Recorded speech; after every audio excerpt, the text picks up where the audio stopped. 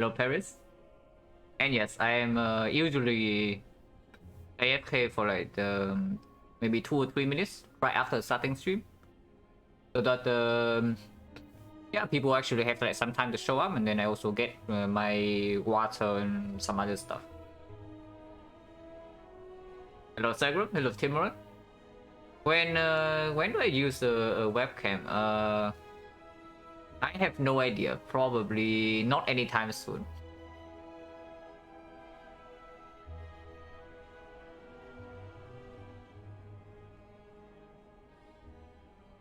But yeah, run 50, yeah? And then after this, there's defect next stream. So looking forward to that. I mean, I don't know, maybe.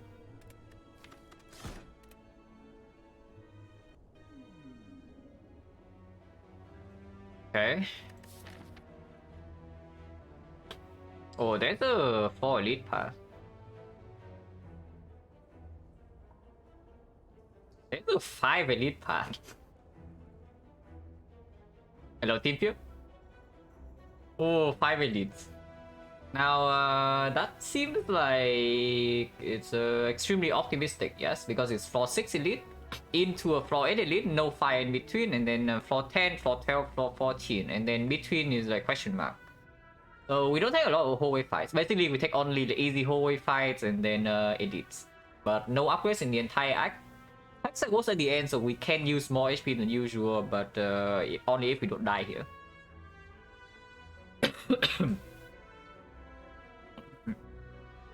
Now, the more reasonable path is probably 4 elites, but through an upgrade beforehand. So it's like either fire here into this elite, or fire here into this elite. And then we can still take 4 elites, by the way. This portion of the map is actually quite good. If we don't need to the shop to deal with the hexagons. So probably I would say I prefer to go to this elite over this one. Because after this elite, if we are really scared of hexagons for whatever reason, we can still go here, take 3 elites, and then get the shop. If not, we go this way and get 4 elites.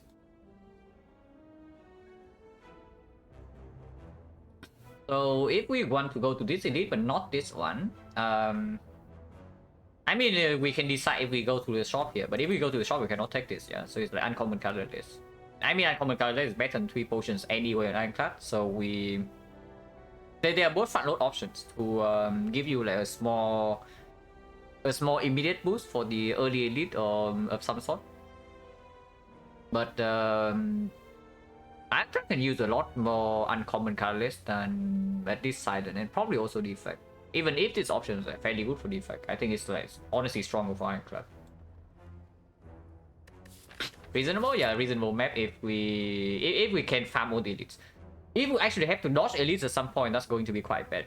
Like because you see, the moment we step into the left portion of this map, yeah, and we cannot take this elite or this elite, we are stepping into like all question marks here, and holy crap, our question marks are like one bad. Effectively, you are just stepping into empty nodes. Maybe slightly better than usual because it's hexagons, and you know that you don't fight elites, so like life loss in here, you have too much life you can pay. Like, sure. But yeah, not very good nodes. What's going to Black Star 10 elite red 10 relics act 1? Yes. Yeah, I like that. If we live, then we always win. Yes. Wait, Transform 2 on Ironclad, I'm honestly not a fan in the first place as a Neo option, and there's also a freaking lose all gold. I hate lose all gold for Transform 2. Like, I hate it very much because it basically if you low roll a transform, you like have no play, because normally if your Neo bonus is like kind of bad, yeah, and you want to go aggressive in that one, you can go to early shop. Yeah, you lose all gold, good luck with that. So then you transform 2 into some bricks, your deck completely sucks, and you cannot fix your deck before it's too late because you don't have gold to go to early shop. And everything's just awful. That said though, it's probably still the positive option, it's just that this is the real option. Hello Magnus, thank you for the good luck. So we probably just click the uncommon colorless and then see. Depending on what the uncommon colorless is Let's say it's like dramatic entrance or something I can even see going, starting this side, completely ignoring the shop. Or if we are feeling even more optimistic, we start this side to hope to get a 5 elite path, but that's not even very good. I mean, dramatic entrance over good instinct, yeah, always. Okay, dramatic entrance start says that we are very good in hallway fights. Okay, I say that, and then we run into Jogger and we take tail of a third one or something, but it's on average we are good in hallway fights. And it's not like sentry is no longer a problem, but sentry is mitigated like a lot. You have dramatic entrance, basically. You know what dramatic entrance means in the sentry is like. It effectively says that you lose one turn, you lose one card on turn 1 in exchange for a freaking preserve insect. Now isn't that nice? Yeah, that's pretty good, right?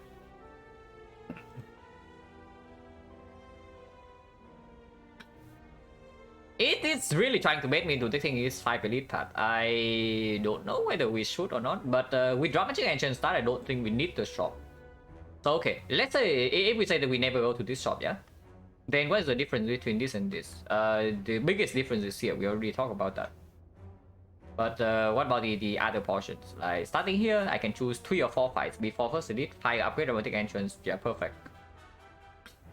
Starting here, again, 3 or 4 fights into fire, into one more fight into one elite. But fight here we can choose after the elite. So honestly, if we end up converting into the left portion of the map, is exactly the same.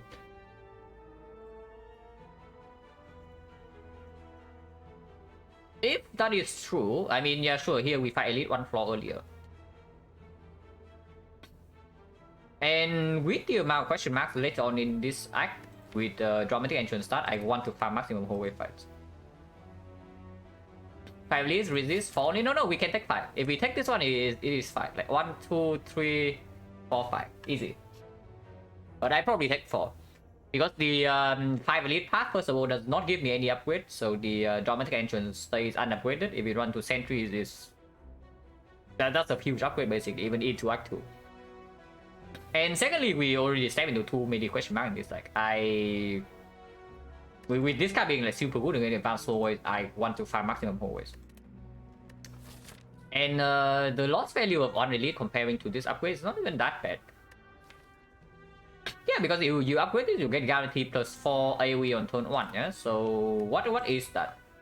4 AoE damage on turn 1, like what is that equal to? That is basically on par with something like a... Honestly, that's on par with something like a lantern. Maybe very slightly worse, but lantern is already a reasonable relic. So you can say that the upgrade is on par with kind of a low tier relic, but it's always doing something. Got one on a different path? No. Like these 3 are... We can go into this 3. These 3 are connected.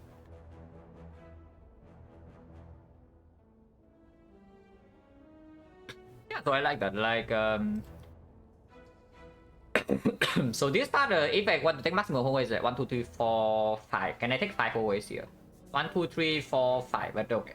This one's 5 hallways before the elite. This one's 4 hallways before the elite and 1 hallway after. And the hallway after is optional.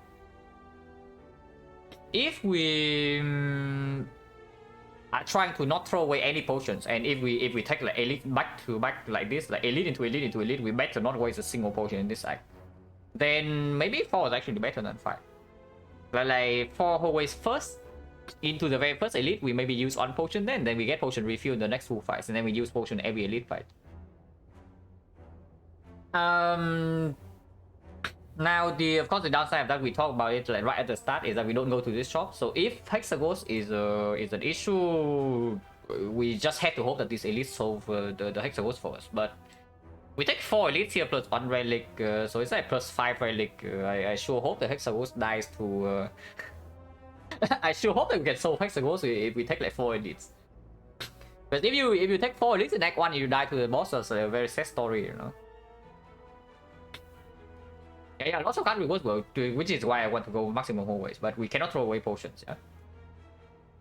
I can see going to the death because, for example, first question mark. Like, we say that we want to go to the fire upgrade dramatic entrance maybe before the elite gauntlets and whatnot. But if question mark, the very first question mark is like something a living war, I can take the upgrade dramatic on dramatic entrance, still take 3 fights, and then run into this elite. So we take 4 holy fights and we take 5 elites. And that is just better if this question mark is an upgrade. I do that. First question mark Serpent, is it early shot? Yeah, sure, absolutely. Why not? Like, because we can still take 2 more fights in here.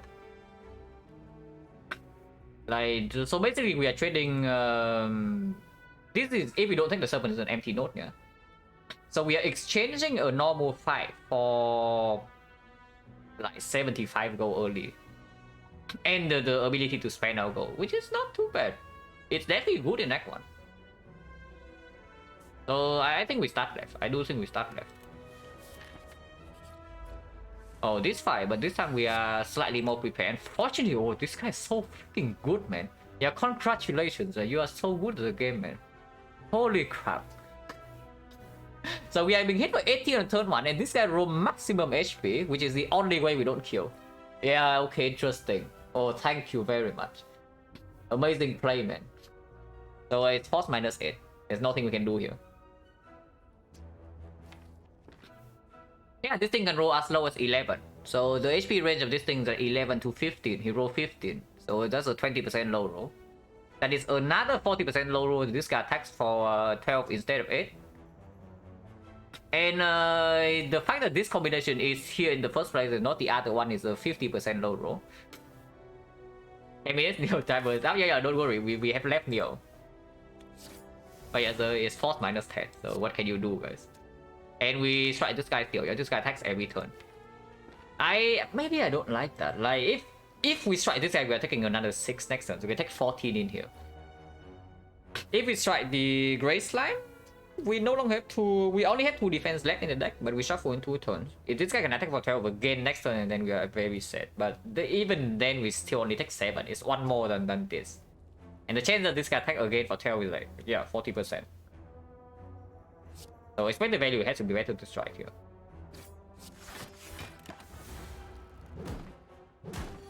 Oh, really? Okay, at least we draw both defense. Yeah, very fair fight, right? Like, you're on floor 1, you just started the run on Slay the Spire, you have 3 energy in your base deck, and then you are being hit for 36 damage over 2 turns.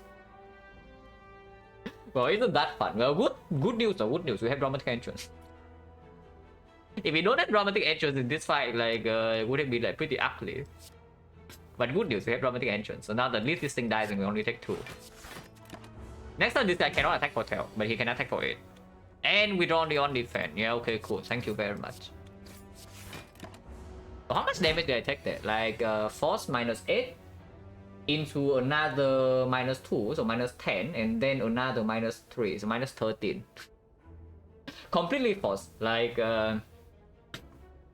yeah, no counterplay. But at least we are playing Ironclad, so we are still having more HP than other characters even after that. 11 gold, no potion, no interest, not too fun. Perfect strike. Oh, come on now. Now we only go to the shop if we see Serpent or Word of Goop. If we take Perfect Strike, then card remove is not even a thing anymore. Perfect Strike doesn't get upgraded. Yeah, I would still upgrade the Dramatic Entrance before that. In the Hexaghost fight, it's slightly positive, but it's not amazing. Hello, man. Effective mode though, the 2 ends with low health. Yeah, sure. Until your dual cards are completely business. It's like, I mean, at least the Grey Slime rolling 15 probably doesn't bait you into playing dual cards. Yeah, whenever it rolls 14 or less, you see dual cards, you always play that, and then it hits the green like 2 times, and then you wonder like why the hell is defect a character. Yeah, it just happens. But at least on 15, you probably don't get baited.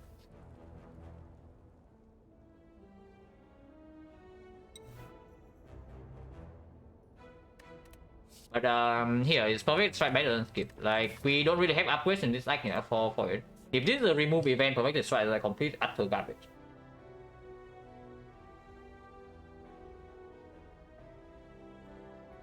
No emote, yeah, don't worry. I know what that looks like. No worries.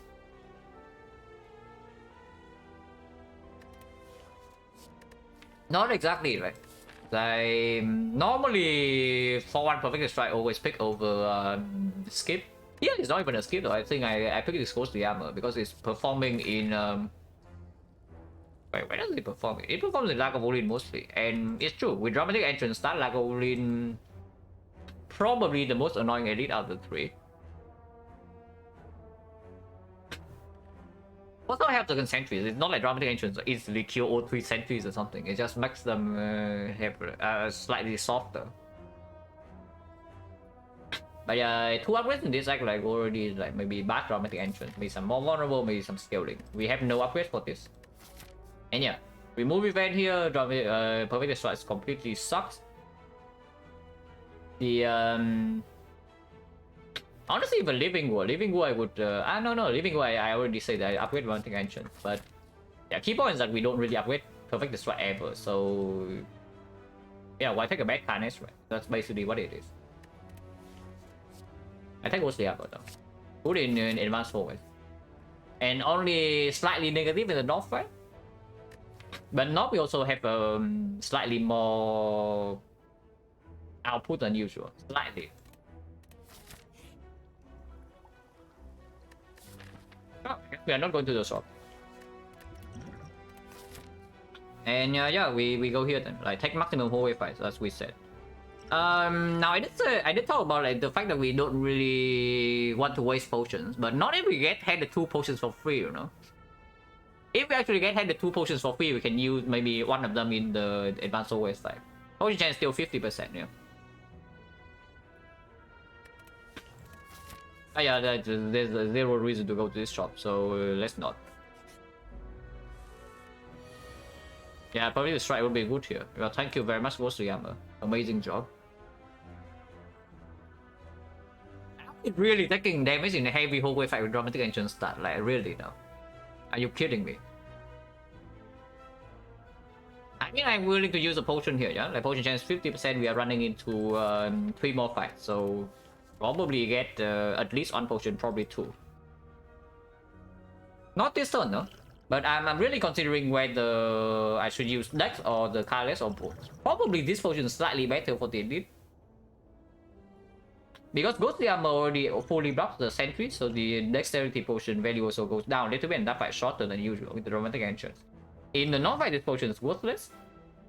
In Lagavulin, it probably is something like maybe 6 HP. So I wouldn't mind using the Dex spot here. If I use the Dex spot here, then I should keep the Ghostly Armor. And I would.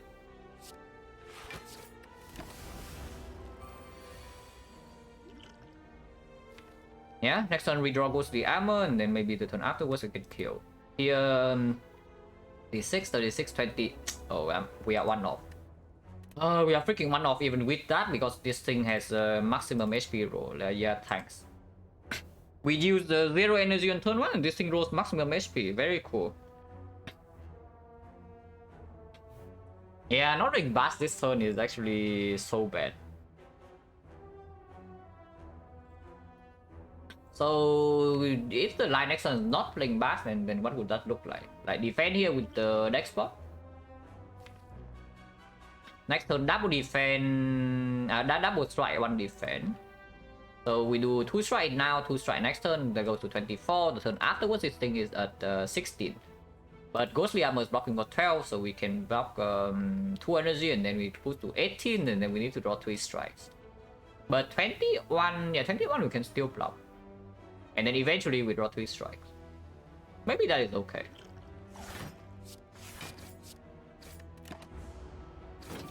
Depends on what we draw this turn. Okay, this is fine, right? We do take 4 here though. Like bashing here doesn't actually do anything. I thought that next turn we might be able to take yeah.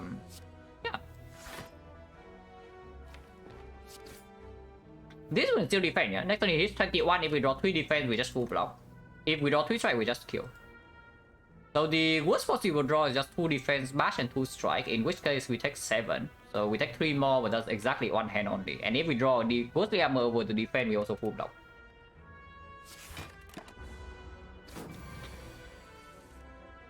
I like this. So now it's a little bit weird because we also draw 2 strikes. So I think we should take 2 here. Yeah, good deck spot, right? Good deck spot. I think we should take 2 here to guarantee lethal next turn. Otherwise, it gets really ugly. We can no longer block next turn. This guy is sealed to 26. Well, honestly, overall, not too bad, right? We ended up losing 0 net HP here, and we get the potion back. Yeah, these draws are pretty awful, but you see, we are still at 61 after 2 floors. That's the Ironclad. Yeah, the second perfected strike. Thank you very much. We take 2 strike though.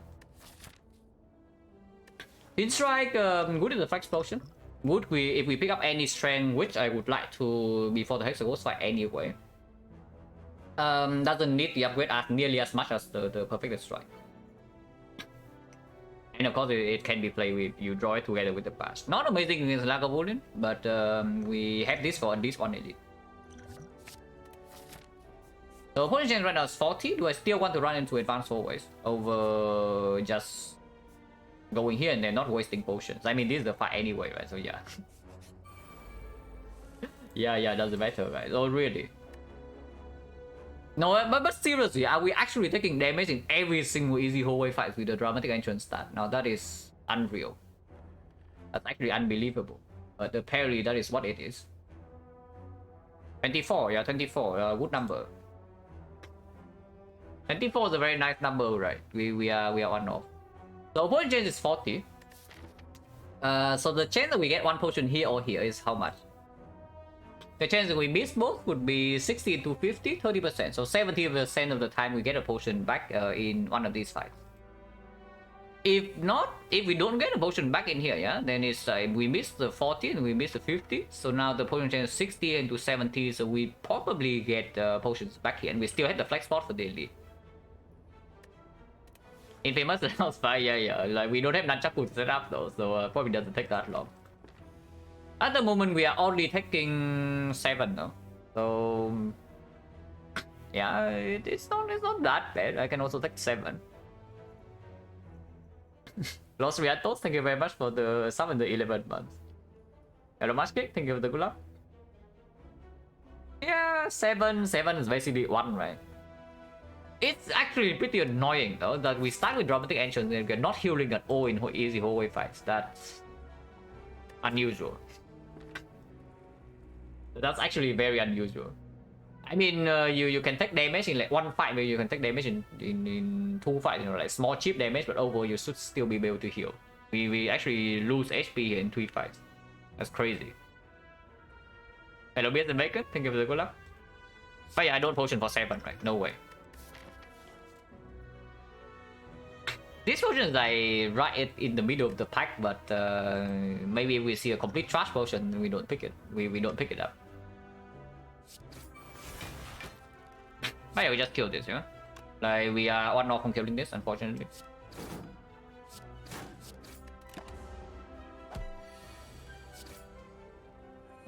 Yeah, no potion, so potion change now is 50. And yeah, also, if this fight does not draw a potion, we actually have more reasons to even use the potion in the advanced hallway fight. And advanced hallway fight, if we are getting this owned in the easy hallway fight, then maybe advanced hallway owners even harder, which potion can come in. Anger, yeah, I still take anger. Now we are floating energy like crazy though. We are actually floating energy like crazy with this anger. So hopefully maybe some card draw, maybe some expensive cards, something. But of course it is still good. Yeah, potion. It's finally time for the potion, guys. Like, we saved the potion for this.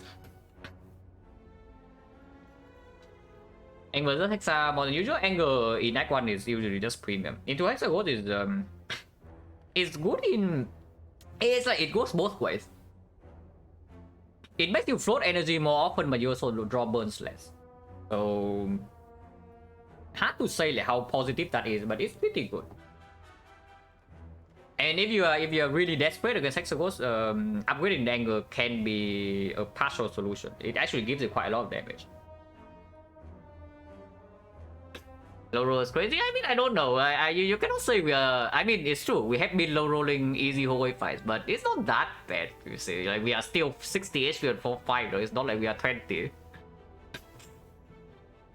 Like you see a low roll silent run or a low roll defect run on floor 4, floor 5, and then you actually can complain about low rolls because you see a low roll defect run, you take cheap damage in easy hallway fights, and then on floor 4 or floor 5 you run into Gremlin gang with a freaking wizard, and then you wonder like, yeah, where did I go wrong in this run? we are not quite there yet. We have like 40 more HP than the defect at the moment in a low roll run. And of course we don't die this fight, so can thank the Ironclad for that. Okay, how much damage do we have here? Like 8 into 22, 22, and then 12, 34. So we can kill this. The silent remove 2 and die to Jaw Worm. Floor 1, no. If you do that, it's your fault. Like if you remove 2 strike and silent, I have no sympathy for you. Like you deserve like everything that happens. If you remove 2 strike and silent floor 0, like you deserve everything bad that happens to you in Act 1. That is your fault. But it's true. Like sometimes your Worm fight is out of your control. Sometimes it's actually true that the Jorgon fight is out of your control, but not if you remove 2 strike.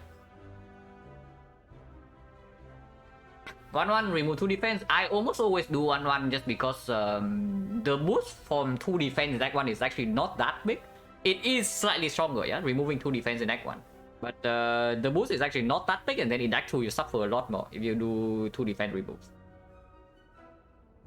And later on defense are actually like kind of real cards or non-silent because yeah, your spoilers alert, your other block cards don't really block more than 5 like most of the time. So it's a pretty sad story, but in Act 4 silent still blocking with base defense. If you are not doing some intangible or some like piercing will, you're still blocking with base defense. Or base defense with an effect attached to it, right? Maybe blur or maybe backflip. You see, right? Like 1 energy block 5 with some other bonus attached. Even Lexu, you know, Lexu is 2 energy block 11. Like, yeah, barely better than energy block 5, but it attacks it with a wick. And okay, I'm very willing to use Kales here. We can also immediately take 13 and then kill this, but then this thing also attacks us after, and then we don't even mass there. So I would like to also use this with potion chance being 50.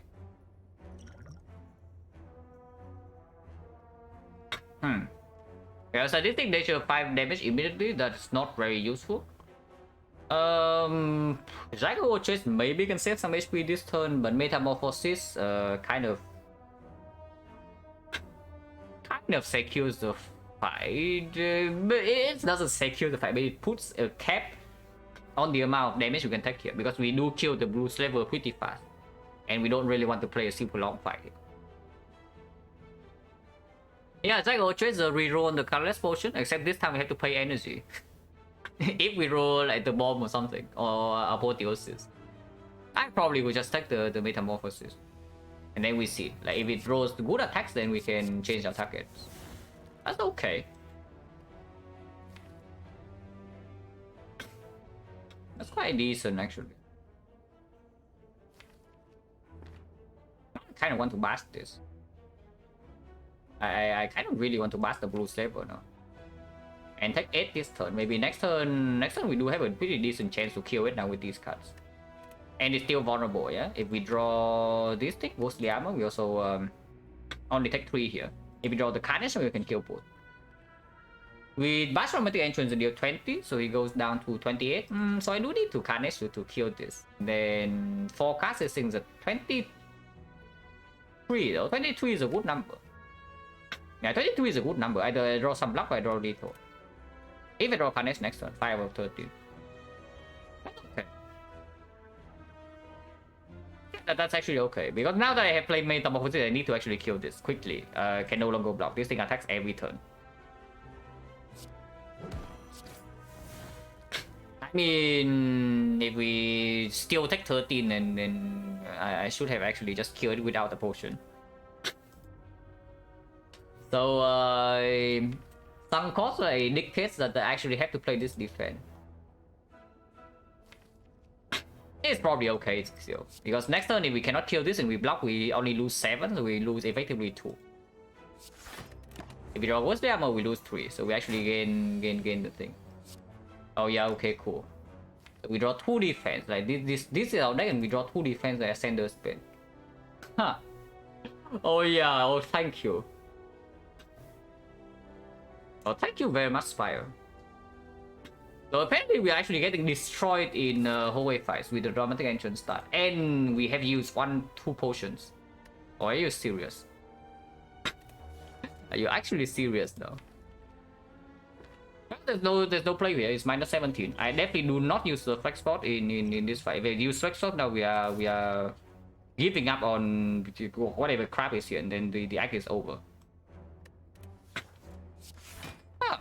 Apparently we can actually draw this badly in every fight, huh?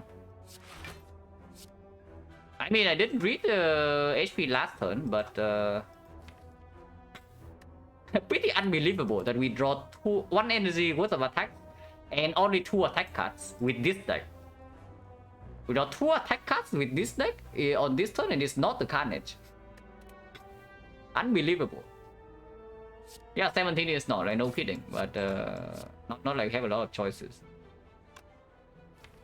16, we are still not weakened, but still should do it here. We can select a charge, and this thing doesn't attack very often. Yeah, okay, fine, it does, but it dies now. Holy moly, no potion, so potion change 60%. Almost Strike. Well, I did say that we are floating energy too often. Pommel Strike draw into the anger, and Pommel Strike on turn 1 also better with dramatic entrance. I take Pommel Strike. Oh, 41 HP after 4 fights with dramatic entrance start and 2 potion use. That's really bad. That's actually extremely bad. So hopefully we can make up some grounds here. But yeah, bad news. The bad news right now is that Lagavulin kind of owns us. Like it's not very funny. The other 2 we can deal with the dramatic entrance and the flex spot, but Lagavulin right now we run into it with probably a minus 25 fight, maybe a minus 30. And we are on 41. Like, if this run is normal, we are probably at I don't know, 70 right now. But yeah, what can you do, guys? Sometimes you low roll a league game. It's still this upgrade though. Like, bash upgrade doesn't lead to anything yet. This upgrade, at least upgrading this makes sure that we don't get smoked by the sentries. Maybe we still get damage by maybe like 20, maybe 15, 20, but it kills the sentries fast enough. XecnaR in murder gets it hits in, yeah. Yeah, okay, shouldn't have talk. No, seriously, I should keep my mouth shut.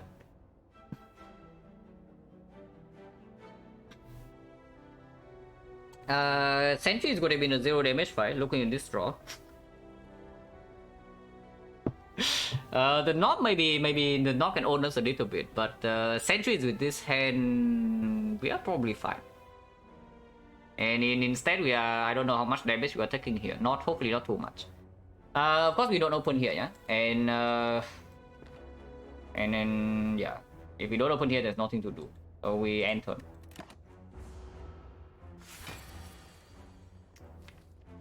Interesting. So we don't set up the bash. So we don't set up the bash. We don't multiply the angle beforehand. And next time we might even be forced to play Ghostly Armor to not exhaust it. Oh, thank you. Oh, insane. That is amazing. If we don't open now, that is. If we open now, then we can maybe draw Ghostly Armor next turn. If I Pommel Strike right now and draw into Ghostly Armor, I want to go to the next run. that is how I feel. If I Pommel Strike right now and draw into exactly Ghostly Armor, I want to go into the next run.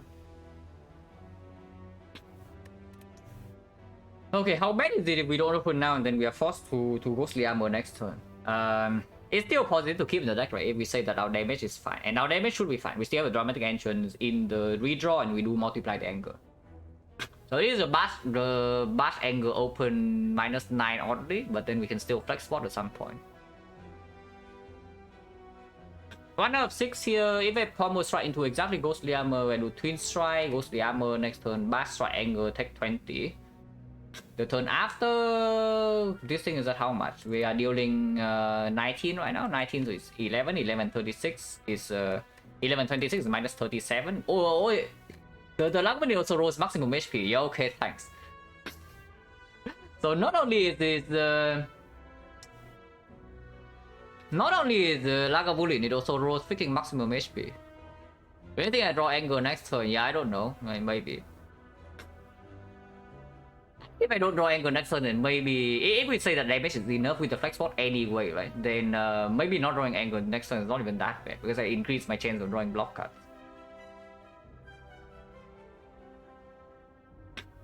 Oh, this is actually so annoying that something like this can even freaking happen. Like, what the hell is this run, man?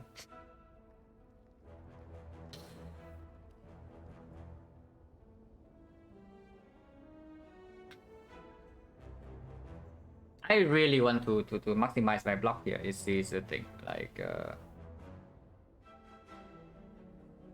good to have you 50 game, yeah. Hopefully it doesn't end too soon, but so far this one has been extremely cringe.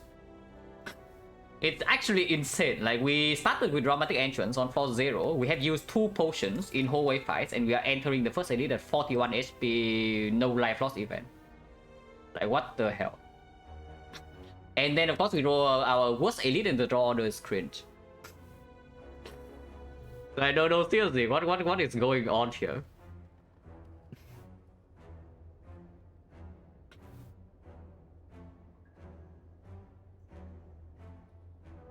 Yeah, how many is it with yeah, Pommel strike immediately. Pommel strike immediately, and then let's say things go normal, and then Pommel strike into not ghostly armor. Next turn I take 10, yeah, and then how much damage do I deal? I deal 17. And yeah, the good case is that I get one of these 3 strikes, so 50%. So right now we open with 25. 25 is 17. 17 another minus 17 is 34. 34, 81. 81 with vulnerable, and we can use flex spot. So what would I need to draw in order to kill? Twin strike is how much? Twin strike is 5, goes to 10, 10 is 50, is 30. So I need to know 51. 51 dramatic entrance is 17, 25. So I need 26 and 2 energy. Strike is 16 each. So yes, if I draw 4 energy worth of attacks, I could kill. Even if I draw all the angles, I would also kill.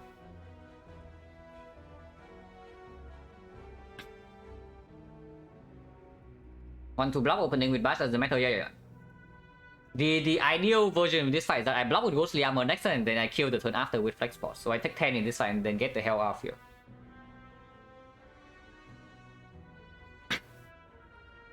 1 in 6 to go next year to draw ghostly this turn. I mean, drawing ghostly this turn just but basically it means one thing though, is that yeah, we pivot. We pivot, and then we are extremely sad. But there is a safety option here. I say safety option, yeah, this thing is here, but we can maybe buy a solution in the shop. Oh, this is so freaking sad, guys. Like, imagine pivoting away from 3 elite path because you massively lower your early flaws. Like, what the hell is going on? Yeah, it's just like that. Like, it's -3 elites. Like, what? How much do we lose by getting -3 elites? Like, I don't even want to think about it. Like, what? Last one at least we had the shovel. This one we have nothing. Yeah. Not saying that I want a shovel here. Like, please don't give me a freaking shovel. But yeah. Because if we draw into ghostly armor right now, like, it's like -20, but then maybe the turn after we can kill. So it's not that even that bad. Yeah, the normal version. So now we just hopefully we kill the turn after. 81 is killable. If not, we can maybe block. Yeah, we can block. We can block 15. So that's not so bad. If it's like this, we might even be able to keep the flex spot. So how much damage do we have here? 18, 18, 27, 27, 36. So it's at 45. 45 over 2 turns. We need to draw bash next turn, but we can still flex spot after, yeah? We don't need to flex spot now. When am I gonna play silent? After the 109 class finish. It's probably going to be finished alongside with the 100 defect. So maybe in like 2 months. Yeah, probably like around 2 months. Maybe 3, depending on how many breaks I take.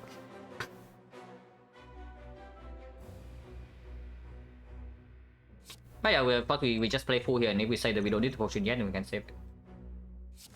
And yeah, Ghostly Armor performs, yeah.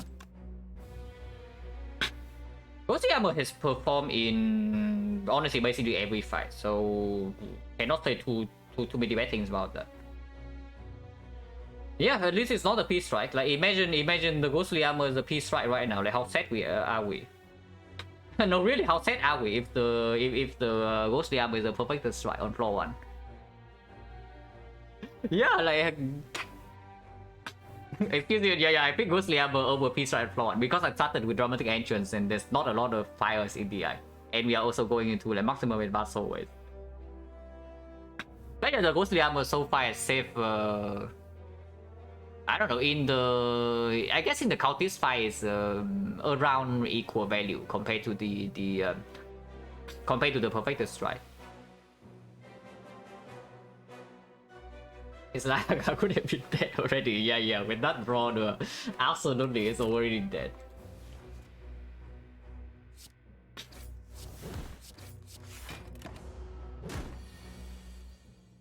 Oh, what the hell, man? It doesn't even die with flex pot next turn or what? Like, what? What? Hello? Oh, it's actually not dead with flex pot next turn. Like, what the?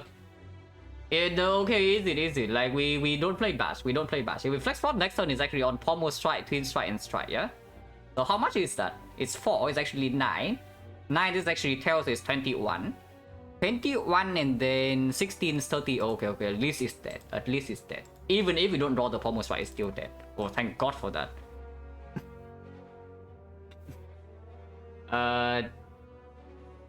I never know how to pronounce your name, but yeah, DT Jits, thank you very much for the prize and the 4 months. Appreciate a lot. But yeah, unfortunately, if the draw is slightly better, we can actually save the flex spot. But we are forced to flex next turn. So yeah, what can you do, guys? I mean, of course, I flex for 20. What can you do? No potions, so potion chance are now 70%. Huh. Potion chance is 70% now. And so we are 32 HP, no potion, and there's the elites. And yeah, useless relic. Okay, at least that's the spot weakness. We just fought like a Wulin. Against sentries, it's basically always plays. And against the Knob is a kind of a brick, but against the Knob we also have Dramatic Entrance and the deck full of damage. So hopefully it's not too bad. Doesn't solve Hexaghost. You saw it the last time we fought Hexaghost. This thing doesn't solve Hexaghost at all. Hexaghost attacks you 7 out of 10, 7 out of 9 turns. Yeah, guess what? You have 2 turns to miss it, and you draw this 2 times. TP strike at the twin and pommel, yeah. But honestly, you also know, like we are just talking about it, but you also know, like with these 2 cards, I definitely won the Ghostly over the Peace Strike. I don't even want the Peace Strike with these 2.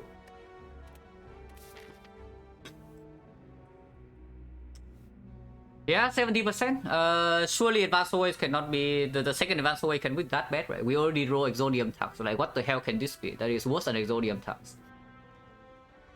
And we have Dramatic Entrance Plus. So better go here, yeah, to get a potion before this elite. 70% now, and maybe hopefully some healing. Slime Gang dies instantly.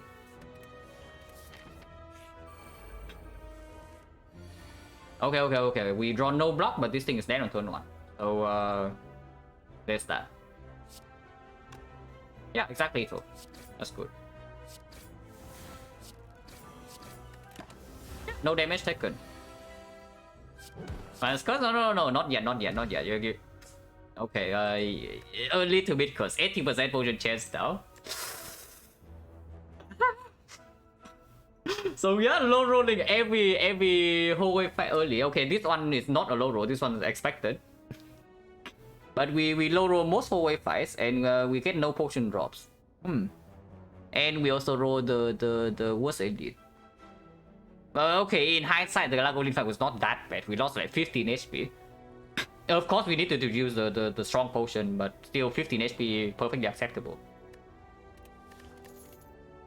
Okay, we definitely pick one of these cards. Not the Perfected Strike. And yeah, not the Feel No Pain, because we already have Dramatic Entrance plus against the Sentries, and against the Hexagons it doesn't do anything. Of course, we take the Shockwave.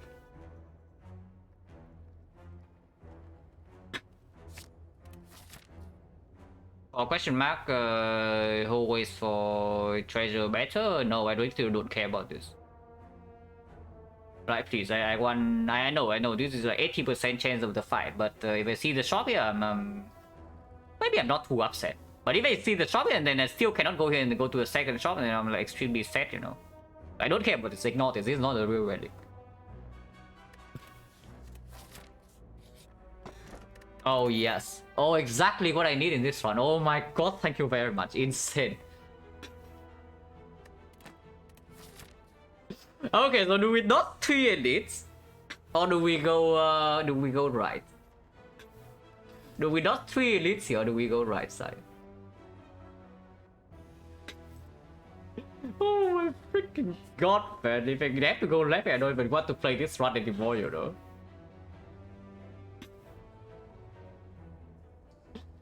Oh, if I actually have to go left, I don't even want to play this run anymore.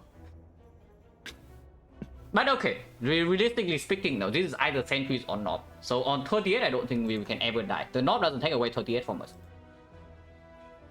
Sentries, no, Knob we can also do. The problem with this part is that what comes afterwards, but this elite is optional. There's no way in hell we die to this elite. Okay, I shouldn't say that.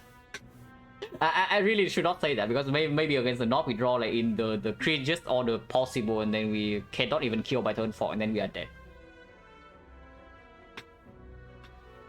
But the slightly scary part right now is just that maybe Hexagons kills us if we don't go to this shop. That is not a valid reason, right? Because even after we take this and after we go into this question mark, like if we say that this is impossible and maybe we appreciate the fire, then we can still go left. If not, we can ignore this, take advanced sword, and then take another edit, and then the act is not that bad. And potion gen right now is freaking 80%. Yeah, I don't really want to go to all question marks. You know, like why the hell would we? Potion gen right now is 80%. So I go here. What do? I buy a potion for Hexagons, and then I drop a potion. And then my potion chance 70%, and then I never use this high percentage to actually convert into potions. And then what am I doing? We direct, yeah. If we are dying like to this part, then of course. But I do not think we can ever die here. And if we cannot die here, then we should take this. How with this is possible. It's very possible. Like we run into here, you get a good potion for this fight, and then suddenly we farm this, and suddenly we also farm this again. It's very possible that we still farm all the elites here. The Knob. Okay, not the no bash and no shockwave, but at least we can use all the energy. No reason to keep the Ghostly Arbor around. No reason to keep the Dramatic Entrance around. Yeah. So if I play Sword Witness now, I can actually die next turn. I shouldn't say we never die to the Northwest. I really should not say that. 90% run, fingers crossed. Yeah. You can also cross this run off the board like pretty soon. No, really, you can probably cross this run out like pretty soon. Okay, so what would happen if I play Sword Witness? If I don't play Sword Witness, we never ever kill next one. So we take 1 hit. And I don't even deal damage here, so I deal 16. I deal 16 is at 41. Can even deal 41 in 2 turns. Yes. Like, as long as we don't bottom deck both of these cards. It is possible. Now, if I play Spot Witness right now and I don't draw Shockwave next turn, or I don't kill, I die. So how likely is that? I play Spot Witness, and then this is 18, and this is 9, yeah? So we deal 27, is a 30. But 30 and we have 3 strength, so combo double strike is exactly equal. Shockwave is enough block that we don't die. And Bash is 11. 11 we need 19, so Bash plus Pommel is 1 off, which means that if we draw Bash, we need to also draw Anger in another type. One defense is exactly that. Inside 16, yeah, inside 16. Inside 16, the other is 9, is 20, 25 is actually 32, yeah, 32. Okay, so we're actually 2 off. Yeah, inside 16. Yeah, that completely sucks. Yeah, that is bad. Oh, that is actually so bad. So this is probably where we need to evaluate. I don't see a line where we never die here. So we did draw the. So the thing we need to evaluate right now is like what line has a lower chance to die. The spot this line is pretty clear, yeah. We know what we need to draw to not die next turn, so we can calculate that first. If we play Spot Witness, okay, double check. The Spot Witness into Shockwave is not dying next turn. We take 11 this turn, and next turn we play another skill, so he goes to plus 6 strength, which is 22. 22 Witness vulnerable is only 24, so we are living on 3 HP. So yes, if we draw Shockwave next turn, we are fine. So we calculate the line that we don't draw Shockwave. Pommel strike into Shockwave is also a thing, yeah, but we bottom deck Shockwave, which means that it's like already 3 out of 8. And then what will need to happen? In order to kill, if we draw Bash, Anger plus the strike, we will still kill.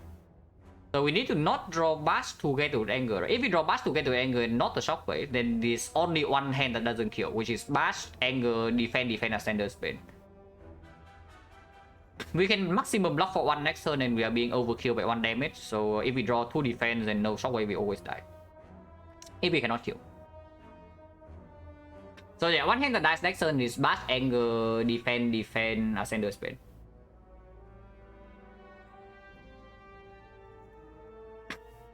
Honestly, it's probably faster to just kill. Yeah, how many hands die? There are not that many. That's number 1. Number 2, we draw Bash, no Anger, and no Shockwave. Oh, we draw 3 attacks. Basically, yeah. Actually, no, we don't actually kill that often. So we need to bottom deck Shockwave, and then we also need to not draw. Yeah, there's only one hand that kills. This Bash, Anger, plus another attack. So how many of those are there? It's like, but we also need to not pommel into the Shockwave. So Shockwave needs to be at the bottom 2. There's probably an easier way to do this. I'm just going with the very annoying way. Yeah, there's definitely an easier way to do this. But right now my head's not that clear. Like, honestly speaking, I'm already a little bit tilted, you know, like just slightly. So my head is actually not that clear with how I should approach this this math.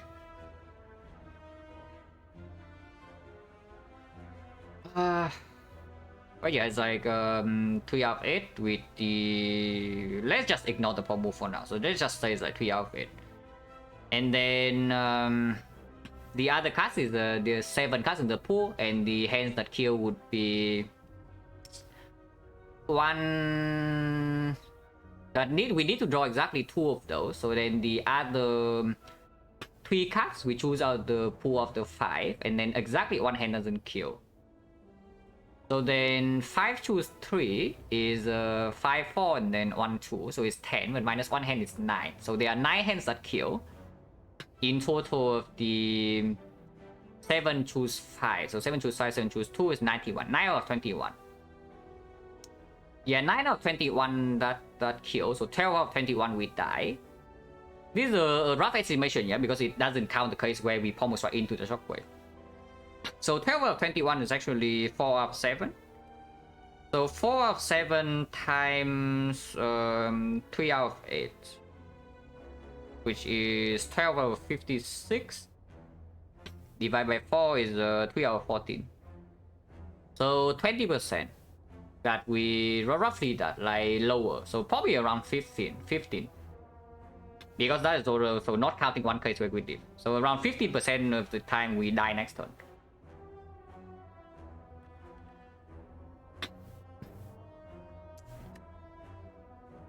Yeah, 15% of the time we die next time we play Sword Witness here. So if we don't play Sword Witness here, what would happen? If we don't play Sword Witness here, yeah, we deal 16. So we do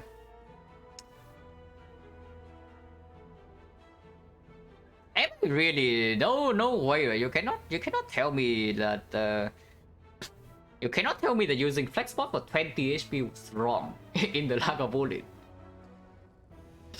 So that would be insane, because if we use the flex spot, there's no hope to farm the burning elite whatsoever. Right here, if the fight goes somewhat on average, like we are still fine. But okay, like too late for that. Like let's think about the the present. Yeah, if I do not spot witness here, I never kill next turn, so I always take 2 hits, yeah. But I also never die next turn. So 16, he goes to 41. 41 was the worst hand that I can draw. Bottom deck 3 cards. Need to bottom deck pommel strike and need to bottom deck vulnerable. Yeah, then I die. I mean, not always though. It's at 41 next turn I deal another 12, so it's at 29, and then I have bash pommel strike, which is at least already. If I redraw an angle, I live. And the chance to redraw an angle is not that low because we see +3 cards. That's already the worst possible draw. Actually, maybe yeah, it is. The other draw is what, like maybe a pretty bad draw is pommel into bash, and then we can do angle next turn. So we don't draw angle next turn. So we need to pommel into vulnerable. So like pommel into bash, and the shockwave is an empty draw, which would be 9 and then 8, 17. 17, he's at 24 still, so we need 3 attacks. Which doesn't always happen, but we draw 3 cards and we're guaranteed to have anger, so we need 2 more attacks and 3 draws. But anger is not multiplied.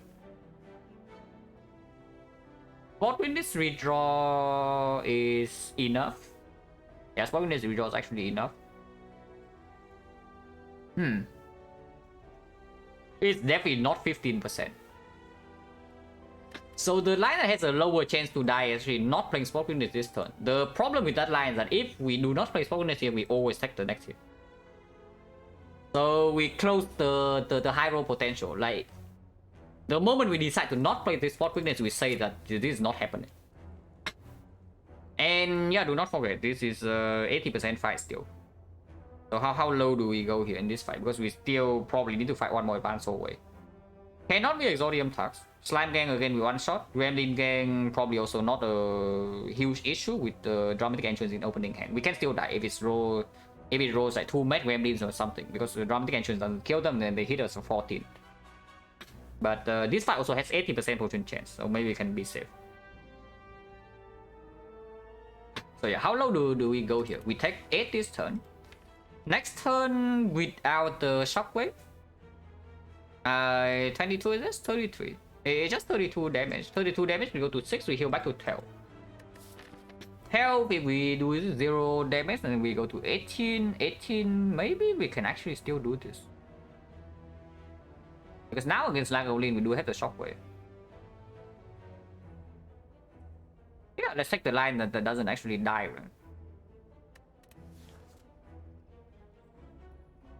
Yeah, okay, is this really the worst possible draw? Like, 16 damage, it goes to 41. And 41, we need to kill in over 2. If I draw Bass next turn, I'm always good, right? If I draw bash next turn, it goes to 33, and I can always play at least one attack next turn. Max worst possible draw is that I float the strike. I cannot float the pommel. So at the minimum, if I draw bash next turn, I always have 8 plus 13 plus 9. So it's 30. 13, and I need 11. 11, yeah, 2 draws. I do need 1 real attack, but anger redraw is fine, pommel redraw is fine. So maybe the worst draw is actually Shockwave and not the bash, because then I lose 8 damage. If I'm forced to play Shockwave next turn, and then bottom deck the bash, what would happen? If I'm forced to play Shockwave next turn, and then also the pommel, yeah, and then I miss either the bash or the strike, so I deal 13 only. 13 the turn after, I have the anger, so it's 22. 22, this thing is at 19, and 19 is a very awful number. Yeah, 19 is a very awful number.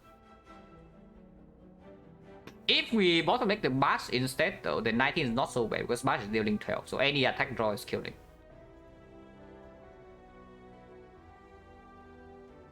And we have how many bricks in the deck? Like, Spot Winner is not gonna brick on turn 3 anymore.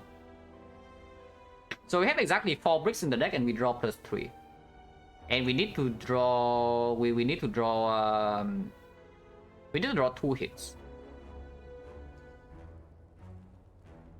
Oh, with 2 hits is already when we are bricking on the... we are already floating 1 strike. Oh yeah, it works. Yeah, it works.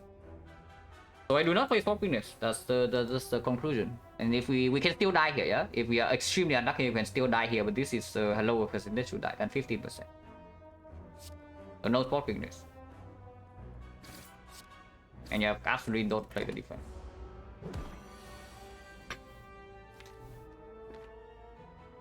Well, good news that we did not play Spot Weakness last turn. If we play Spot Weakness last turn, we are dead now.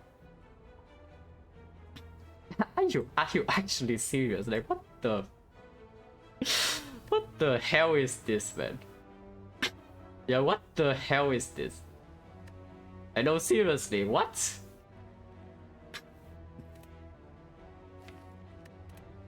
We might still die next turn, because we did not draw vulnerable this turn, and we only have this here, so we need to redraw an anger here. If we don't redraw an anger, we are dead. In Shambles, we might still die next turn, so nothing to celebrate yet. Now I can play defense. Like, we cannot block next hit no matter what, so we might as well just block for 1.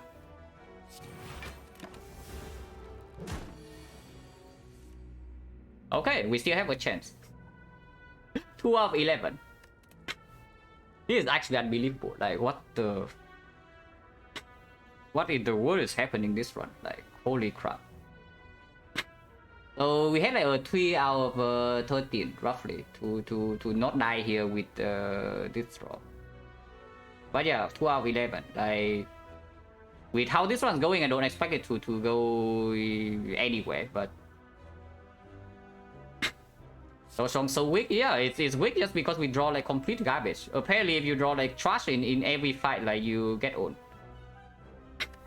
And you have no potion. Yeah, no strike, no anger, so we are dead. Yeah, okay, cool run. Like, good run, guys. Amazing. Actually unreal. It is actually unbelievable. Like, what the... insane. Yeah, don't have anything to say about this one. Like, what?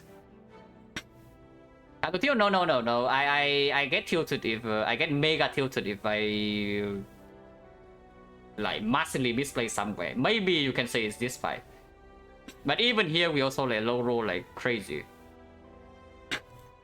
No relics, no potion, and we low roll in every fight. That's the thing. Like, it's accumulative.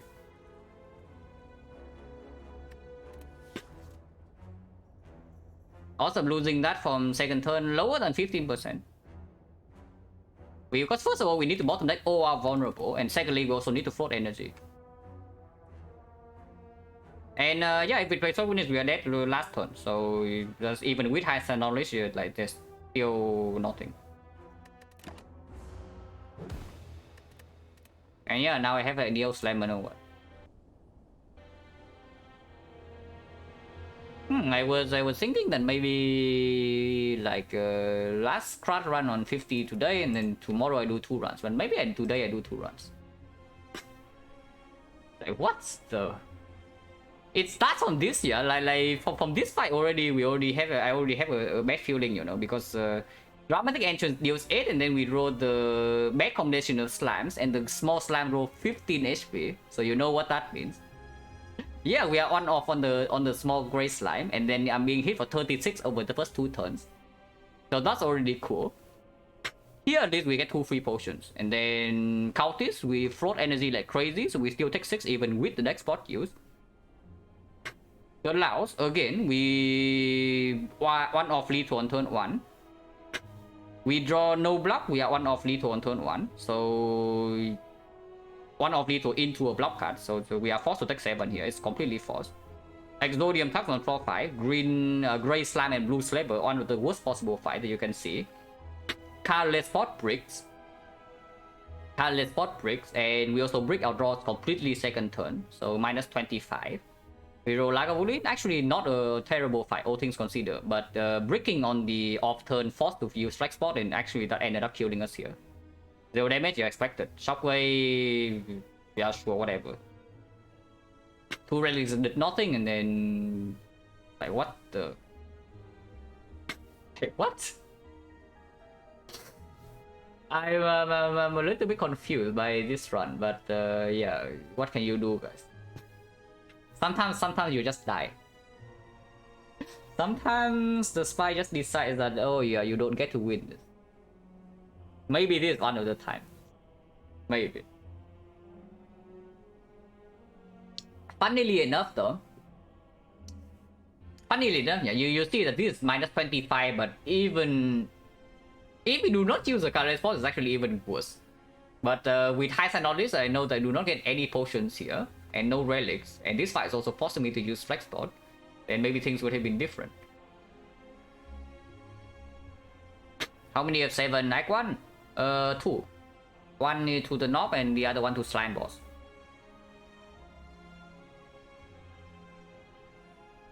The big fish hourglass wouldn't do anything. Like we would still die here. Actually, no, that's not true. That's not true. Yeah, hourglass would kill. Hourglass would kill. Get 3 piece strike here. I mean, picking piece strike, we are probably getting owned here though. But I will say though, if we get completely owned here, yeah, then something is different. If we actually got completely owned here, we are probably alive in Act 1. Because if we get completely owned here, we don't even go to this elite, and then we lost 3 elites in a row, and then we run into the shop, and we are alive. And then I don't know, maybe the run comes back. This is actually unbelievable. yeah, winning by getting owned, like the silent strat, like no kidding. Silent, you run into first elite, you get completely destroyed, and then you dodge all the elites, and then you win the run. That's how it works. Do I do one more immediately? Because I don't. Do I do defect?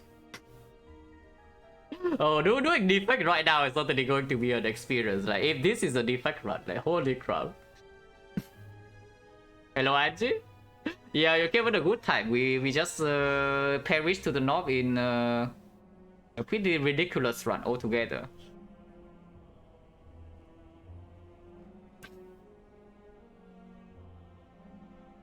Ironclad is more likely to until, yeah, probably. And I don't know if I should really play an Ironclad right now. I probably need to get my mind refreshed a little bit.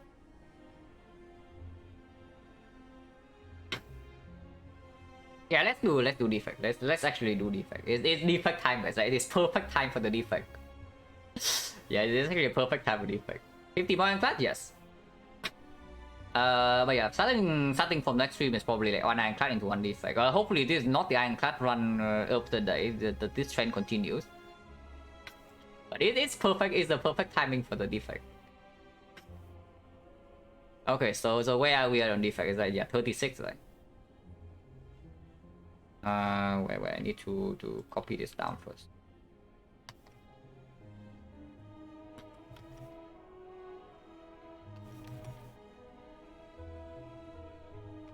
It was like from very long ago, but yeah, of course we count. Yeah, cannot be too tilted from here. You know?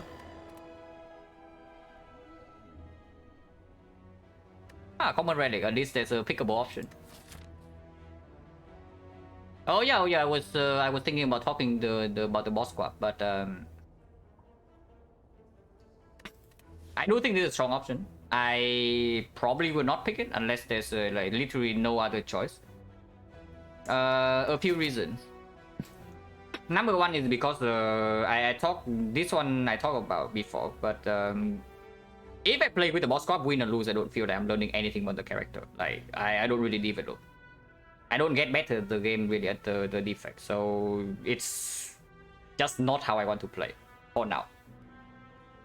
Number two is that if non-boss squad on defect cannot reach a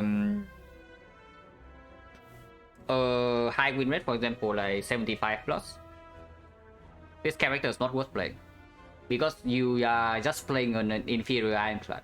If the highest percentage play is actually boss squad pick, you are literally the bad Ironclad.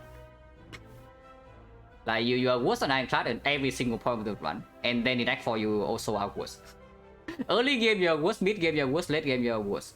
Like if you get a cell repair super early on, maybe you are almost equal, but it's actually not true.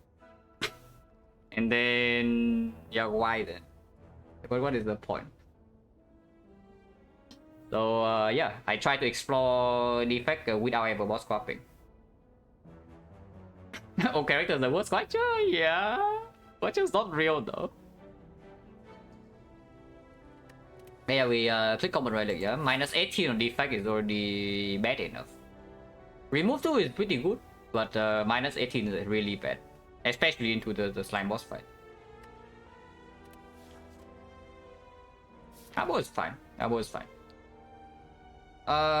Do 3 fights with the option to go to 4, with the option to go to 5.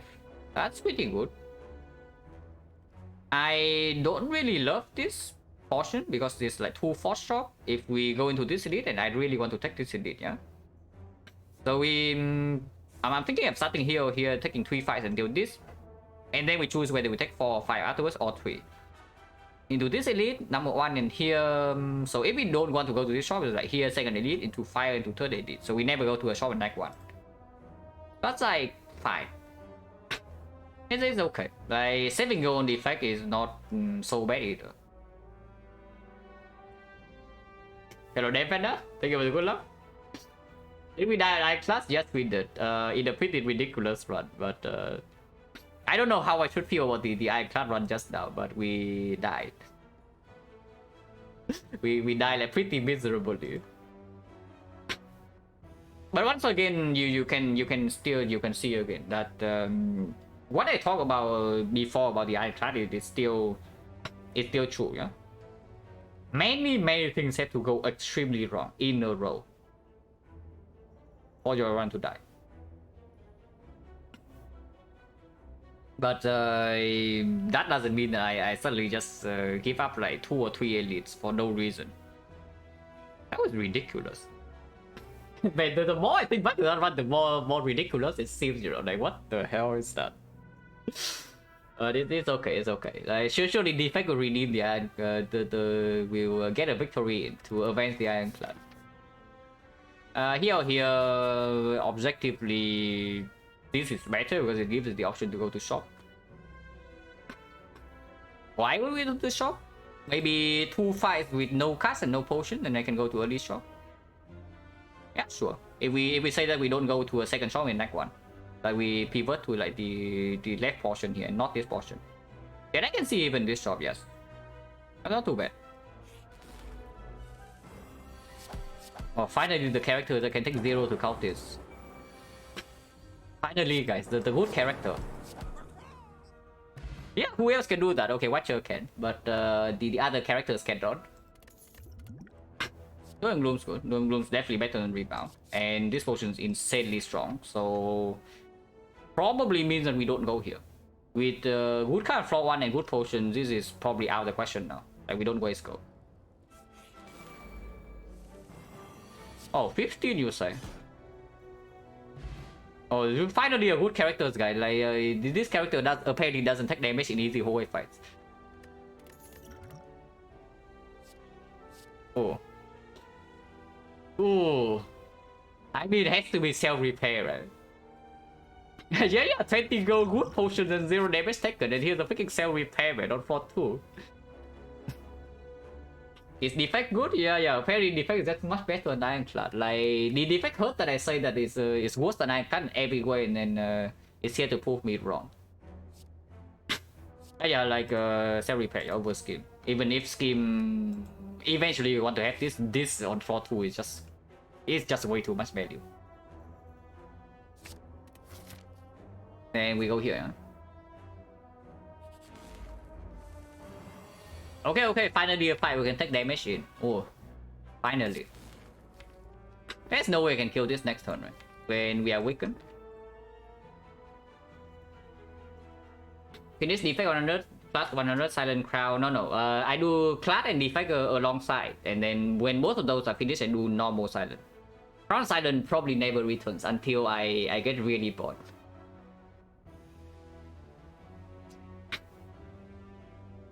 Hello, Econ Artist? Yeah, thank you. Yeah, 44 is still good. It's slightly sad that I missed the 45 because of the one throw in the champ fight, but it's okay. It's 1%. As you said, don't take repair unless you're below the curve. Yeah. I'm sure you heard that like 2 years ago or something. Yeah, I'm sure you heard it 2 years ago, or like or from a different person you thought was a life coach, because self repair is one of the best defect card and he knows that. Everybody knows that this card is like completely nuts nowadays. So yeah. Maybe 2 years ago somebody would trust talk this card, but I don't think now. But yeah, where does this strike go? Like, strike here, it gives us a very small chance we can kill next turn with a dual cast, but probably does not happen.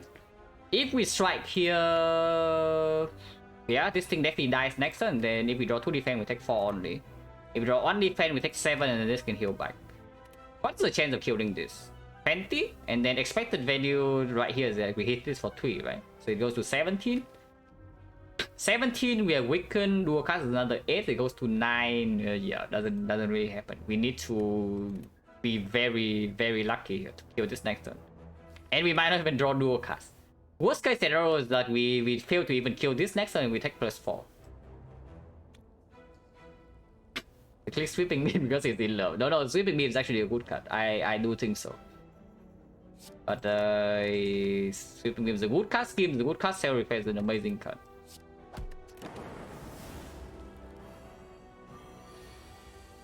Okay, we did draw 2 defense, so that's not too bad.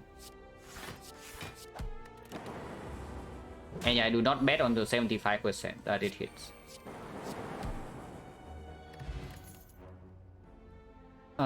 Steam barrier, two-headed, we pick one of these, is definitely not the storm.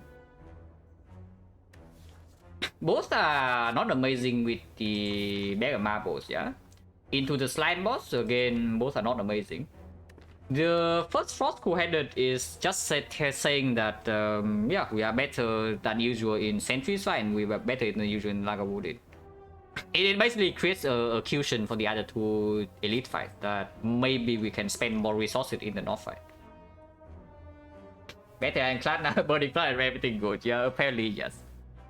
Imagine last one, but with bag of marbles, you know, like imagine. A dramatic entrance plus and bag of marbles, like holy crap, that would be so sick. Yeah, quantity is probably just better than barrier here. Even if barrier plays better in hallway fights. Hallway fight we already have bag of marbles and cell repair a little bit, and maybe doom and gloom. Full potions already. Potion chance at the moment is 30%. Not that interested in farming advanced hallways because the Then we pay say that maybe we can go there, but we only have upgrade targets. Like Doom and Gloom upgrade is fine. Dual cast upgrade with the Doom and Gloom in the deck is slightly better than usual. Zap upgrade is still okay, but not amazing. And even this early on, even self repair upgrade here is fine too. I don't really want to go to 2 fights in a row because with full potions, like 2 fights in here, 30 into 40. Like what's the chance that we drop a potion? It's like 70. We miss a 70 and then we miss another 60. So that's 58% that we drop 1 potion here or here. Yeah, that's like really high, right? I don't really want to throw away these potions. So we can go to at least 1 question mark. If this is the fight, then we go to the second question mark. Okay, apparently defect is just better than Ironclad, guys. Like, what can you do? Defect is just a good character. Yeah, tiny chest ceramic fish. Into a double bag. Okay, these relics definitely say that this fight is not that troublesome. yeah, I say that, and then we run into Exodium Tux again. If it's not an Exodium Tux, like the small AoE, maybe Slime Gang, no problem. We draw 7 cards doing Room turn 1 kill them all. Is there a reason to go to fight over question mark? Just to fight, it's basically just to find an upgrade target here, right? Because Doom and Gloom I would love to upgrade, but the second upgrade target here is not clear. Point gen is only 30%, it's not so bad.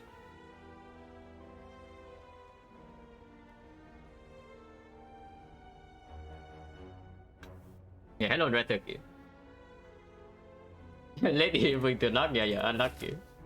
Unfortunate. Like this run is slightly different. We can still pot die at any point in time because we are playing defect, but this is a strong start. Oh, it is Exodium Tux. Oh, seriously, it is Exodium Tux, guys. And again, it's a nasty combination. Yeah, it's not a free one. We could have rolled Cultist plus a Laos here. Instead, we roll Slime plus Thief. Interesting. Okay, so how about potioning? I don't actually hate potioning here that much. But what are we potioning into anyway? It's just Doom and Gloom doesn't even kill. I would take 30 damage before I use the Resident Darkness. This potion solves any fight we choose. The next one. All 3 of these fights, we use this potion is dead. Slime boss, we use this potion is dead. And Game of Through at the moment doesn't even draw into anything good. So what is the line here? Next turn this guy attack again for 11 and this guy never stop attacking also. So one of them needs to die next turn. Which probably tells me I take 23 to my face here. But it actually tells me I should take 23 to my face. Right now. And then let's say I deal 27 to this and next turn Doom and Gloom can kill. And then I take another 6. So I take 29 this fight and then I heal by 2, so maybe minus 22 only. Minus 40 gold. Oh, that's an awful flaw. Yeah, that is indeed an awful flaw. But yeah, rolling bad Exodium Tux on floor 5 is a massive low roll, like as always. But we do have the self repair to make up the HP later. Hopefully, we don't actually run into more advanced always. One more here. We do need to finish the elite fights fairly cleanly, otherwise it's bad. But maybe we don't want. Maybe what we need here is actually not an upgrade target. Maybe we need to rest. Resting is okay too. Don't mind too much. But yeah, effectively, it's either double strike here or triple strike here. This thing needs to die next turn.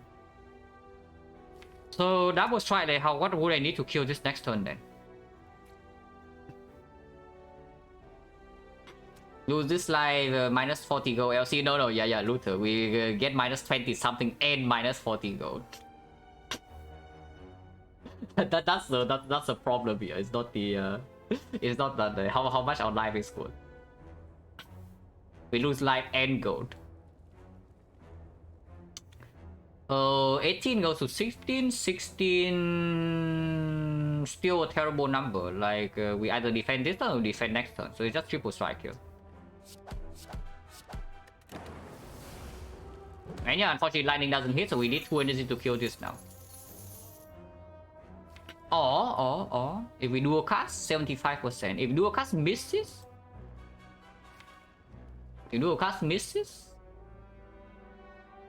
I think if we roll into the strike, we need the lightning to hit anyway, right? So might as well just play dual cast. If dual cast misses completely, we lose 9 HP. Oh yeah, here we can also block for and take 1 only. And that happened only because we play triple strike. Okay, this guy's freaking serious. He's actually outplaying us here. So -4. I mean, sure, we have 1 more turn to draw self-repair, but so we always get self-repair here, yeah? But we are getting a little bit outplayed. And it's actually -60 gold we cannot kill now, so... If I will take an Ironclad, no, we die on Ironclad. And I don't really want to do like a kind of a tilt run right after dying on Ironclad. So we continue defect. Because they alternate anyway, like from now. And still use Gambler's Rule, by the way. 31 with no lightning, so we need to deal 37 over 2 turns. 37, 16, 19 in total 2 energy. 19, 31, 31, and then self-repair, and then we have 1 more strike here. It actually kills perfectly. Room to dual cast, why do you want to lose 5 HP though?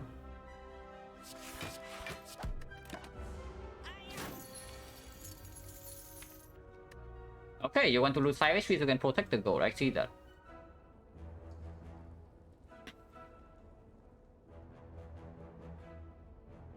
But yeah, if we zap into dual cast right now, actually can never kill next turn. Right? It's like 3 damage off now because we draw this on the wrong turn.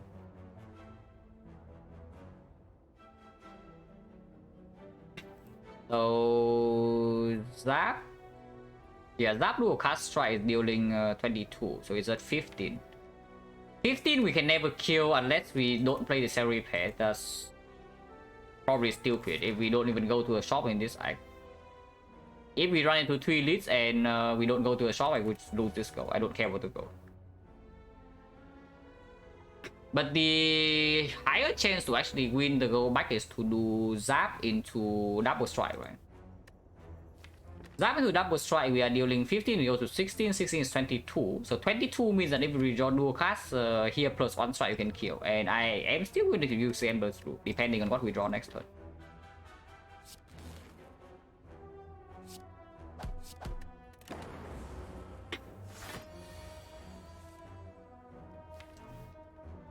Okay, so Gameless Ruin here is like 30 gold, because it's a 50% chance. 50% chance and drawn to dual cast and we kill. And gamble for 4. Otherwise I just accept -60. Potion chance is low though. Potion chance at the moment only 30%. And Gambler's Rule might actually save me from using the Essence of Darkness in the North fight. I just accept -60. Like, yeah, let's screw the goal. Screw the goal, guys. Let's screw the goal. And now this drops the potion over. Okay, at least it did not drop a potion, so 40%. Yeah, garbage cuts. Maybe you can say chaos, but don't actually want to push the Dark Orb out like that quickly. If we pick up chaos, that's our upgrade target, but right now I don't even know. Like, if the elite fight goes wrong, we might even need to rest here then. Skip this, upgrade Doom and Gloom, and then see what happens in this elite fight and to decide what happens here.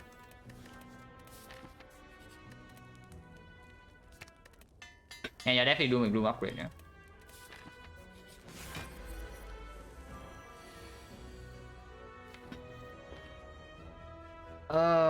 Yeah, is this a Essence of Darkness fight? Probably not, right? If we can set up Frost off. So like Self Repair is already set up, we play the Cool-Headed. And then we set up one Zap and then we open turn 3. Cannot really block in this fight except with the Frost off, so we are probably still taking quite a big chunk here, but I'm willing to gamble this rule now. Potion chance 40%. And with the Essence of Darkness intact, we are not scared of sentries or the knock here.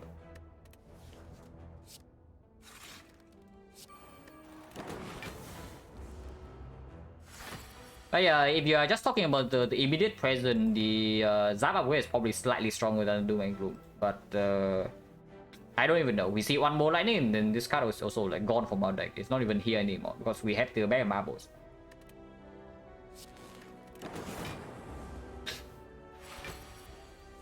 And also set up, and we do have the dark as well. I mean, we can also not set up the dark to have 2 frost. That seems pretty stupid. But let's set up the dark. And then Coordinate here doesn't make a lot of sense because it makes the dual cast not really blocking. Now the Coordinate here is just rotating dark to the middle, yeah. So it makes playing the Zap open up for a dual cast on the dark off, but that doesn't actually kill. So let's just try to play this fight slightly slower. Yeah, dual cast. Can Zap, definitely. Take 5. We might take a big hit this turn, but I'm willing to potion if we need to. Yeah, can gamble for 4 in here for maybe 10 HP if we say that our damage is never shot. With the Dark of cooking up to 24 and then maybe 30 and the 2 lightning also getting evoked. At least 1 lightning gets evoked, the other lightning is running for 3 turns. Okay, that's good enough. Potion chance right now is 40, so I'm definitely willing to use.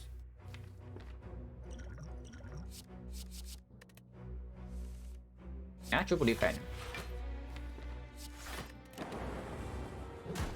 So now any dual cast draw is effective immediately. Not always killing, but it's effective. Drawing exactly now is like not actually good, but it's still fine. It's still fine. Like Doom Gloom next turn kills. If we don't draw Doom Gloom, well, if we don't draw Doom Gloom, we are a little bit sad. Overall, not the bad fight. Oh, boost sequence with the bear prep. Slightly worse than usual with the bear marble, but still super strong card. In Act 2 in particular. Yeah, at 43, actually 45, we can upgrade. But still 18 without, we might not even draw 3 strike also though. It's the unfortunate thing.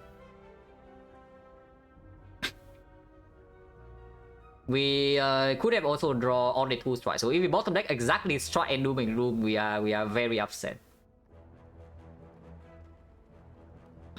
Wait, oh yeah, no, that's what I'm talking about. Like we can also not draw 3 strikes. Or can we not?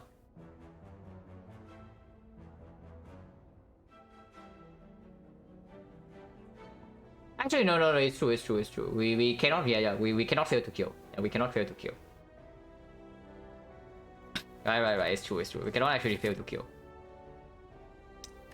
So immediate upgrade is the Zap. If we just say that we want to the early game to be as strong as possible, the Zap upgrade is the strongest. Because yeah, extra cards on turn 1, card draw, high energy cost. For the future, what is it? Because with both the boost sequence and Frontload relics, I do think the short term is not that bad. And Zap upgrade is not even good in the North fight, yeah, which is still one of the more annoying fights here. Coordinate upgrade is very good for the future, but not amazing now. Little was a way not Little could have found it, yeah, maybe it would. But yeah, very good Lagavulin fight overall, right? We lost how much? We lost only, of course we used 1 potion, but we lost only 5 on the second turn, and we lost we do a cast the force of end defense. We actually lost 10 in total in that fight. Heal up by 7, so it's -3. Yeah, that's good. Yeah, that is the upgrade for the future, which doesn't play at all right now. I mean, it doesn't. I say doesn't play at all. It still plays in the centuries side. It absolutely plays in the centuries. It just doesn't play at all in the north. How's Neko are we?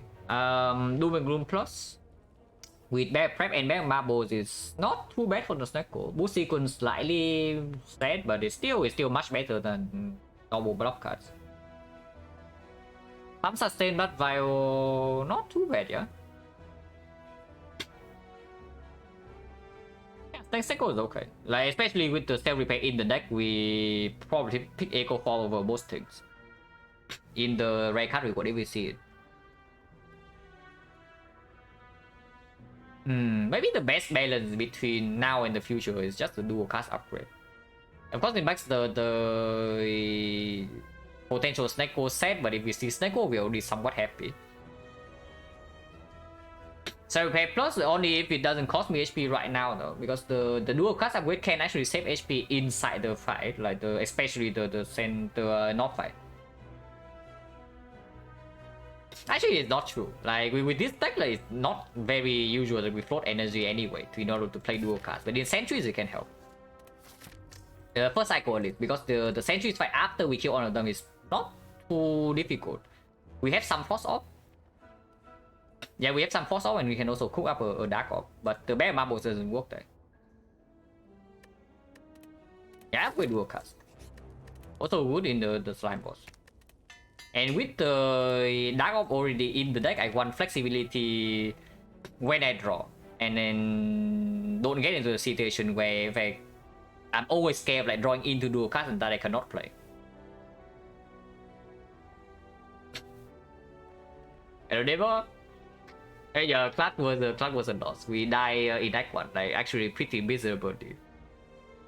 So first 5009 card was the 88, like 44 for 6. Oh yeah, we go here, we don't go to the shop. Oh, well, not very good. Later. Okay, upgrade actually plays a little bit. Bear Marbles doesn't play though. Okay, so next question. Do we need to Essence of Darkness here?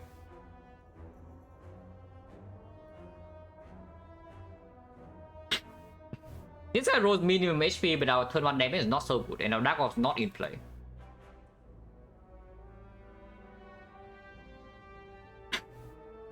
I think more for yeah, and not redrawing anger. Like even with that bad roller, we could have still killed. So yeah, many things went wrong in a row. Mr. Doom Gloom draw might just die. Yeah, what if I just potion next turn? No, really, like, yeah, what if you just potion next turn then? Like, why do you need to potion this turn? What is the reason? Because I can always evoke 2 of those, you know. There are 2 ops in here, so I can always evoke 2 of those. Either I draw Doom and Gloom next turn and I have a Dark Orb in play, or I have the one Frost in here, like Cold Snap, evoke one of them, and then Doom and Gloom evoke the other. So I evoke 18. This is dealing 3 right now, it deals 8 when evoke when I use this potion, so it's 11. 11 plus 18, 29. 29. And what do you mean die? Like, what do you mean die? We have 45 HP here. Yeah, what do you mean die?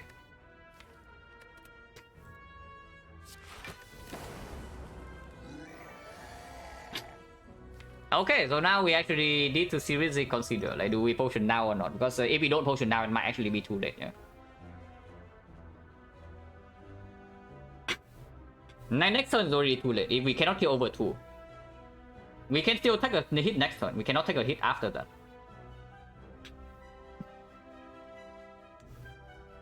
So potioning immediately deals 8 damage on the lightning, and then deals another 6 because we play coordinate. If we draw immediately into Doom and Gloom, that's actually pretty annoying. So that would be 14 plus S, 22, 22 plus another 12 is 36. 36. But in the front is the Dark Orb that deals 12 next turn. So Yeah, any opera we kill. So it's okay. If I don't play the cool-handed at all and just play 2 strikes and a defense, we deal a little bit less damage this turn, and we have three dark next turn, yeah. Then we also draw 1 less. Then what would happen then? Double strike and dark orb. Double strike and dark orb we deal 20, so it goes to 37. 37 next turn dooms 24. It's 26. So 11. Any orb draw is a kill, but we only have 2. We have 3 hits, but only have 2 draws. Nothing else would kill. We could be just a little shy. So I guess we do play cool-headed and then lose 1 this turn. This order is correct, yeah. Yeah. Evoking the frost right now doesn't lead to anywhere. Actually draw Doom and Gloom. That's the worst possible draw of the thing, but we might still get a kill next turn. Yeah, we do. Good thing that we save Essence of Darkness from Lago Woollin. At least that's what I can say. Double energy aggregate, we pick one of these with the Battle Prep. The chance that we draw energy on turn 1 also increase and it's stronger. Not that strong because we also have 0 cost, but it's still pretty good for later on. Aggregate is reusable, but probably wants the upgrade more than double energy. Both are good with Neko. If we spend the upgrade on the aggregate, and right now I do think we are, because with the aggregate upgrade I can also upgrade cool-handed after, yeah. And there's nothing in here to do if I don't pick. So whatever card we pick here, we probably upgrade. And yeah, it's probably just aggregate. Better later on, better with Neko. More likely to run turn 1, and turn 1 this thing is at least strongest.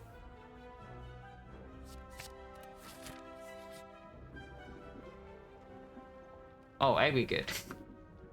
No, we are not tossing aggregate here, guys. So do I want a full heal? Because these uncommon cards are quite good. All of these uncommon cards are actually quite good.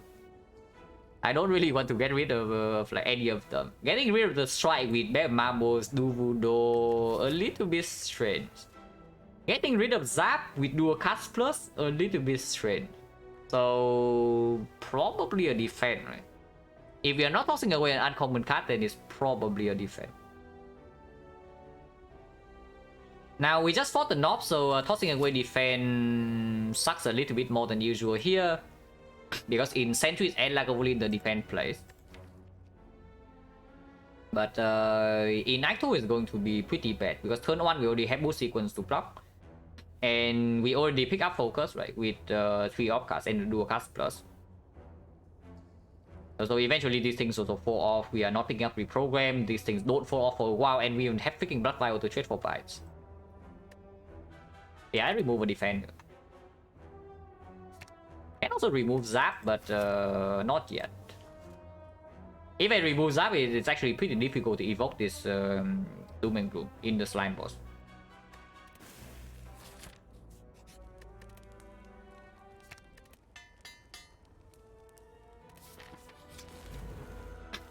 Oh, Slime Boss.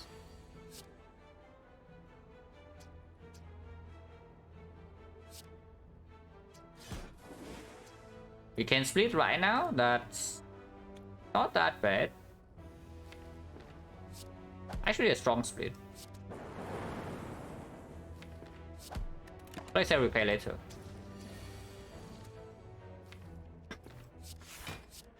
Unfortunately they are rude. And we did not draw lethal, so we can use a Gremlin Horn.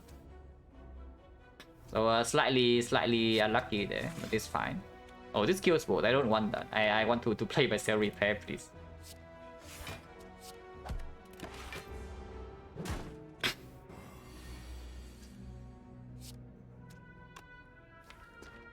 Yeah, next turn we always kill. Next turn we almost always kill. Okay, we don't kill, but we also don't take damage. It's fine.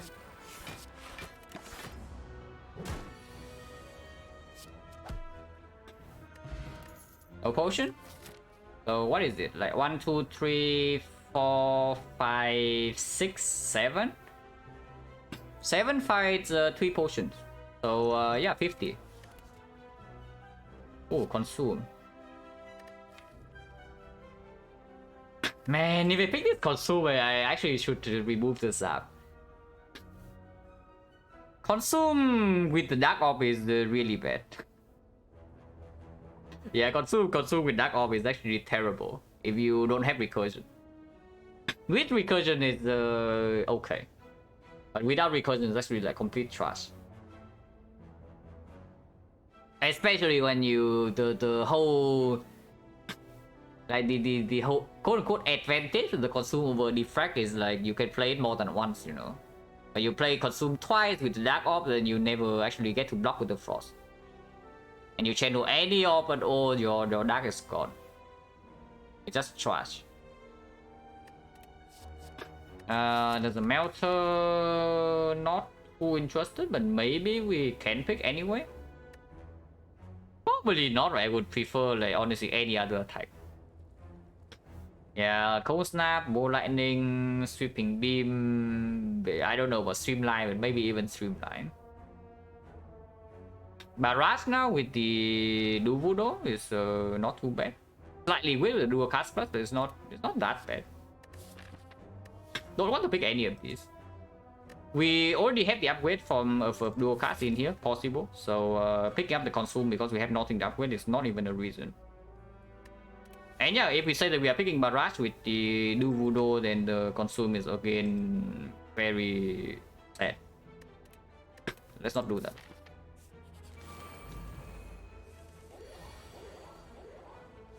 Yeah, I get upgrade plays again. Good for us. Dark in front instead of lightning, right? Yeah, dark in front. Kill one faster is much better because we have some passive block from Cool-Headed, but blocking 20 is not really a thing. I would like to save attack potion for slime boss. I don't think this deck is super good in slime boss like at all. Especially if we bottom deck Doom and Gloom, potentially even shuffle it out. Evo sequence plays full. It's very nice. Okay, apparently you should have play strike here. Okay. Yeah. Yeah, quite nice, right?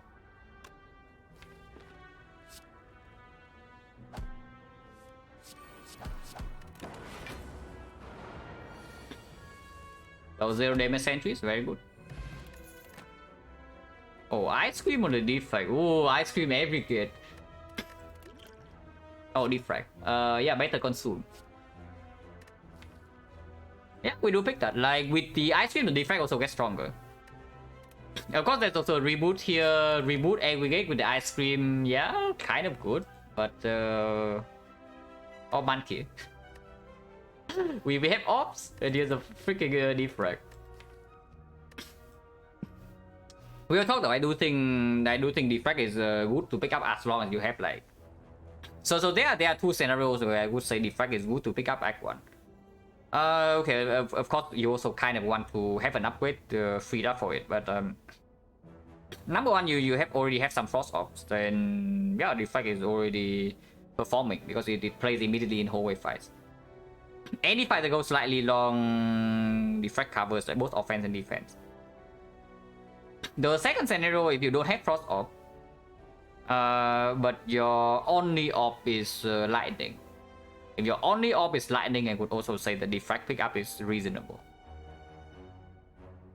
Because the defect plus actually contributes a lot of damage in that case.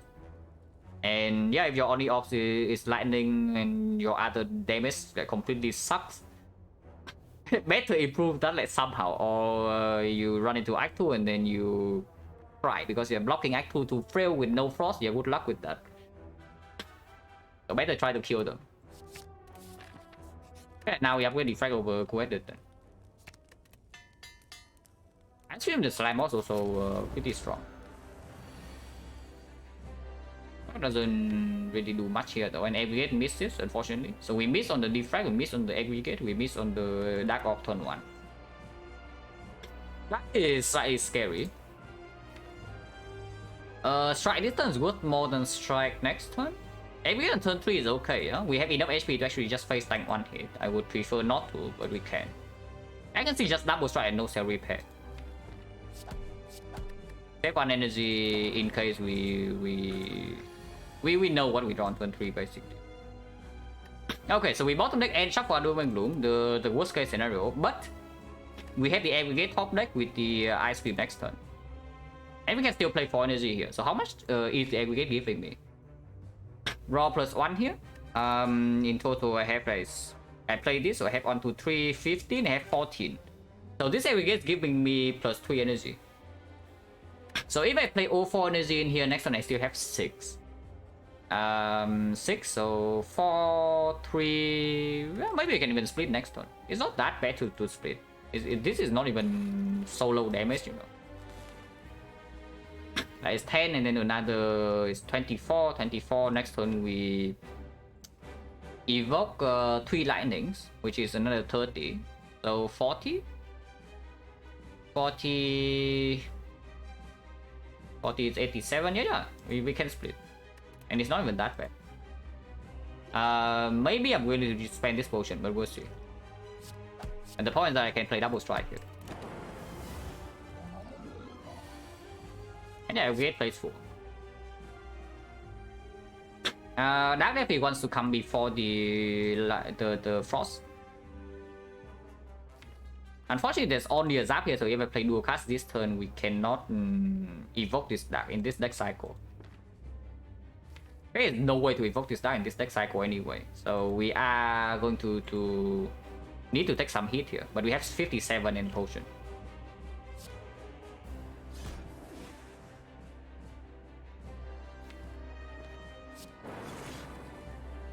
Oh, we can evoke the dark right now, but that's a terrible idea. But we just dual cast the lightning. And then attack potion maybe. We are splitting on 46 here. But the upcoming turns are pretty nasty. By nasty I mean like completely awful. We cannot evoke this. So we have to actually last through the slime with base cards and 5 slimes for 3 turns. Yeah, that's awful. Oh, could have rebounded. Yeah, could have rebounded, guys. It's fine. Thunder is fine. Because now with base strike we can actually hit this and kill them. I play 1 slime. Don't think I want to play 2.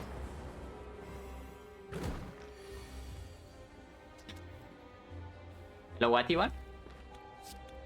We can split this. Sure. Why not?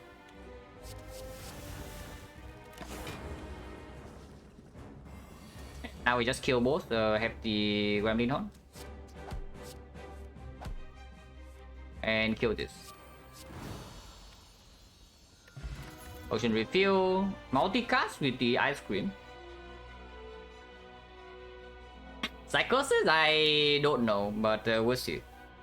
With the ice cream, drawing curses is not as bad as usual. Hyper Beam cringe. We already have Gremlin Horn and Doom and Gloom Plus and the Bag of Marble, so don't think this is like super necessary. And yeah, multicast Dark of Ice Cream is a thing, and there's also Buffer potentially is our upgrade target, but multicast is just stronger, right? Yeah, multicast is just stronger here. Oh, it is here, the Snecko. We did upgrade the dual card, so that's -1 upgrade. Sozu like complete garbage. And then there's Astrolabe, so it's just between Astrolabe and the Snecko, yeah. Snecko at the moment, it makes the, I don't know whether it makes the aggregate better or worse. Astro looks good. Astro is pretty decent here. It's not bad.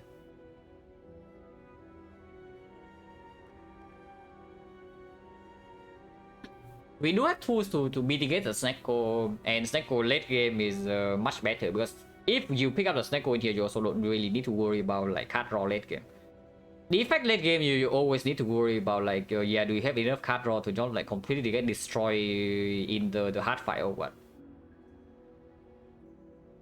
That was not bad, but lose a pretty good run. Spoilers alert, there's no such thing as a good run on the defect until you actually see the hard die.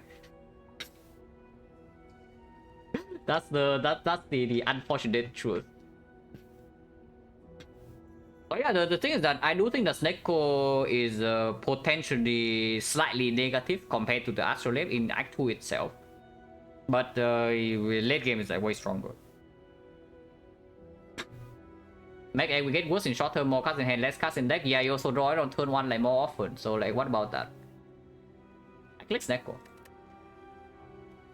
Because we can play slightly safer than usual also still with these relics. Definitely want to go to early shop, that's like extremely clear. And then running into Burning Elite is a pretty good way to throw away this one, but maybe we do it anyway. But I see something like this. With the Duvodo, like question mark, like to also become stronger, yeah, and we can still trade bites. Back, yeah, double back with Snecko is also like very strong. So yeah, we do something else. Yeah, Snecko Ice Cream is a synergy. It's not a huge synergy, but it is more synergy than anti-synergy, I would say. Question mark early or question mark later? Question mark early, yeah, Ritual Deck 1 floor earlier, very good. Question mark later doesn't actually matter, right? Forgotten Outer, we just take the curse. Cleric, Vagrant, yeah, whatever. Like, Red Mask better is earlier is better. Library earlier is better.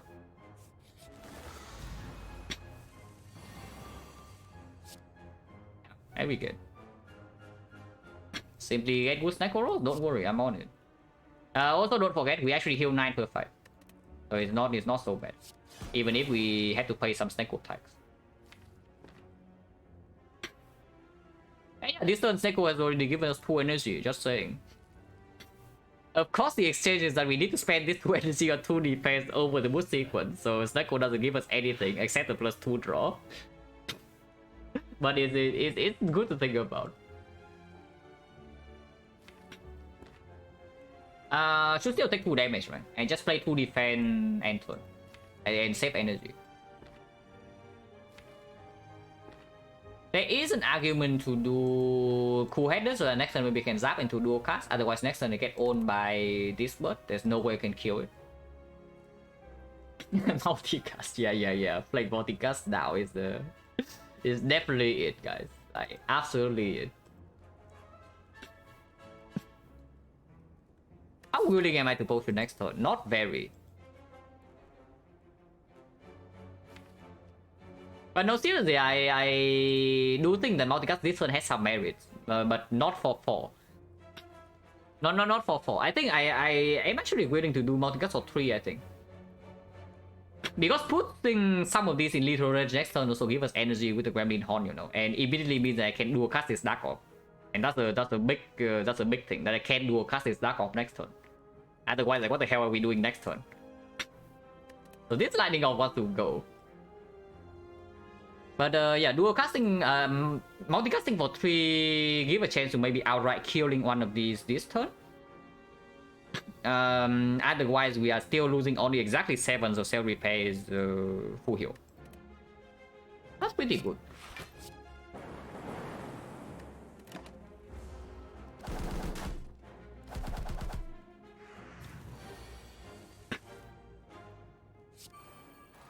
Actually, both strike rolls 3. And this guy decided to swoop, yeah? So we are losing a little bit of HP here. Just a little.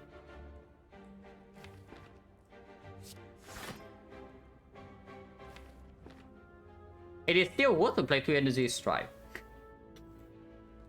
It's still worth it to play 2 energy strike. Oh, by the way, this fight without Snecko would actually be pretty ugly. It's actually true. Because we turn 2 we don't even draw into our block, and turn 1 our damage dealt is also way less.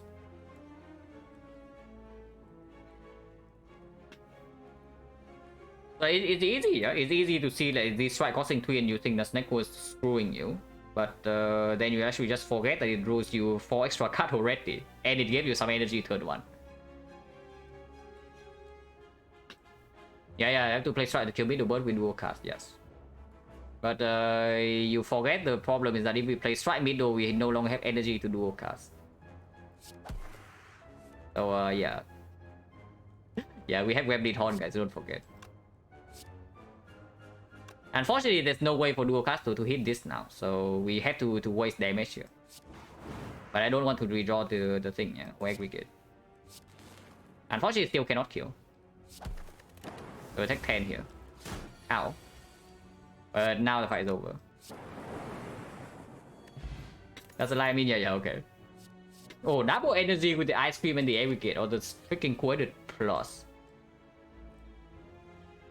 Double energy is extremely good, like turn 3 or turn 4 of the fight.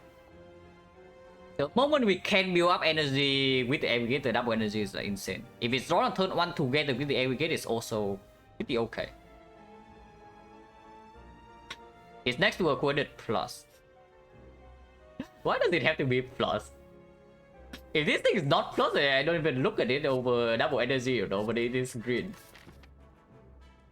What are we fighting? Collector.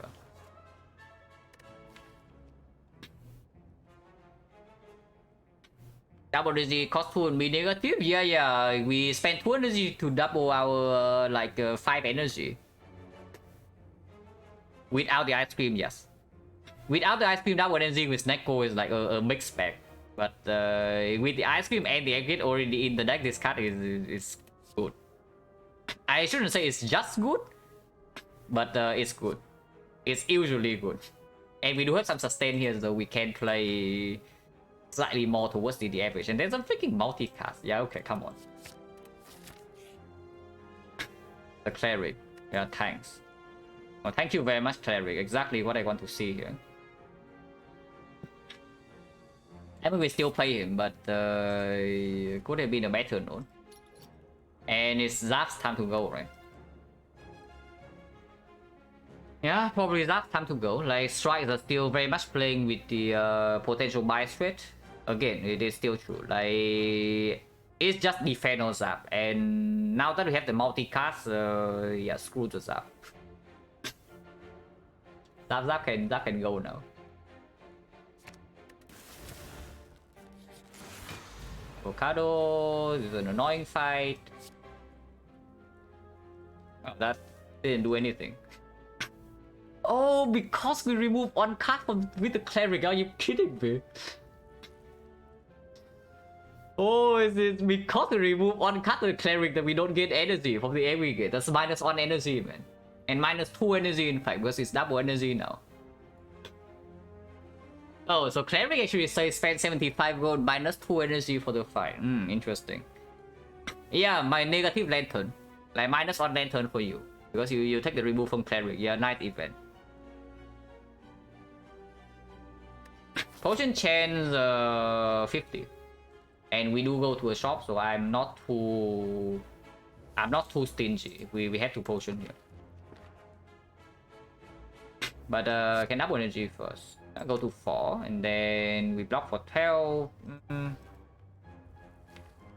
Yeah, nothing that I draw would actually just full block this hit. So if I use the potion, I should just use it now. Because it can be maybe another aggregate, maybe another double energy, and then I get more stuff. Maybe I just full block and then don't need to play this. Yeah, the auto shields, 11 block.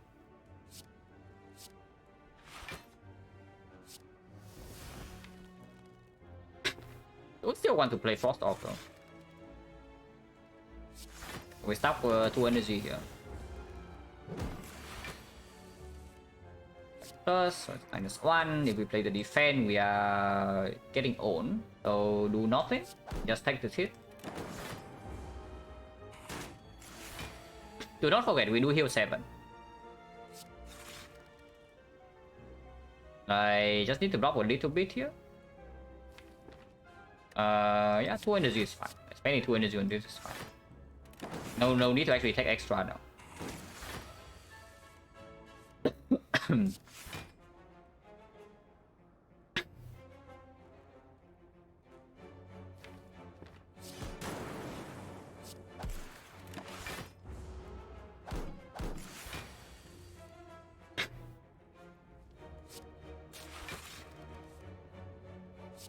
Yeah, this aggregate has been rolling 2 or 3 like, pretty often, and that's slightly annoying. But it's fine, we're still stocking energy. And then now you just get to play like 7 cards every turn, yeah? If you will need to.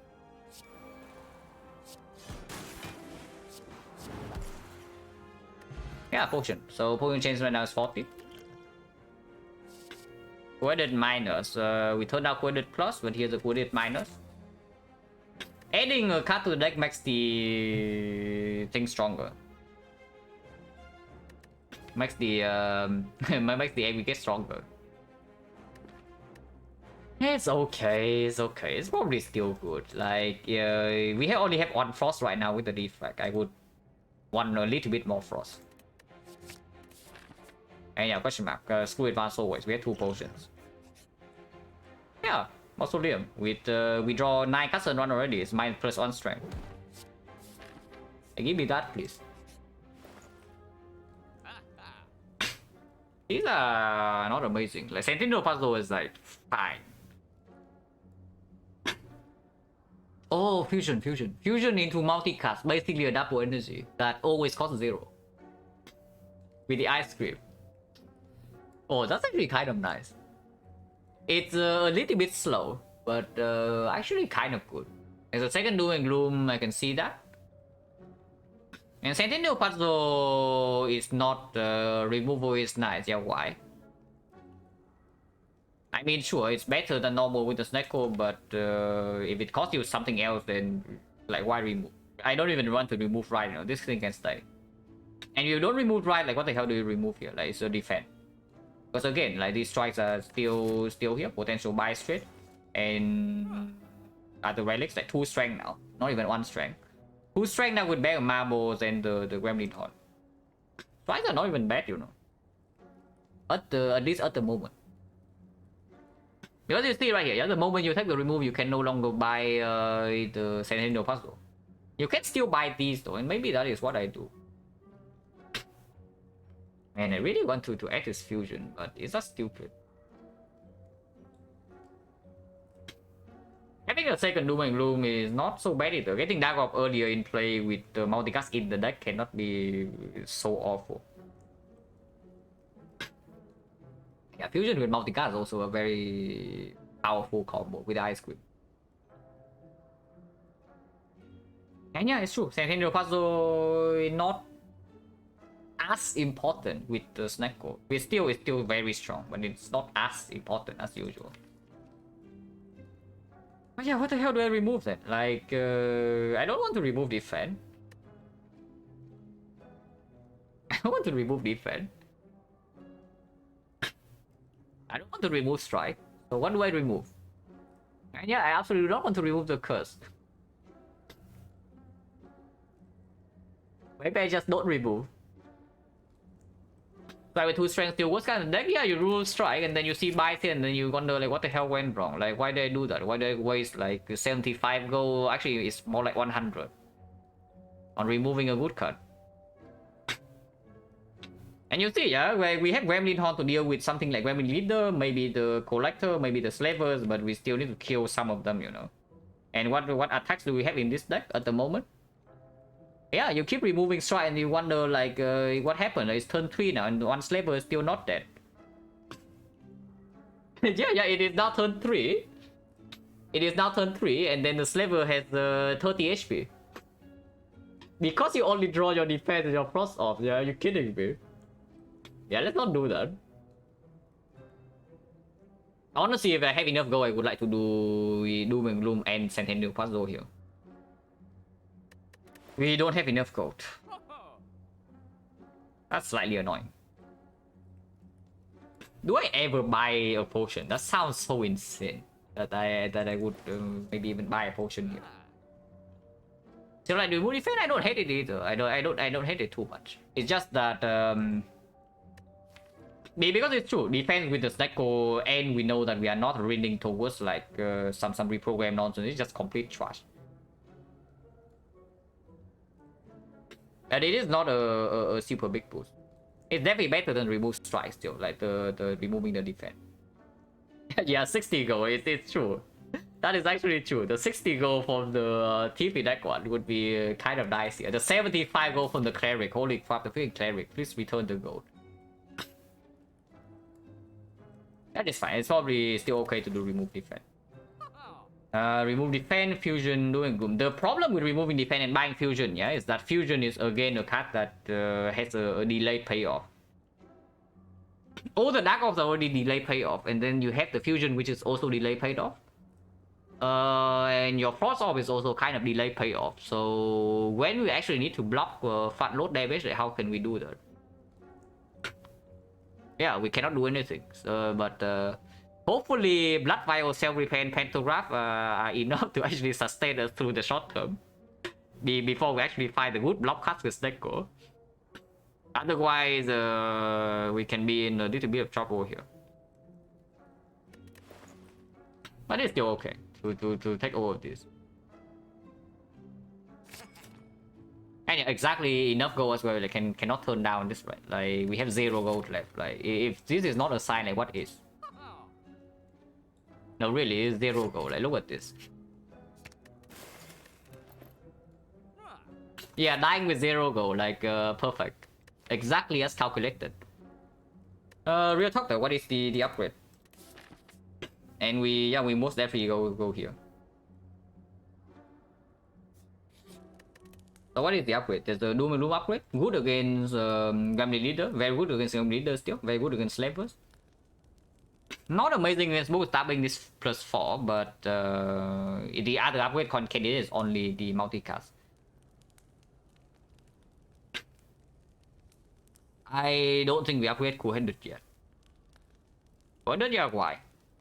If we say that our output is a problem for the short term, then why the hell would we upgrade card draw? That we don't even play sometimes. Again, once again, this upgrade is a delay payoff. You know why? Because the moment that we can freely play a Cool-Handed is when we already build up to like maybe 20 energy.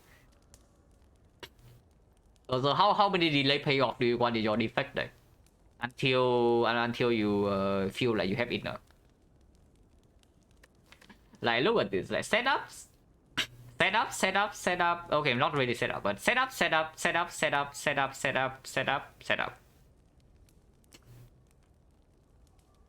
Yeah, more setup, right? Why not?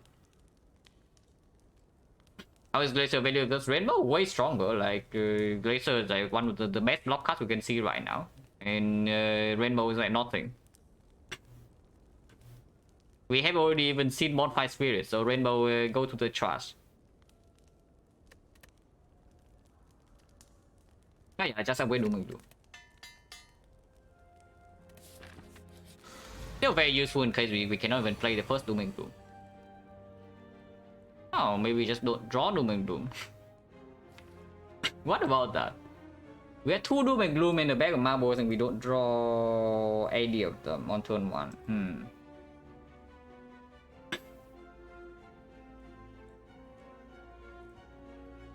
At least we have 2 of them, so maybe next turn we draw 1. Okay, this fight is actually problematic, but we can still use the Fear Pot, yeah? With the Fear Pot, these things are dealing 42, and we stock up some energy, so we have 6 now, and the next turn we draw double energy, everything's fine. And Tentacle Puzzle would be good here. Okay, defect definitely gets played, and this definitely gets played. Nothing else is worth the energy, right? So we just accept the -24. Yeah, nothing else is worth the energy.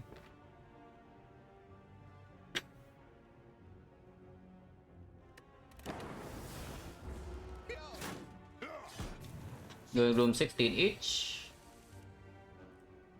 Only draw 1 of them, but that's still good enough. This thing is energy neutral, so it doesn't matter. We actually want to kill this right now, and we can with the Fear Pot.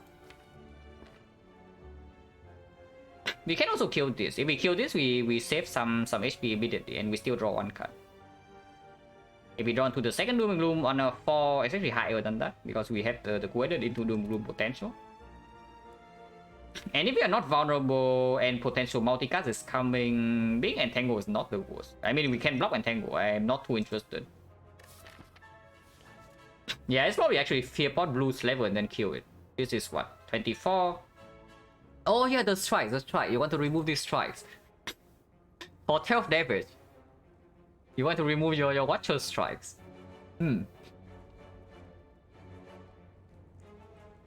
So 24 plus 12 plus 12, you know what that is. Yeah, it's 48.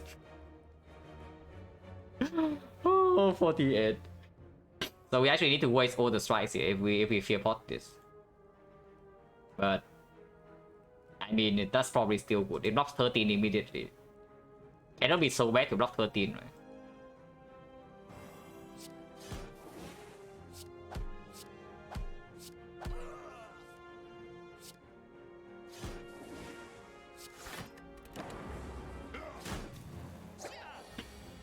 Oh, no problem. Yeah, double energy. Like, look at it. Yeah, now this is dead. And we have already played Self Repair. Warpaint. This thing can be extremely cringe. Because this upgrade is literally useless. This upgrade is literally useless. But this upgrade is good. This upgrade is actually very good. You just plus energy. These upgrades are decent. And these upgrades are okay. These upgrades are bad.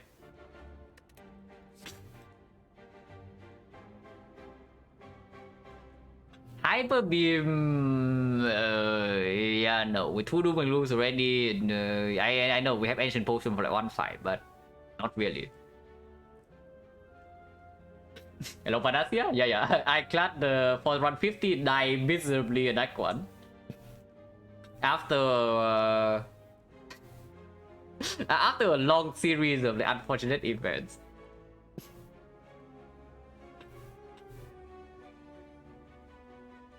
So now we are blue.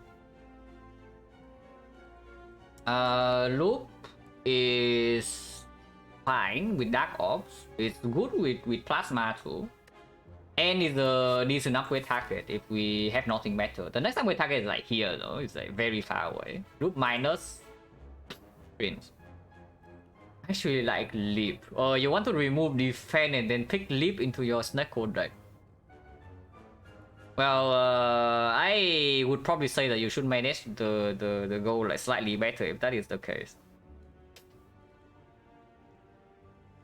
Yeah, let's not do that.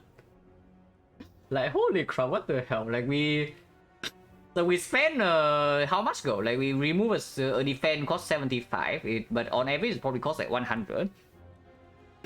We spend 100 gold to improve the deck by 4 block. Potentially 4 block, not always 4 block because we cannot even play the leap sometimes. So you want to buy half a Warpaint. So you want to buy half a Warpaint for 100 gold. And it's a Warpaint that hits a base card. Yeah, just think about it. Just think about how ridiculous that sounds, right? And that is what you want to do. Yeah, no way. Now I'm just thinking about this loop. Like, do we want it now? Because it's actually pretty good. We have the... We don't actually have the Zap anymore, yeah? We evoke the Zap is gone, and then any loop on Plasma is extremely good with Ice Cream, and the loop on the Dark Ops extremely good. Otherwise, it's loop on Frost. So the 3 ops we have, the loop is amazing on all 3. Always ridicule your viewers? No, like I'm in slightly I just say that I'm not in the perfect mood today after the Ironclad run. So I will be slightly sassier than normal, is what I would say.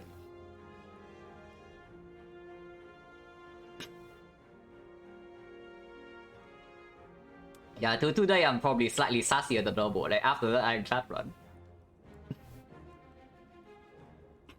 But no, really, like the idea of removing defense to picking leaf is just like completely ridiculous. Like, why would you do that?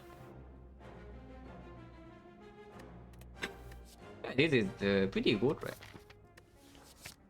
Again, it's more setup. Okay, good upgrades, good upgrades.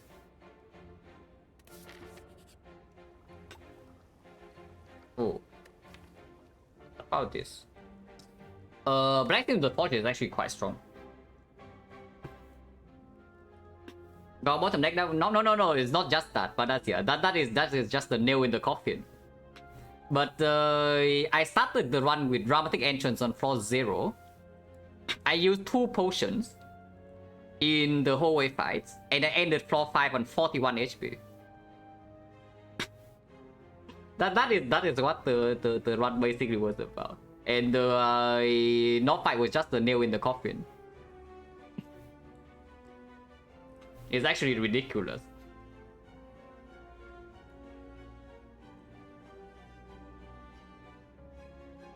But sometimes that happens.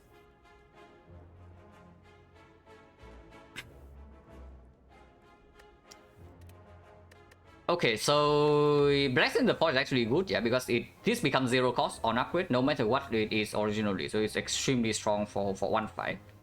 This becomes 1 cost no matter what it is, and upgrading on the loop is also good. Yeah, upgrading Cell Repair is also at +3. This potion is very strong. This potion at the moment doesn't do anything. I can see tossing away the Ancient Potion and taking Entropic Brew, but I'm not sure whether I should open this first.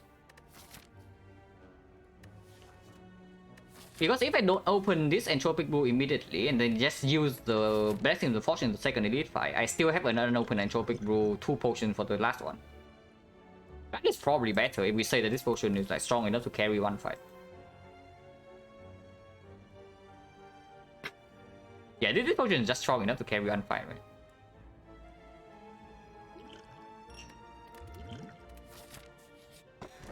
Oh, Darkstone period with the new Voodoo. It's a little bit too late though. If it came slightly earlier, we could have had +6 right now. I am very much not interested in Curse Spell. With Snake and Ice Cream, I would like energy, please. Like, yeah, Coffee Ripper would be nice without Self Repair, now Pentagram, and now Blood Vial. Fusion Hammer is like okay too, if we get to upgrade this loop. But very much not interested in Curse Spell, and also we don't need to lean too hard towards the Duvudo in this run.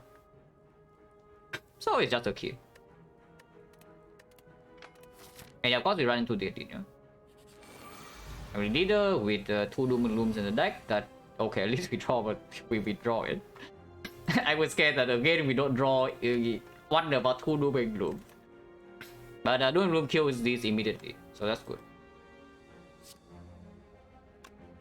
No reason not to play Doom and Gloom first, because maybe this is an upgrade hand and they also get +3. Because my accent I'm Vietnamese. Yeah, this draws 2, yeah. We're costing 3 energy. Yeah, it doesn't give me anything. That's slightly annoying. Yeah, this area has been costing 3 more than I would like it to. Do we still upgrade anyway? What is the potion chance? Like, we drop 1 potion in the act. Yeah, we drop 1 potion in the act, right? That is the fear pot. So 1, 2, 3 fights. 50% still. So yes, using 1 potion in here is okay. Can block in? Yeah, we can. We block in pretty easily. We only take 3 here.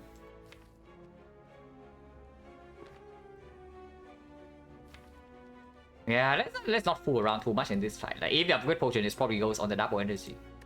It is only for 3 here. It's actually for 6, but this is worth more than that.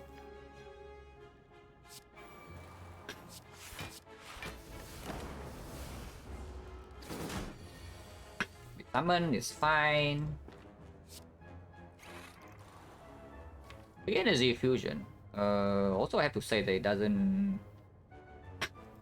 It's not performing super well, as much as I would like it to. I don't really want to draw double energy this turn, but I do want to draw Doom and Gloom next turn. Okay, 0 cost is fine. Then we don't need to use upgrade for. Then fusion basically just means that I can't cast this off immediately, but redraw into Doom and Gloom also waste the Dark Orb. Maybe it's just Loop. Loop minus is okay. We don't need more than this much energy. 7 energy next turn is already enough. She doesn't even have strength buff, so it's only 18 if she attacks again.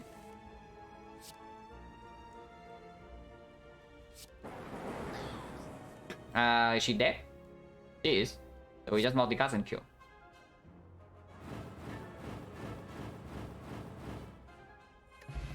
Yeah, -6, guys. Oh, Tiny Chase is back, guys. Tiny Chase for Curse Key after this cycle, what? Is it better than Skip? At the moment, we are going this side, yeah? So Tiny Chest doesn't give us anything here. We need to go for 4 question marks in the next act for it to pay off. If it's the end parting is forced. In case we see Kursky, would I like to have Tiny Chest? I mean, I have Dubudo, so it's not that terrible. Maybe give some flexibility regarding like when the chest can be open. The Lost Food, no, impossible. We don't even go to another event in this side, so we cannot see the lot. Oh, Skim. Oh, I like Skim. Skim is good with the ice cream. Bullseye is also pretty strong, honestly. Bullseye plus with our deck at the moment is actually strong. The collector fight is just Dark Orb, basically. Let's skip. Ah, sure, I can take I can take the Tiny Chest. If it's not exactly curse key, then it's probably still very slightly positive. It gives me more options regarding like later portion of the map, maybe. Cultist, probably not stronger than what we have, right? Oh yeah, no.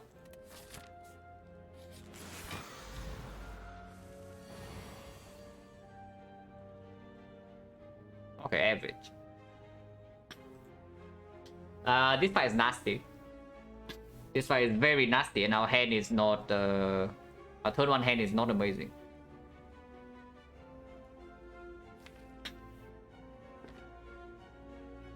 Yeah, not really anything we can do, right? We just take this hit. Can do boost sequence and take 17. I don't think strike is worth the energy here because we cannot kill. Oh, this side will actually hurt like so much. I hope it doesn't hurt that much that I need to pivot away from the elite. Because move stabbing is not an easy fight at all. Here I can see upgrade pot. Here I can see the upgrade pot just to make the double energy better. And we kill this with 2 attacks.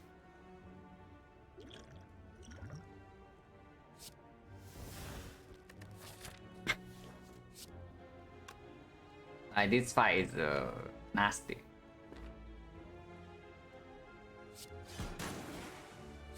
And yes, I would kill this. It's only +6 now, and then maybe next turn I can kill this already with multicast on the down.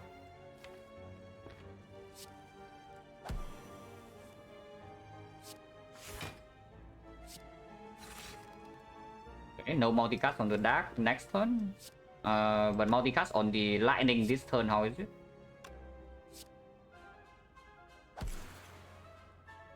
Eight times 9, it actually kills.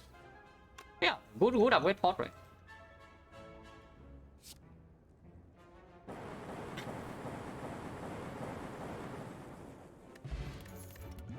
Okay, the potion is back. Garbage. Actually, complete trash. Man, can't reverse in this. I have been quite awful. Double energy upgrade, you just go to 0 energy. But with Snecko, if you draw it with the other cost and you use upgrade pot, it goes to 0 no matter what. So it's a very strong use. But yeah, just look at the card reverse in this act, yeah. These 2 we bought. So in this act, we got a double energy, co-headed loop, and skim. Is that it? Really though? We don't even get any decent high cost cards. The only high cost card we have seen is the the hyper beam. Maybe hyper beam is actually positive. I don't know, but I don't really want to believe in it at the moment. Nephi don't need Bow Lightning. Nephi reprogram is actually negative. Our claw is also negative with Snack Core, so we skip. 35 HP, this can be slavers. But we never die turn 1 with the weak pot. With the... and we also have Entropic to open up next. With the Gremlin Horn, but this is not Gremlin Leader. With Bow Stabbing, it's still okay. Bow Stabbing we can maybe kill by... Yeah, we can probably kill Bow Stabbing by the turn 4. Hello, Macchiato.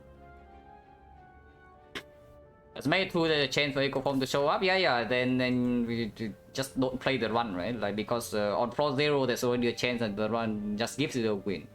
So just make it through. That's the thing, like, if you're not playing every floor, you're just hoping for the best thing to happen, then, like, on floor 1, you can already declare victory and then end the run, you know, and move on to the next character. Yeah, why not? Like, floor 1, you see a bad thing happen, oh, good things happen later, I win. That's not how it works, guys. Like, come on.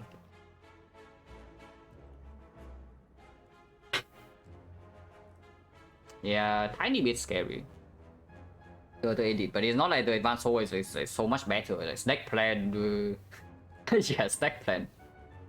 Snack Plan, I don't even know where the Bow Stabbing is easier or harder, you know, because maybe Bow Stabbing we take a small hit on turn 1 is only 14 to build up energy, and then from turn 2 onwards we take 0. Chess robot, check về 262, yeah, absolutely.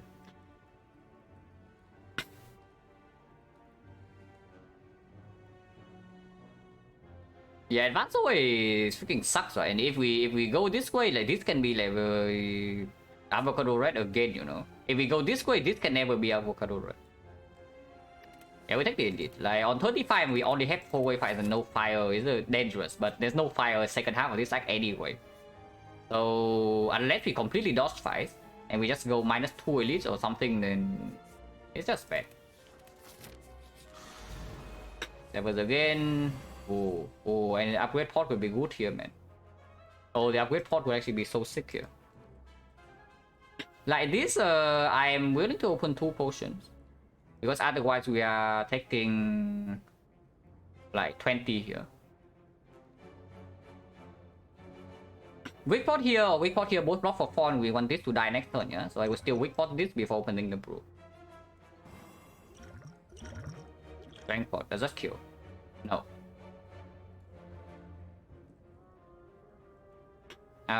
Strength pot is 27, 27, 10, 42. It's close, but it's not a kill.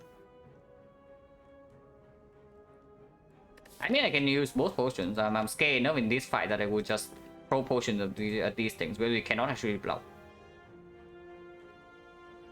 We cannot actually block at all, yeah? So we better kill them fast. Like, very fast. At least the strength pot. And yeah, the strike, you just stop the strike. I wish I had freaking 1 strike here, man. Like 1 more strike that I can play. Like, well, that would be sick. Yeah, just plus 1 strike. Like, what would happen? We just kill like 1 of them and maybe even draw something that kills the other one. So next for this turn is like +4. Otherwise, we are taking 15. Maybe with strength pot already, I don't need to, because next turn Doom and Gloom is already killing this. 15, yeah, any strike would also kill this. We are not weakened. And then once we get Frost up in play, Aggregate doesn't give energy next turn, no? Unless it rolls at 0. When is deck spot more useful here than +4? Honestly, nowhere. Because we only have 1, 2, 3 cards that say dexterity based block in our deck, and with the Snack Hole, it is actually unlikely that we can play all 3 of them.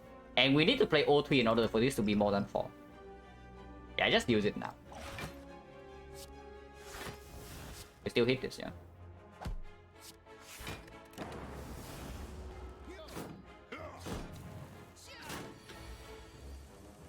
Okay, we get actually 0 cost. That's very good. That's actually very good. So now we get to kill 2 of them.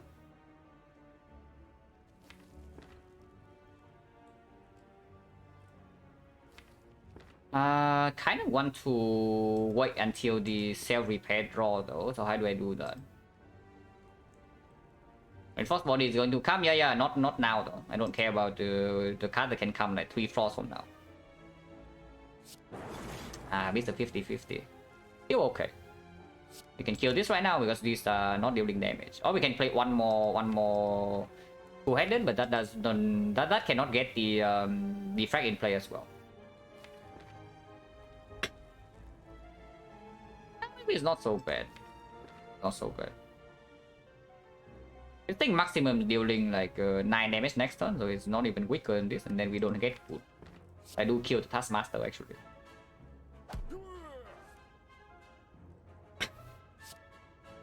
I would like to redraw Cell Repair.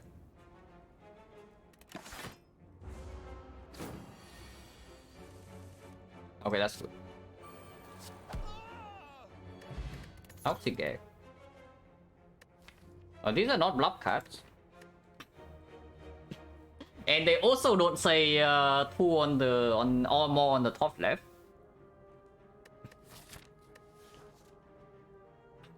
And we have no potions now, yeah? So now here's the advanced ways with no potion, it's pretty scary.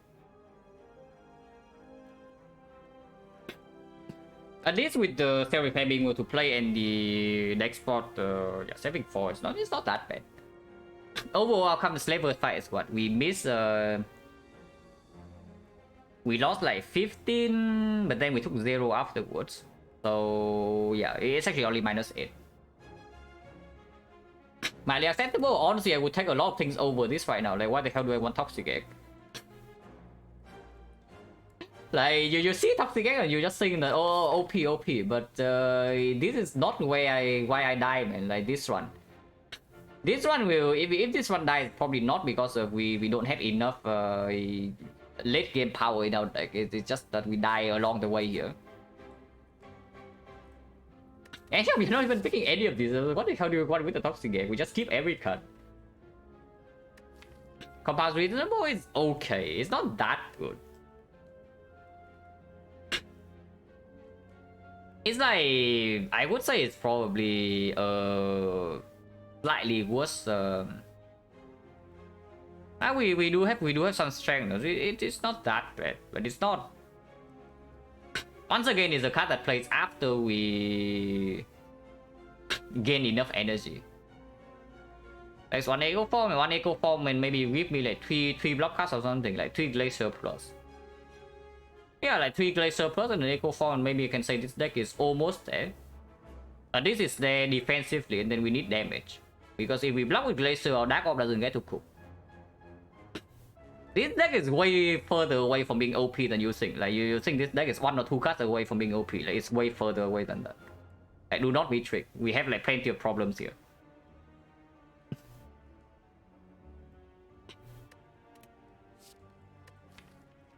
Yeah, it's Compound Driver positive. It's just, once again, it makes our block density lower. Basically, scheme, yeah, scheme after we get set up. And you also see, right, it's weird to say that with back prep and back marbles, yeah, but our turn 1 is by far the weakest turn. Turn 1 is by far our weakest turn, so do we really want to pick a card that, once again, is not good on turn 1? Now, Compound River does have the advantage of drawing cards without getting more ops in. So, comparing it to, like, let's say, Cool-Headed, if we need to let a Dark Orb cook, then the Compound River is way superior in longer fights. And yeah, adding more cards also make the aggregate stronger. Like, at some point, we need this aggregate to like kind of pop off, you know, like the more cards we add, the higher chance we have to actually make the double energy aggregate combo go off in the earlier turns. It is the counter. It's like counterintuitive, I know. Adding more cards and you draw these less often, but drawing them also is like way stronger. Otherwise, even if we draw aggregate turn 1 right now, we don't always get to do aggregate double energy and then we are chilling with energy turn 2. That just doesn't happen. But yeah, it's okay. We do have those tools, right? Please don't. Okay, they don't. They will do it next turn. Yeah, they will do it next turn, and we are going to be frail. Not very often that we see 0 cost in on turn 1, right? Am I being biased, or is that true? We draw 8 cards on turn 1. And I have a feeling that we don't actually see 0 cost like that often.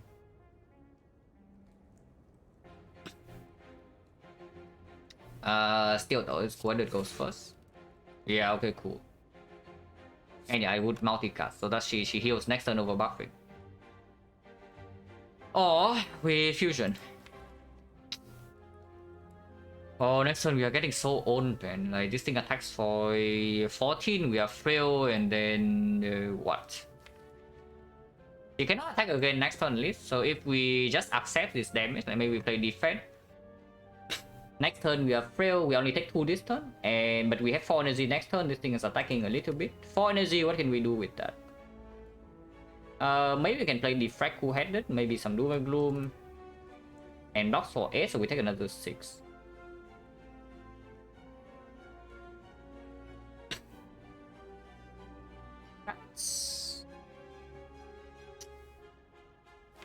And at turn 3, the problem with Dark Orb in this fight is that Dark Orb also hits a freaking Mystic, man. And then she's already boxing strength, we are frail, and we are maximum 2 focus. That's so annoying. Yeah, that's so... actually, it's so freaking annoying. The fusion doesn't have instant payoff. If I play fusion over defense here, I get nothing. At least until I evoke the plasma until turn 3. What if I just don't play defense? Is not playing defense stupid? Like keeping energy 5 energy so the double energy is stronger. Maybe that's not so stupid, you know, because this defense right now is costing me 2 energy. Would I play a 2 energy defense? Yeah, no, right? In this fight.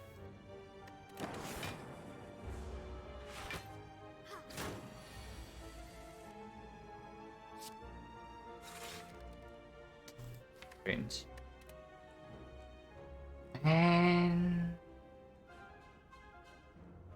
yeah... deck is already like sucking a little bit, and we also draw badly. And once again, I don't see 0 cost. Like, wait, where's my 0? Do I have to just play a 0? No, I play a 1.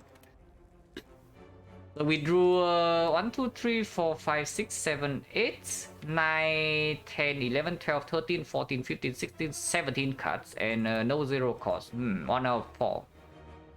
Interesting.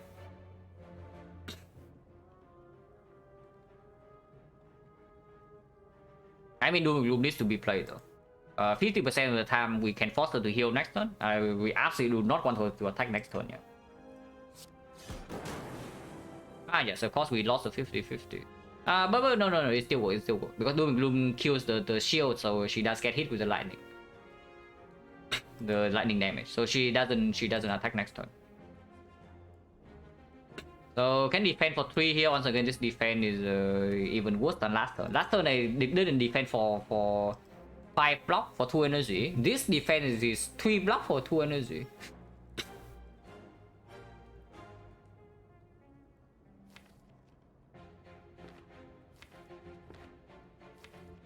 Maybe it's still worth playing, because if we still have 4 energy stockpile next turn, so even... no, double energy needs to roll a 0 or 1, right? If it rolls 2 or 3, we are like pretty set. Maybe we can redraw into aggregate.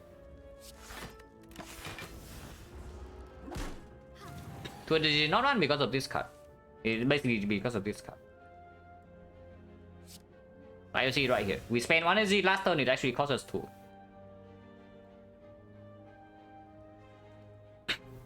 But now hopefully we are fine. We have 8 energy now, so surely we are okay. Right? Right? But yeah, Luby is worth playing, yeah?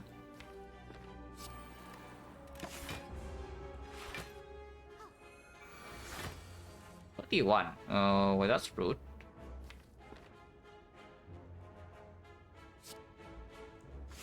This gives us 2 energy back, so it doesn't give anything. Cool. Once again, aggregate rolls 2. Man, this is like honestly one of the worst snack for aggregate I have ever had. Normally this card is like kind of sick in stack core, you know, but this is one of the worst aggregate I have ever had. I'm not even kidding.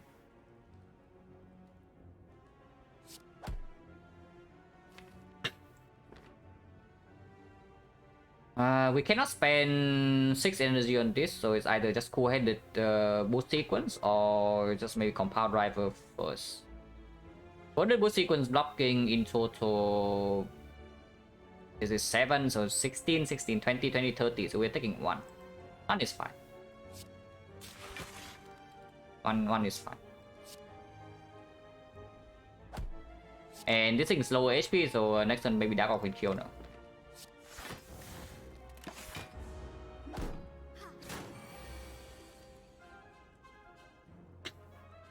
Yeah, let's kill it.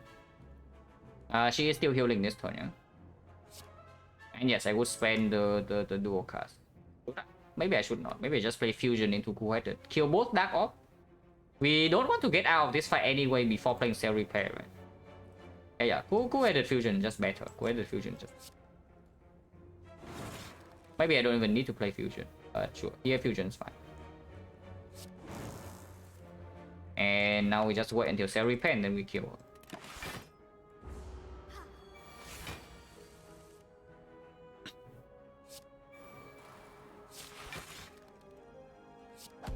I think the aggregate gets to do something.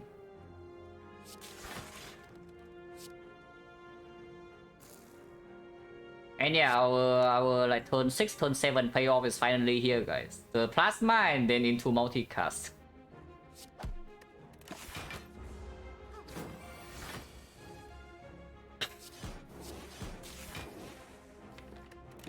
I could have killed with a strike, but it doesn't matter. She dies this turn anyway. Big potion. Yeah, no cards. Yeah, Toxic Egg. Amazing relic, by the way. Insane. Oh, Toxic Egg is so good, guys. Oh, incredible relic. OP. You get this, you cannot lose. Yeah, just look this crap. Like, what do you want me to do? Like, Tempest with the ice cream? Is that what we are now? Is that where we are now? Like the Tempest plus with the ice cream? Maybe it is. It is probably positive, but once again, that is not a block card yet, so block density is still it's just going downwards. We move up the spire, but our ability to block just goes downward.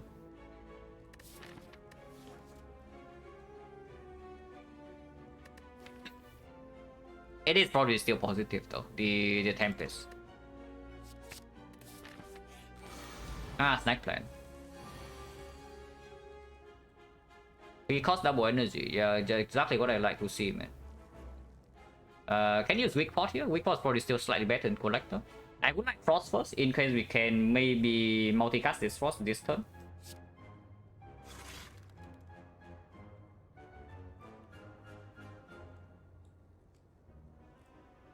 We can.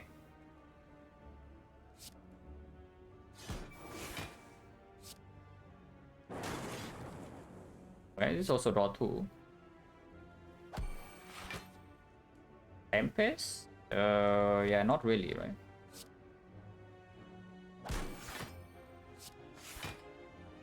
What do we do next turn though if we do this? If we actually multicast this, then what do we do? Is Tempest lethal? With Tempest for 3, yeah, no, with no focus, definitely not lethal.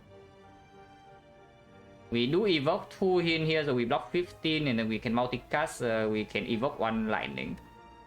So it's like 8 plus 6 is 14 damage, so it's 20 damage, we are 16 off. So we can probably kill next turn, if we do Tempest into multicast. If we multicast right now, we are blocking 22, so we only take 2 damage. And next turn this is 12, and we can still Tempest for 1. So dual cast next turn is we need 4 more damage. Not always getting that, but we also never die next turn.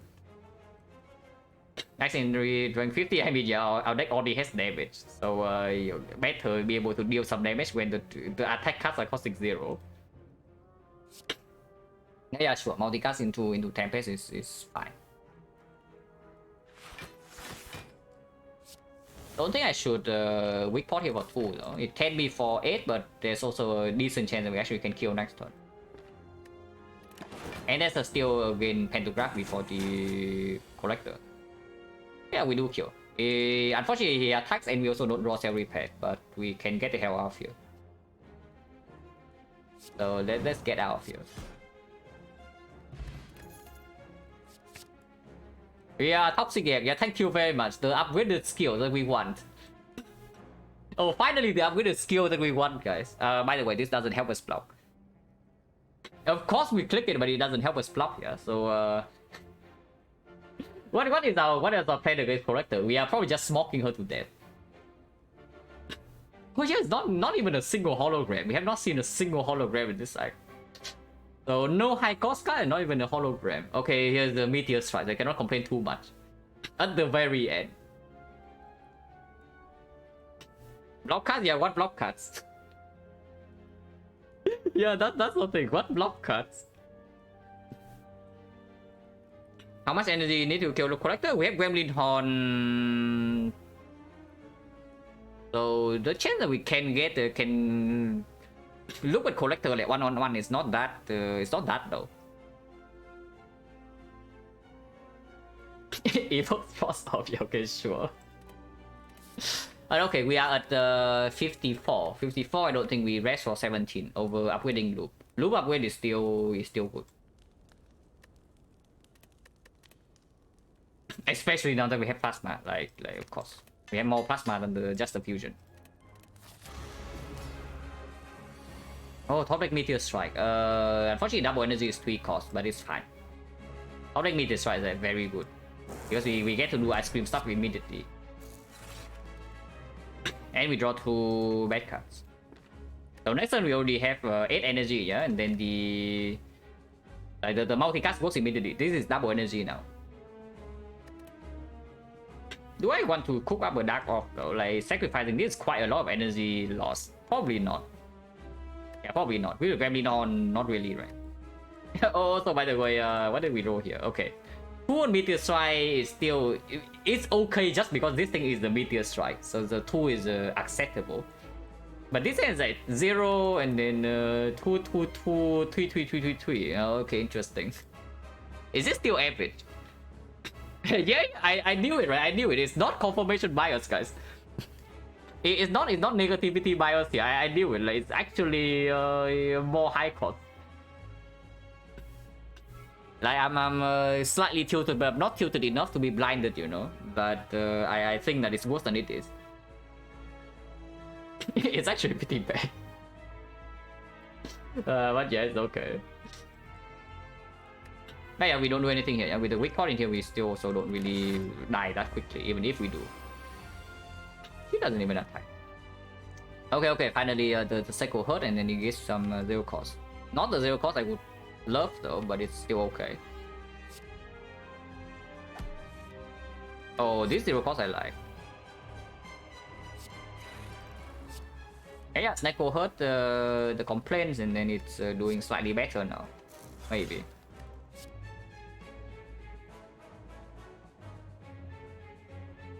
But yeah, if our deck has slightly better block cards, like we are in we are in some pretty silly territory here. Because the moment we get to do our Meteor Strike multicast, we are just infinite energy.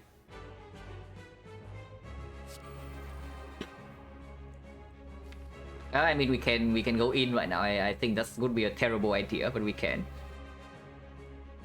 When do we do Tempest? Not now, because it doesn't actually kill. If it doesn't kill, it kills my Frost Orb, and it also kills all the energy to replay the Meteor Strike. It's just like one of the worst ideas possible. So let's not do it. But this fusion I will play. It's only costs 1 energy, and then it gives me a potential multicast on it again next turn.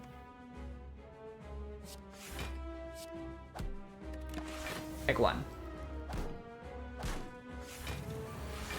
Yeah, now basically we can just play every card that we draw. And yeah, you see, like because of the plasma now I can multicast it again.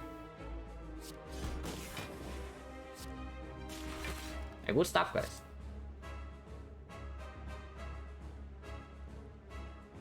Oh, by the way, without the modded spire, without like an actual mod for this, like you cannot speed this up. This is the maximum speed already.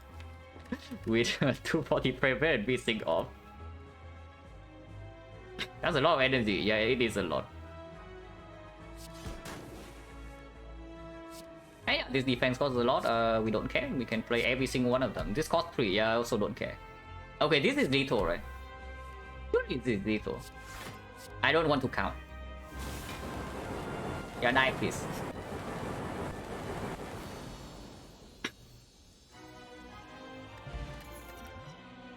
Oh, Thunder Strike without a Tempest. Oh, now we are talking, guys. But real talk though, is that good? We do have 2 strength. We do have 2 strength, yeah? So normally with only the Tempest, that is not a damage pen for the heart. But if you follow it up with a Thunder Strike, so we deal 200 with this. And then we deal another 200 whenever we draw into Thunder Strike. Amplify plus, yeah, pretty cringe. Not very interested, even if it's doing a little bit here and there. Oh, wait. It's Amplify Cell Repair, so it's actually plus 7 per 5.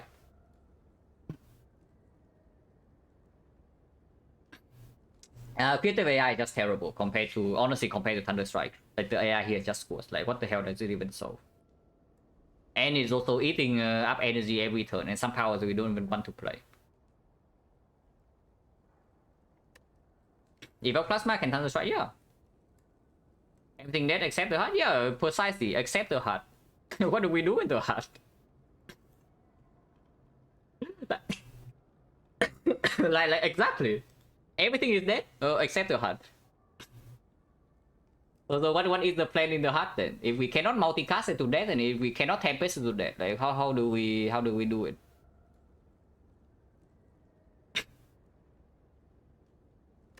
Yeah. And I mean, you don't get to pick Thunder Strike very often. Yeah, I already talked about it before this. Like, zero interest in clicking the calling bell.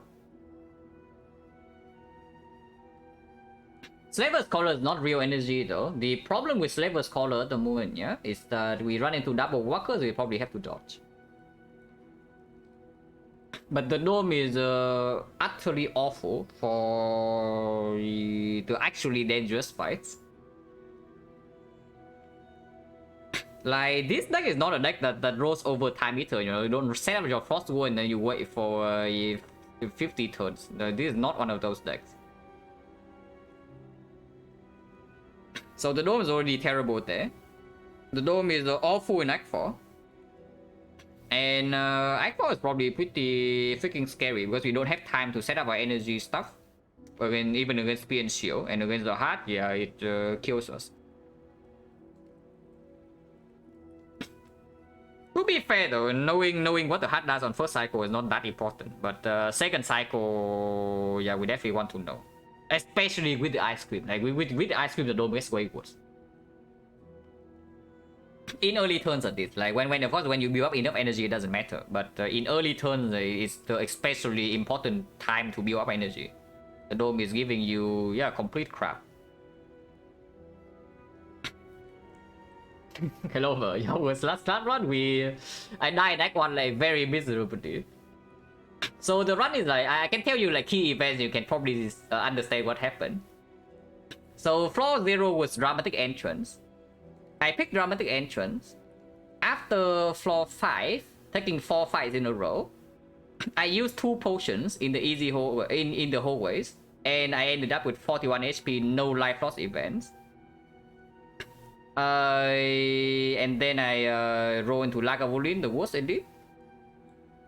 And I brick on the off turn on the Lagavulin, so I was forced to use the last potion there.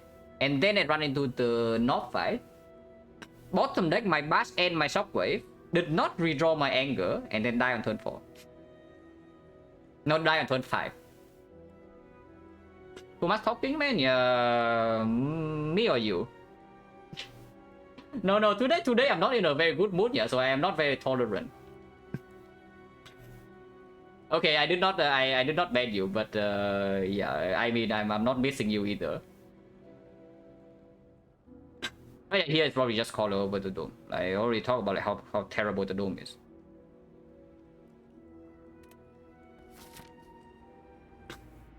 So the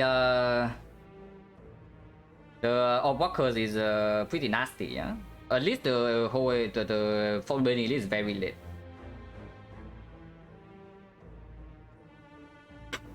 So where do we go? Upgrade wise, is there anything important? At the moment, I don't see it. Like maybe Thunder Strike, but yeah, no. As long the moment this deals damage is already enough damage. We don't need any more than that. If there's not Thunder Strike and there's nothing else to upgrade, like maybe the scheme you can say, but that is it. Like nothing else.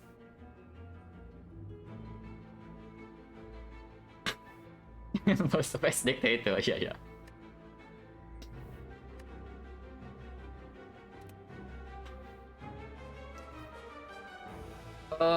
Probably this way, right? With Slaver's Collar, it's weird though. Slaver's Collar Toxic Egg. It is still better than the Dome, but Slaver's Collar Toxic Egg is like so weird. With the Self Repair, maybe are still okay, but I'm not that happy. There's nothing that actually speak of question mark except like maybe Tiny Chest. So what about Tiny Chest? This is way too many, right? 1, 2, 3. Yeah, okay, this is a chest, and then what? 4 here, and then 5, 6, 7. Yeah, 7. So we don't even get 2. And 7 is way too many. Our deck is not in any shape to take all events in Act 3 here. Thank you very much for the sub above in the 7 month. Appreciate a lot.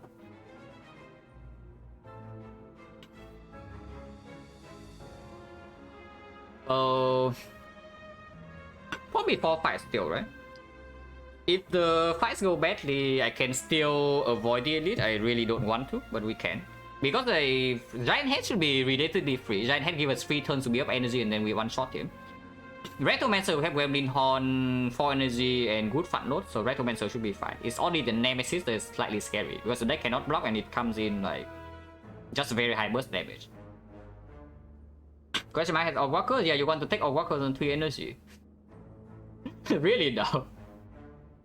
You want to take double walkers with a deck like that has like slightly slow offense. Like our damage is only coming in on like maybe turn 3, you know. No block whatsoever. And 3 base energy. Or you want to fight double walkers? Yeah, let's take the fight with the Toxic and we need block cards. And there's not enough gold to go to 2 shop in this act, right? I guess you can see after this. After 2 fights, if we say something terrible has happened, maybe we can go here. And avoid 1 edit. Otherwise, this is the only shop we go into this act. Running of workers out of the downside, yeah, sure.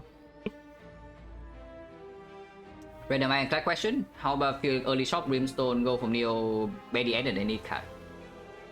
That is one of the... yeah, we could be here 2 hours answering that. But honestly, that's one of the hardest questions.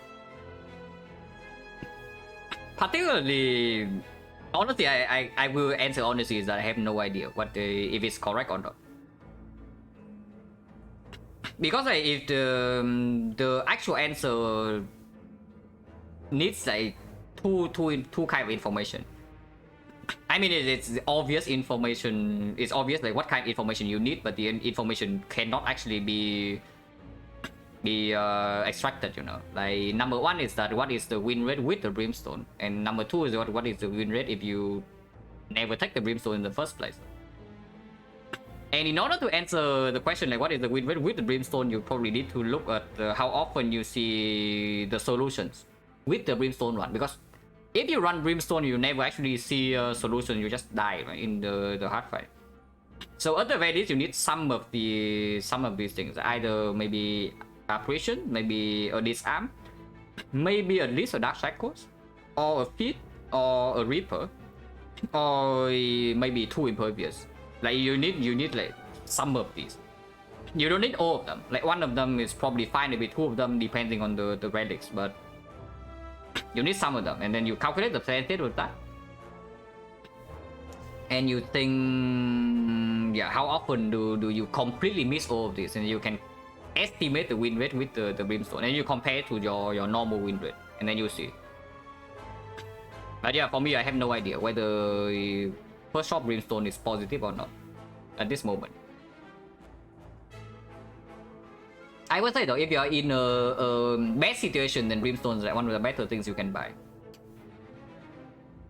If your deck like completely sucks, Brimstone is definitely one of the better things you can buy, because suddenly you can maybe go aggressive and then find stuff to claw back into the run, instead of just you're dying every floor. Brimstone max heart and book scary, not so much for the book. Like if you think about it, like how much damage does the Brimstone actually make you take in the book starting fight? Because if it just gives you one turn kill earlier, you know, just compare. You kill the book starting on turn 3. The other line you kill book starting on turn 4 without the Brimstone. That is already blocking for you like a free 24. So does the Brimstone give the book like 24 damage, or does it not? It definitely does not. Hello, Doris. Yeah, finally playing the good character, yes. But heart definitely, because the heart, it just gives the heart way too much damage. Is the thing. It's times 15 and not merely times 3 like the book stopping. Yeah, we start these two fights and then we see where we go. You know?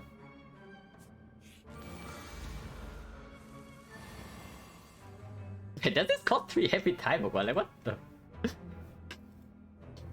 We just consistently top decking this thing and it just cost 3. Oh yeah, fun times ahead, yeah. And then again 3. Fun times ahead, we are probably bleeding like pretty heavily in every fight until we actually see block. If we don't see block, I don't know what we are doing. Maybe we're just resting here, we're taking the elite, but could be something we do.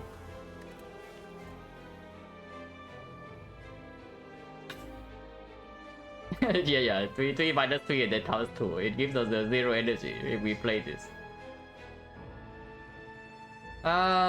Take 19 moment or what?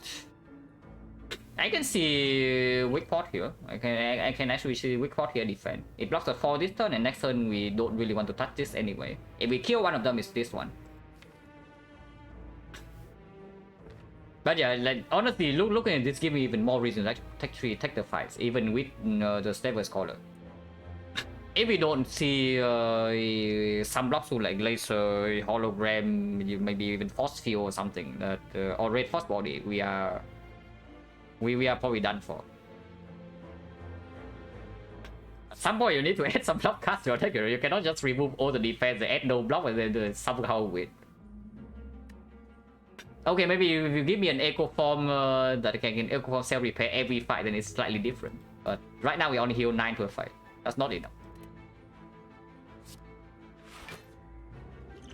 Yeah, I can see weak pot here.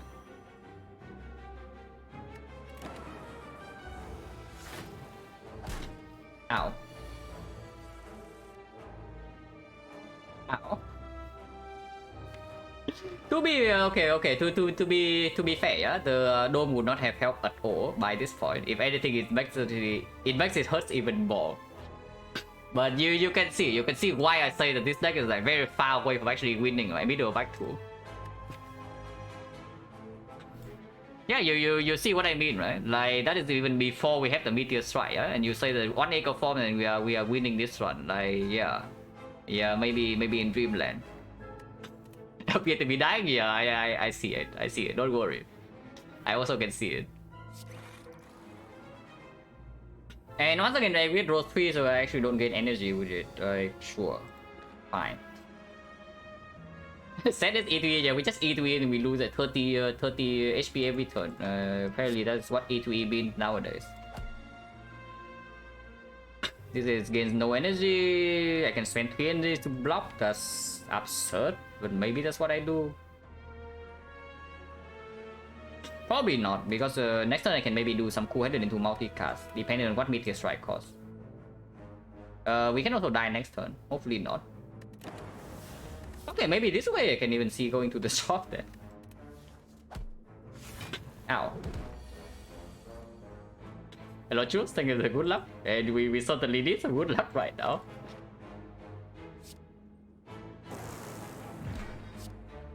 I do want forcing fun, right? I do. Okay, finally our deck functions on turn 3. Took a while, yeah, but finally our deck functions. And I see no reason to multicast this plasma. Maybe there is. We can draw a lot.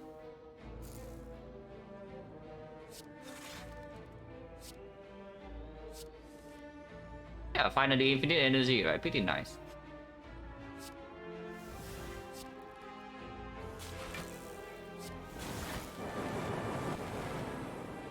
Yeah, only took 4 turns, guys. This is exactly what I was talking about. Like, our deck has no block, and then our damage only comes in on like turn 3 or turn 4. So double walkers, they probably smoke us like instantly. Yeah, thank you very much. Upgrade the skills, upgrade the block cast. Oh, I love block cast, guys.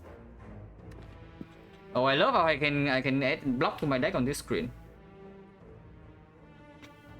Rebound is a way worse hologram. It is not even close. It's like way worse. Rebound Meteor, yeah, unfortunately that is also what I might be considering, but probably not. Because I think when we draw into the Meteor, the quote-unquote good portion of the deck is already happening. So the problem is that we don't actually draw into Meteor that early, you know. Cold Star minus, yeah, Cold Star minus amazing, and honestly, we might actually pick it. Because the deck at the moment has only 2 frost, and it does have a little bit of focus. It is blocked. It is blocked. Any frost generation that we can put in the front so that we can multicast is potentially a burst of block. Rebound the block, I can say defend again. Yeah, so defend minus. Yeah, sure. That is very sad, by the way. Oh, single blocker. So let's see. Oh, this fight we smoke this guy. Oh, we destroy this guy like, immediately, guys. So surely the double walkers is like a joke, right? If we kill one like on turn 1. Okay, we don't want to kill it on turn 1. We want to play Cell Repair, but this fight should be okay.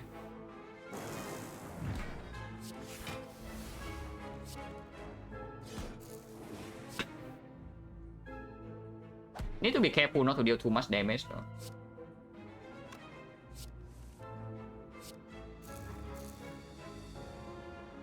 This kills. I need to draw Cell Repair. I mean, I want to draw Cell Repair and bad news, guys. Bad news, guys. We cannot block next turn, no matter what this guy is doing. We literally cannot block next turn. So either we draw Cell Repair next turn or we are forced to kill. Oh, blocking 21 or 16 way too hard in Act 3. Actually, not possible. Oh, how did this happen, man? No, really, how did this happen? Not sure, like, can play this. And yeah, I can also play this, doesn't matter. We have enough energy already. Okay, Cell Repair, please. 6 out of 14. Oh, thank you. Oh, plus 7, guys. It's just like that.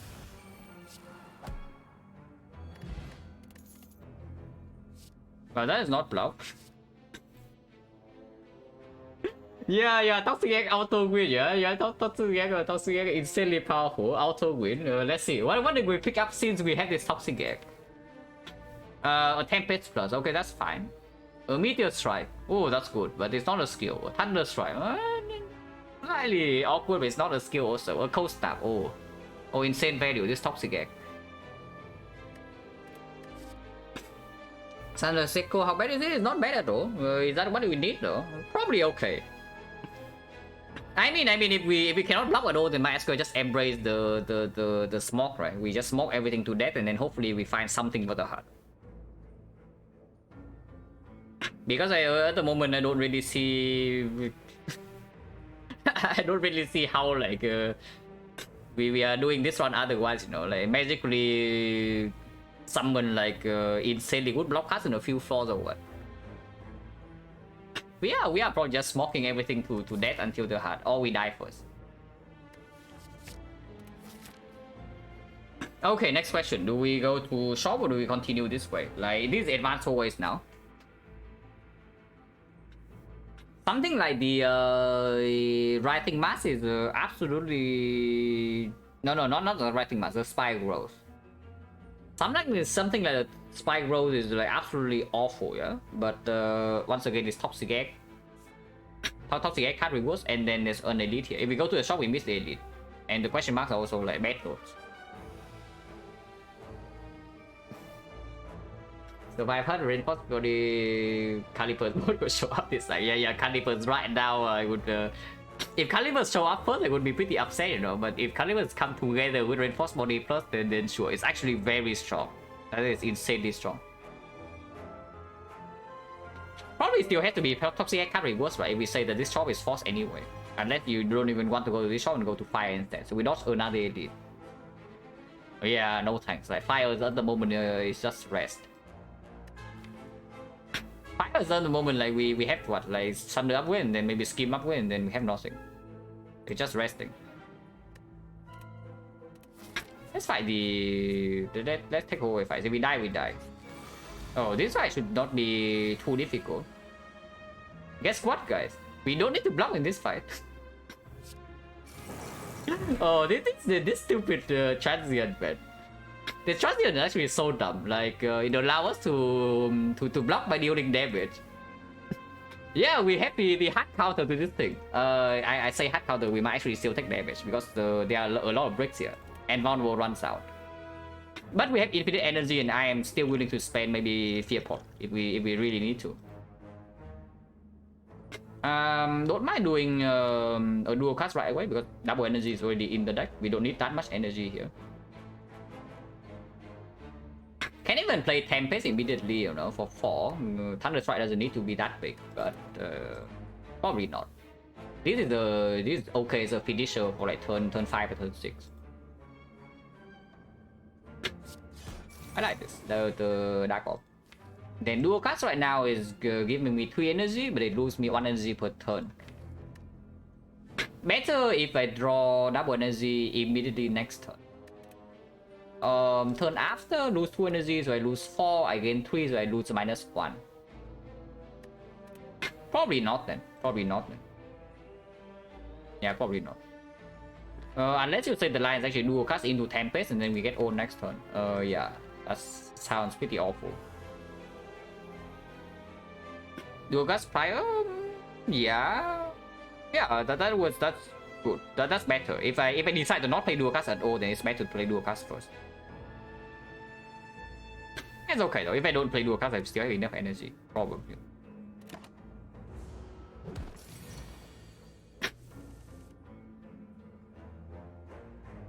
Okay, are we good here or what? Like this is not enough damage. Yeah, this is not enough damage, guys. Unless I potion, because I did not play Tempest last turn. And they all roll 3, yeah? So we don't have infinite energy yet.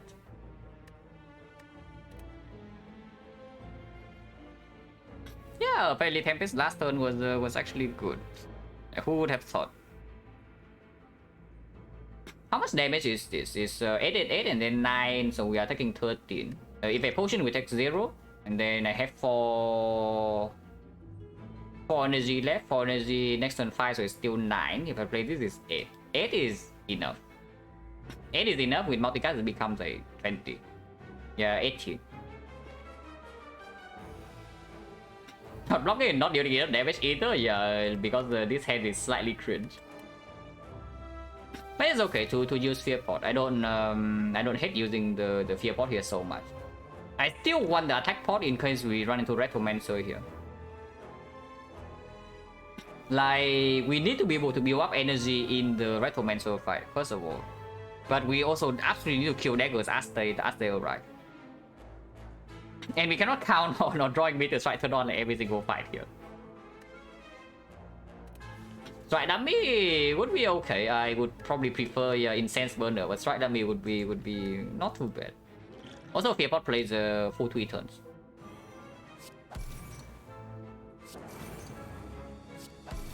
Still taking damage, by the way. The fusion just rotating off, it doesn't gain or lose anything, but it makes us evoke this dark slightly faster. I do want to play cool-headed into multicast to gain energy if I have to, so probably don't even play this fusion. Yeah, one is not. Okay, so multicast immediately then. And yeah, now we actually have infinite energy.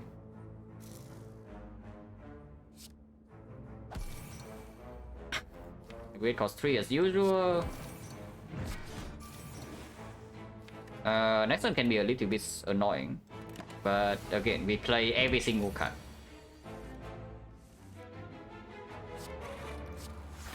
Cell repair is already played, right? Okay.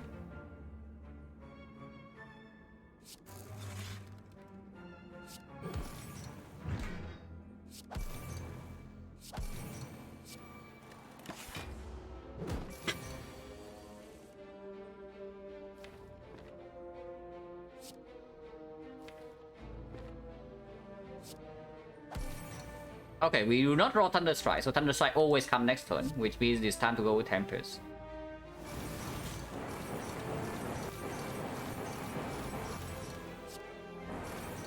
They don't need to do that, but Thunder Strike is already maxing out, so we don't really care.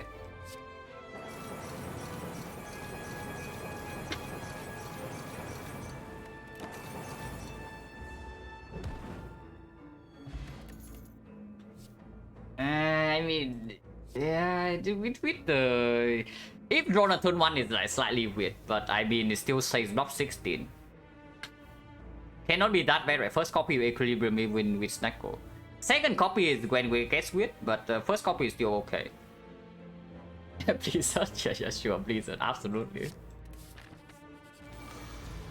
Ah, one strength. Oh, one strength, guys. Like, did this guy think that he's cursing us?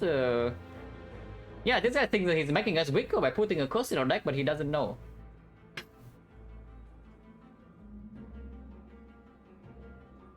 Hello, Stable. Yeah, I cut today was pretty short because we died in Act 1.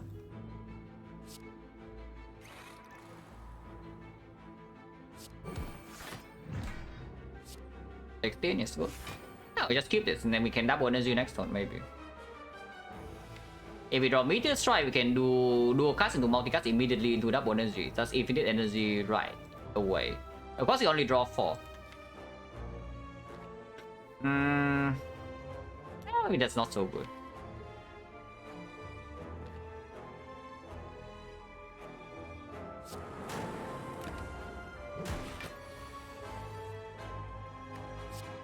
Okay, we do have infinite energy. Can we block this hit is another question, but energy first.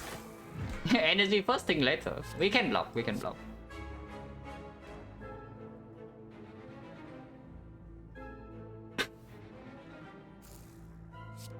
Okay, so the moment we draw to Tempest, this thing is toast. Will it be next turn? Pretty likely. We have plenty of card draw in here. So we just need to draw into Tempest. XecnaR is not negative, it's just that when drawn on turn 1 it can be a little bit weird if the rest of your hand is like really bad. Especially when you don't have other block cards, it is the thing. If this is like one of your only block cards in the deck, yeah? You draw into it early, you're being hit, like what do? Like, do you play this card and accept that your next turn is terrible? Or you just accept like minus 16? Like, lose-lose situation, right? We can reroll this, but I don't see a reason to.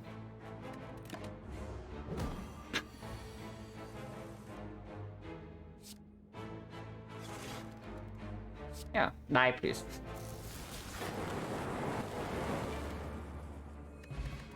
Oh, smoke bomb. Oh, insane. Thank you very much.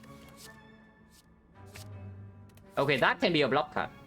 Eventually. Now, where's my hologram? Where is my hologram? Yeah, one hologram, please. I mean, Glacier would be good too. Reinforced Modi would be good too, but hologram, please. Yeah, thanks, Toxic Egg. Yeah, thank you very much, Toxic Egg. Appreciate it a lot. Oh, thank you very much, Events. Oh, insane.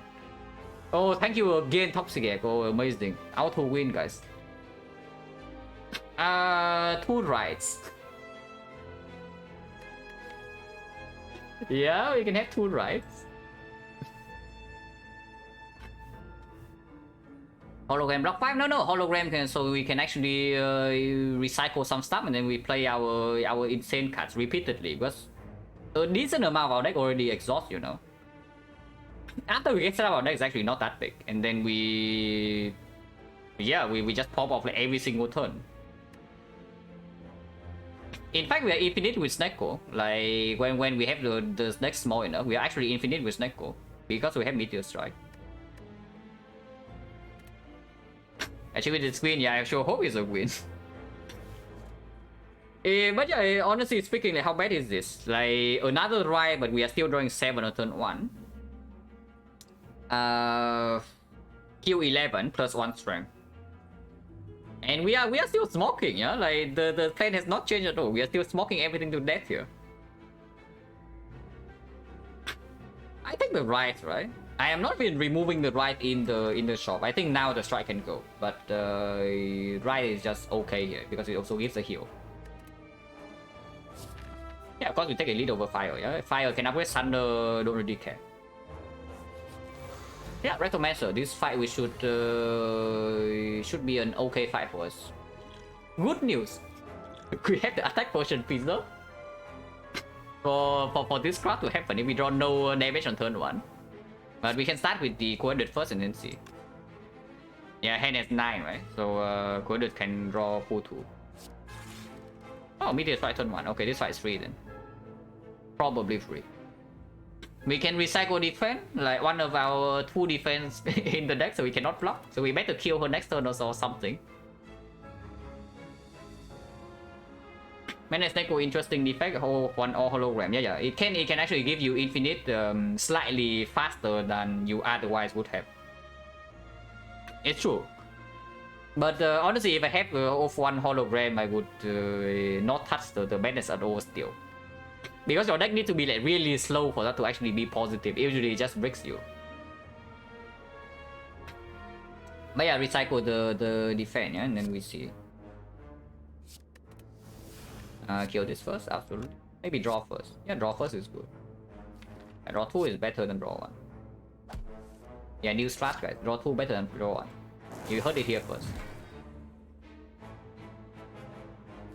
Can Tempest right now into Thunder Strike next turn potentially? That kills all the energy. Or we can accept the infinite energy and just continue. And we had a run with 2 rides? Yeah, absolutely. I mainly play silent, you know. So of course I have 2 rides before. The circumstances is like pretty similar. I have Nuvu though. I click Mausoleum anyway, and then I see Active Madness, and I can use a heal. Yeah, sure. 1 more rise, please.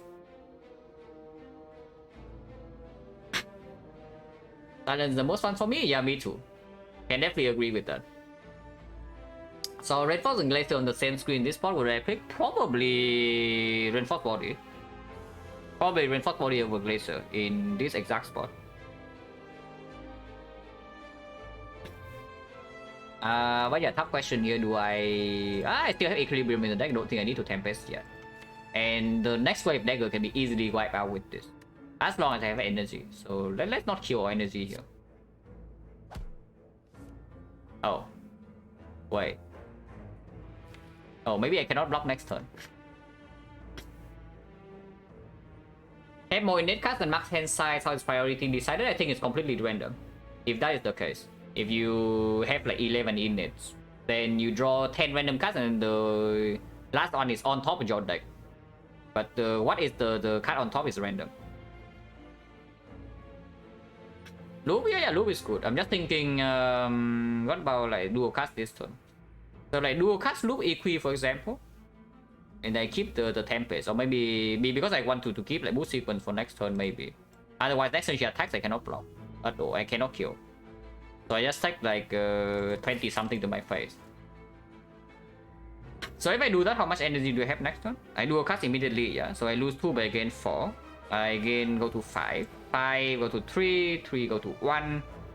And then I hold 1, 2, 3, 4, 5, 6 cards.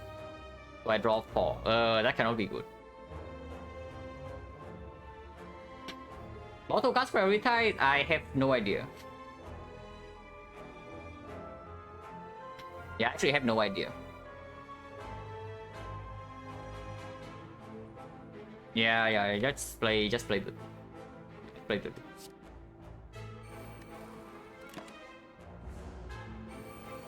Oh, she does attack, so we get on this turn.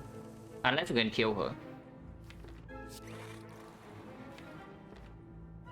Thunder is a clean kill, but I don't know whether that's even good. The only way to kill her is to multicast a Dark Orb right now. And even then, we need like 20 something energy for it to happen. Probably not happening then.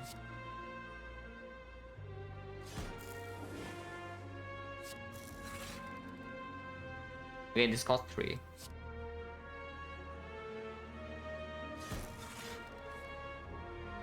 Yeah, probably not happening. We just eat this hit.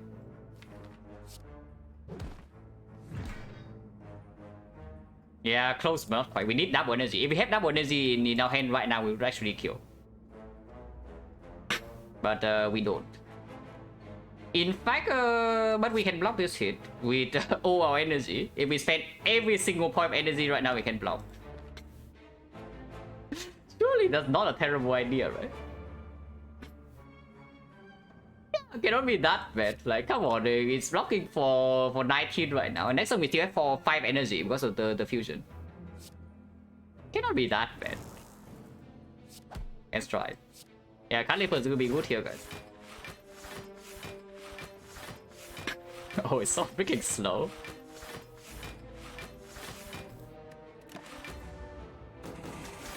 Oh, recommend sir, please stop attacking. At least aggregated is good.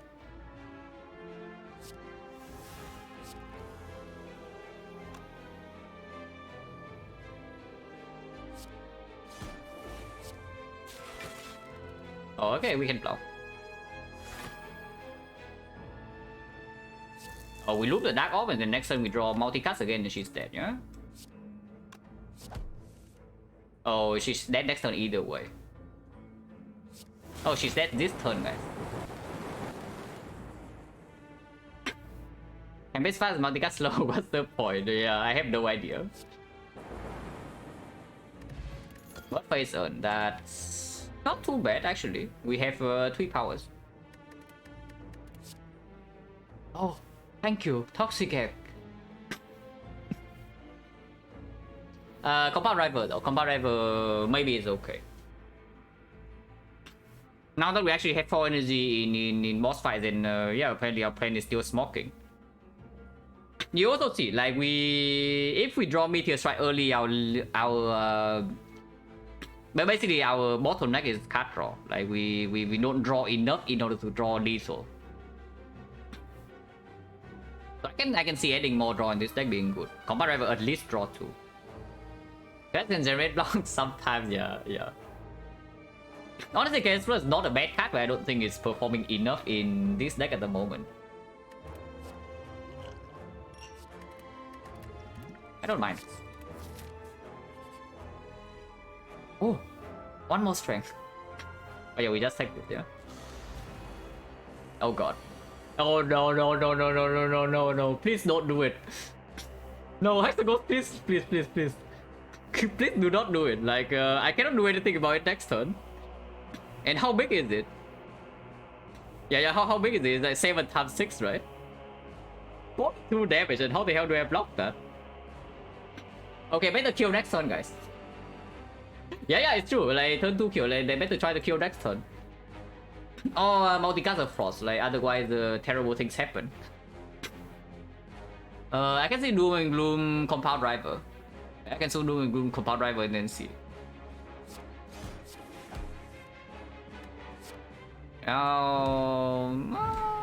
No Meteor Strike this turn, but maybe it's possible that we can kill next turn. Of course, I never play Equilibrium, yeah? And here you see. Here you see what I was talking about. Like, imagine, yeah? Imagine we are being hit right now for 20 damage. Like, do you want to play this Equilibrium or not? So Equi on Snecko is positive, but only if it is not like the only block card on deck, you know. Otherwise, it gets like super weird sometimes. Oh, it's only 6 times 6. 6 times 6 is fine, man. There is no way to block this. If we have slightly more of this turn, we can put Frost in front and then we can multicast. But here, yeah, no. Here we cannot block, so we are just eating this hit. We do have a decent amount of heal though. We do have Burst Phase Earn, we have Blood Vial, we have Cell Repair. So we at least heal 2, heal another 2, heal another 7, that's 11. If we save the power for later, we can heal more. Attack potion for what? Attack for meter strike turn 1? No, like there's still a chance that we can block this turn. And there's actually a chance that we can heal this turn even. And even if we get hit for big, it's not that bad yet. We can heal. We have sustain. And no need to panic. No need to panic yet.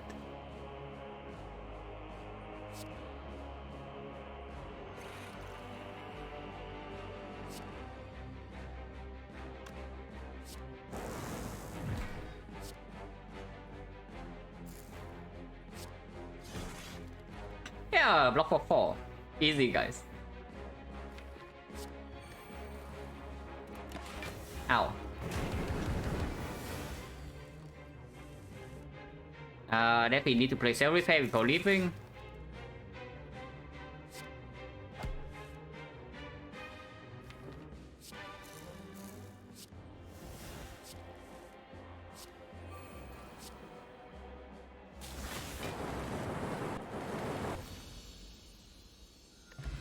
Prayer Wheel. Oh, Prayer Wheel Toxic Egg. Exactly on time, man. We still go to 0, 0, 0, 0, 0.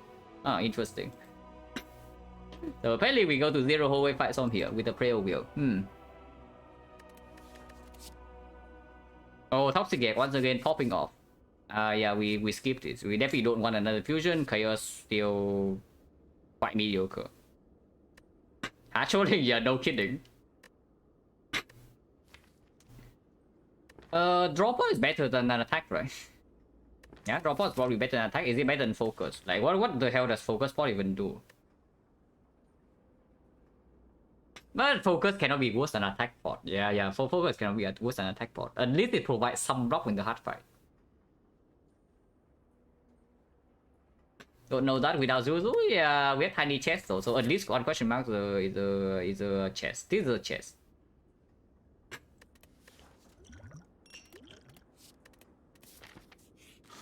Oh, the fight of the gods, man. Oh, the fight of the gods. If you don't get on here, like this thing can completely destroy us. Hopefully not, but we get finally on turn 1, and then we can play it. Yeah. But hopefully this thing doesn't completely own us on next turn. That's rude. I guess it's fine.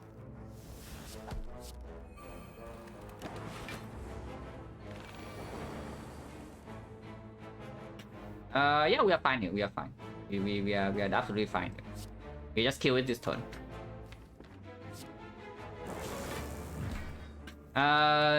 Defect is like one more hit, yeah. On 2 more HP.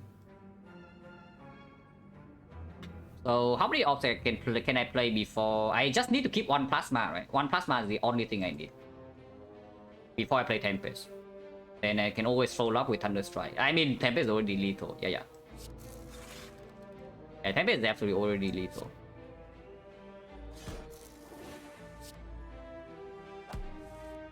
Okay, no defect, so we actually lose a little bit of HP here, but it's fine.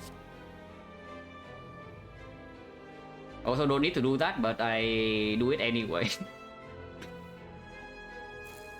Oh, could have blocked this turn, but then yeah, next turn is better if we block this turn with the multicast. Yeah, that's just stupid. Like for 2 HP.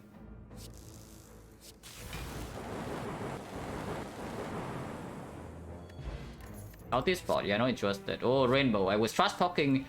Somebody was talking about like Rainbow versus Glacier Plus. Like, who do I like to pick? And I say this card is like trash of the trash, and it's here.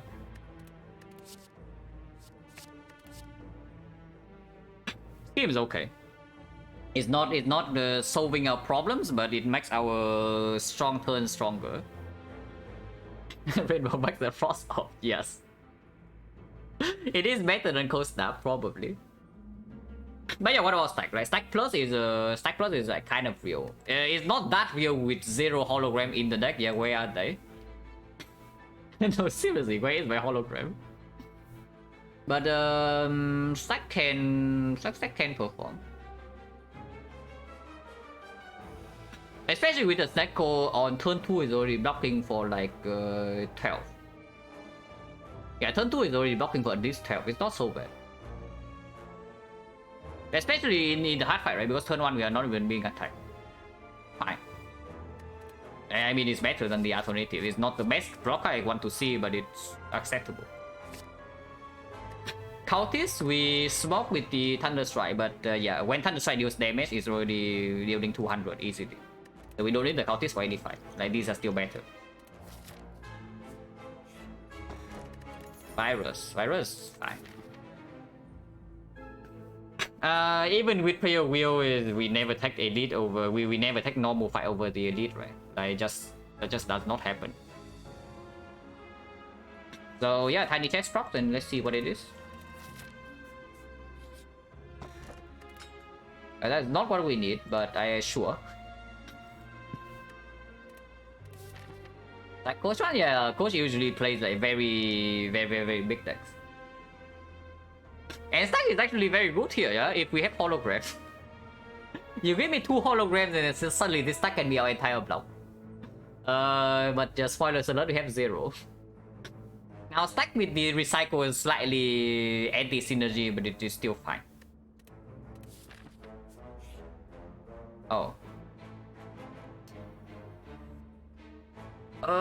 Yeah, we are very healthy.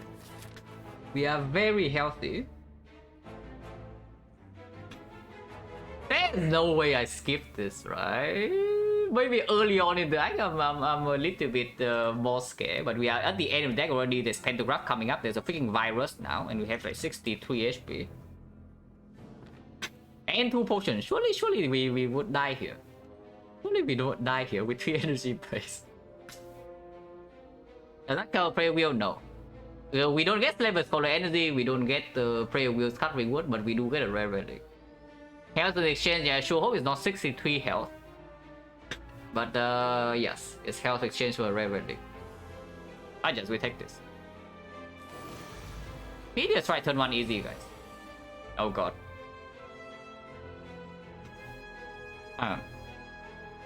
We have some problems. We do have some problems because Tempest as the finisher is already in our hand. And apparently we roll all 3s here. That's yeah, not what I want to see. End turn and take 32. I see end turn and take 32. Playing Tempest right now doesn't matter anymore because Thunder Strike is already passed. Echo's Brutal, is it still quite bad? No, it pivots back to like being average cost-wise. But of course, like in an important fight like this, you remember the bad turn. Monica's Foundation, we do have Thunder still though. We do have Thunder, we do have Draw Potion. So we can maybe do some Meteor Strike to chaining energy. And then just killing them with physical damage. We still have 3 strength, do not forget. Now I should play this Doom and Gloom, right? This is like 25 AoE, it's big. Yeah, it's really big. Like this 25 AoE damage. And you give me a Dark Ops, so the Meteor Strike is dealing another plus 12 immediately. Yeah, I should play this. I don't think I should spend 1 energy on the self-repair, I'm actually scared of dying here now.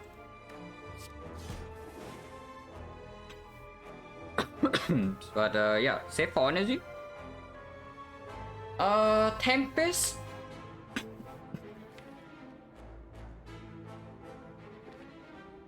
In theory it's good to play Tempest here because it cheats 1 energy. But in practice I don't know. Because if I play Tempest right now for 2, maybe evoke 1, evoke 2 lightning. So we do if it hits it's minus 14, we go to 60. 60 and then this is in front. It's 12 next already. We have 3 energy. Multicast is only casting for 4. So it's not quite enough. But it does open up for some Thunder thing maybe. Focus Pot probably if I use a potion here, draw pot. But I can see Focus Pot being pretty decent in this fight as well. It all depends on what we draw next turn. Maybe draw pot is still stronger for Act 4. Yeah, draw pot is probably still stronger than Act 4. Like especially in Spear and Shield. In Spear and Shield, like Focus Pot is not going to do anything, but drawing 3 more cards can be a difference between taking 60 and taking 0 in that fight because we just kill them instantly. Yeah, I really don't want to waste draw pot here if we can. So I can see opening the focus. Still need to go Nemesis? Yeah, it's true. And we cannot lose this, yeah. I mean we can lose this, but we cannot go to the fire because yeah, shop needs to happen. Like freaking 500 gold.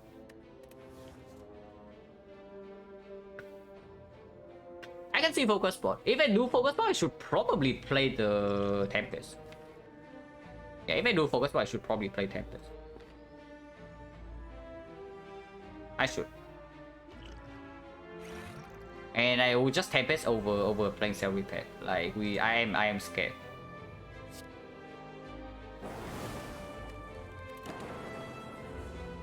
Ow. Well, good news. We are probably not dead in this fight. Now this is not an amazing hand, but it's good enough. But yeah, dual cast, right? It's not multi-cast. I dual cast 28 on this thing, and then we just kill it with physical damage. Can't even do this first. Like I want to evoke Frost now. Like I want to full block.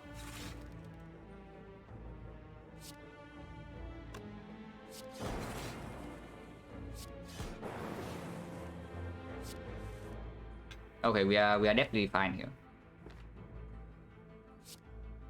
This kills right away. I want to get more. No, not right away, but it's next turn because now we no longer can block. Probably still good. Evoke 2 is not enough block, but we can play defend afterwards, and there's a stack. Very good.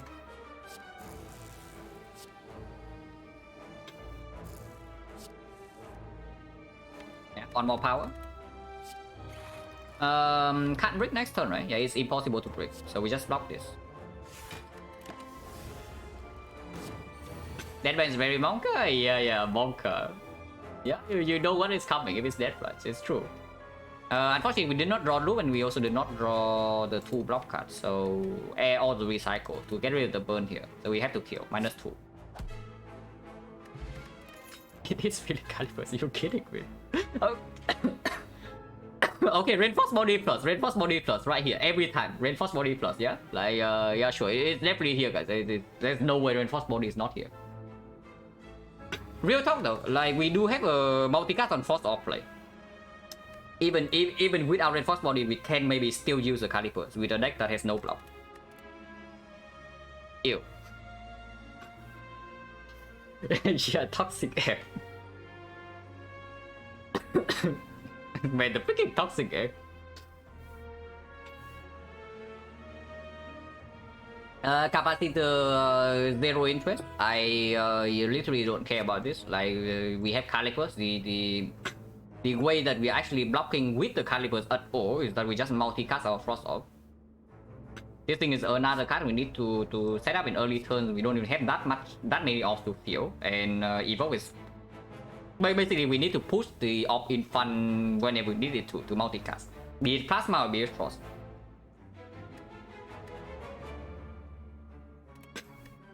But yeah, this Thunder I don't really love, right? Thunder minus, now we don't need a second copy, so we just skip this. No potion back. So elite on 33 and then burning elite. This cannot be Retromancer. And if this is Retromancer, we're actually fine with because we have Gremlin Horn. I really don't want to see burning Nemesis. And we still need to do, and giant hand is free, right? So either I get Nemesis here, and this cannot be Nemesis, or we get a free fight. Yeah, let me take elite, because what is this anymore? Like, we already run into My Bloom, End of Walkers. So this can be falling. It asks for freaking Meteor Strike, I don't know, Meteor Strike, Defect, double energy or something, or multicast. And then we are like extremely sad. Not that sad, we can give Defect. This can be Red Mask, like completely empty node. And yeah, compared to Elite, we do have energy here. Let's just take the fight. Okay, hopefully this thing doesn't kill us. It can kill us next turn. Yeah, it can kill us next turn if we choose to. Just saying. We can start with Quedded though.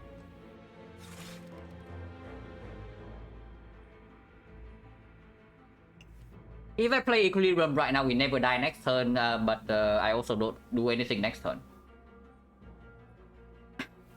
We have Carnivores, yeah, sure.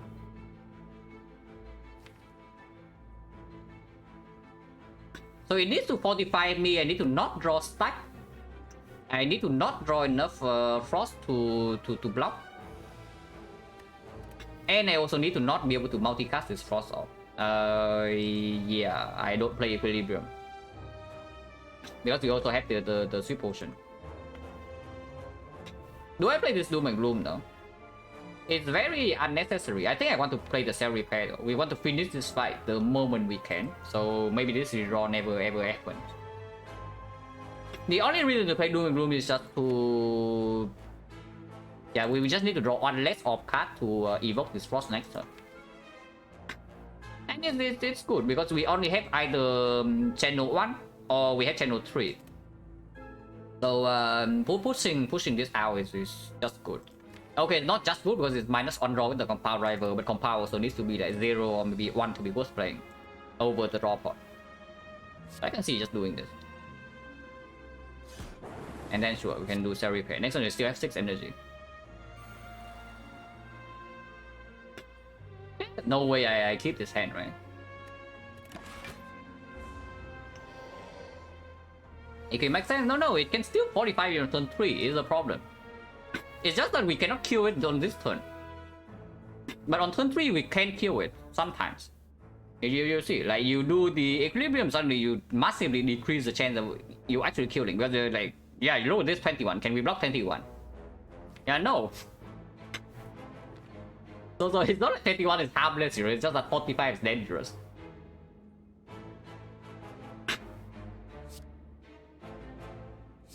Oh, it's definitely good. Recycle Thunder Strike now, I guess. We can recycle Fusion. I want to loop this deck. I want to loop this deck because Multicast is still in here with the double energy. So I don't play Fusion. If that's still in here, recycle Fusion is fine, yeah. Yeah, thank goodness for Calipers, indeed. And should I block 5? Do I block 5? This thing is 18... 30 next turn? 30 next turn... Yeah, if I draw into Multicast, it's dead. If I draw into Multicast, it's already dead. Ow. Yeah, with 45, I still am not dead, by the way. Well, that's good. So no Multicast and also not enough block. We can do compound for 3. And then it's still enough if I multicast. Okay, it is. We can kill right now. That's good. Guess what? Like, why do we kill turn 3 here? Exactly, because I did not play Equilibrium on turn 1. Otherwise, we take another hit.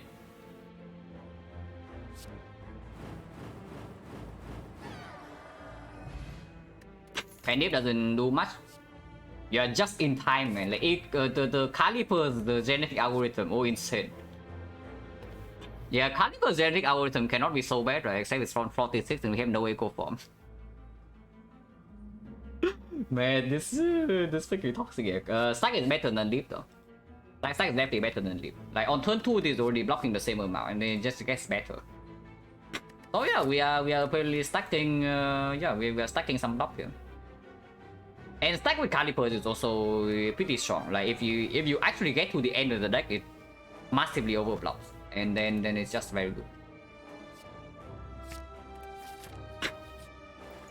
Okay, what do you have for me? Yeah, nothing. So good news that we have another shop, guys.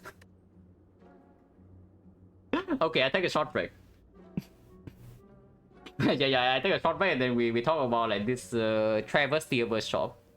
Okay, for to be fair though, this is full heal, but yeah, we talk about it later.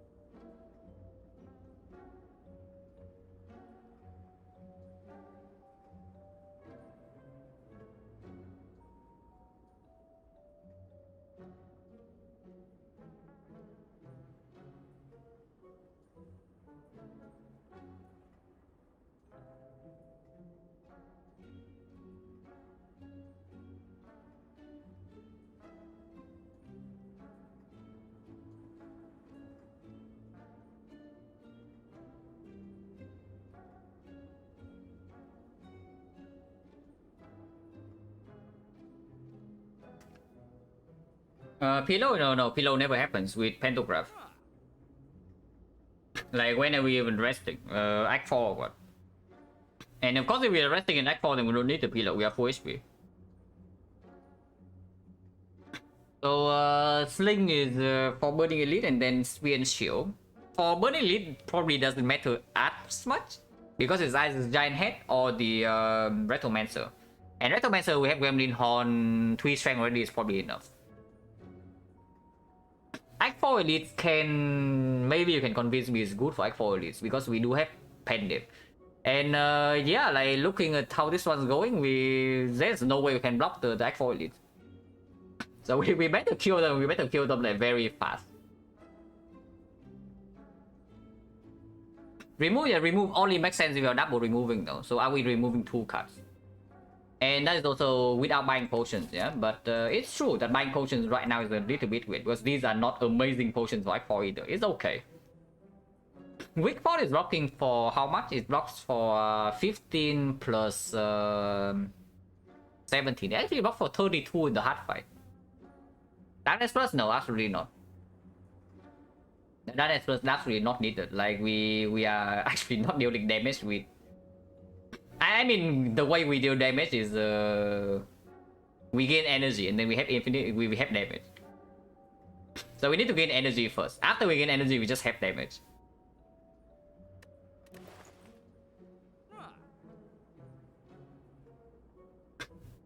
Yeah, we could actually blocks for like 32 in the hard fight. Is that good enough? That's kind of strong, you know. Of course, it risks the chance of throwing away potions, and it also probably means that I don't remove here. Because if I buy the weak pot, then double remove doesn't make a lot of sense. And if I never double remove, then I should not remove here. Buying weak pot and leave is so weird, but maybe that is our play. And then I just do draw pot on the spear and shield, and then weak pot in the hard fight, survive first cycle. Maybe do some stack to gain some block, and then kill it very fast in the second cycle. Maybe third cycle. Hey, that's not so bad.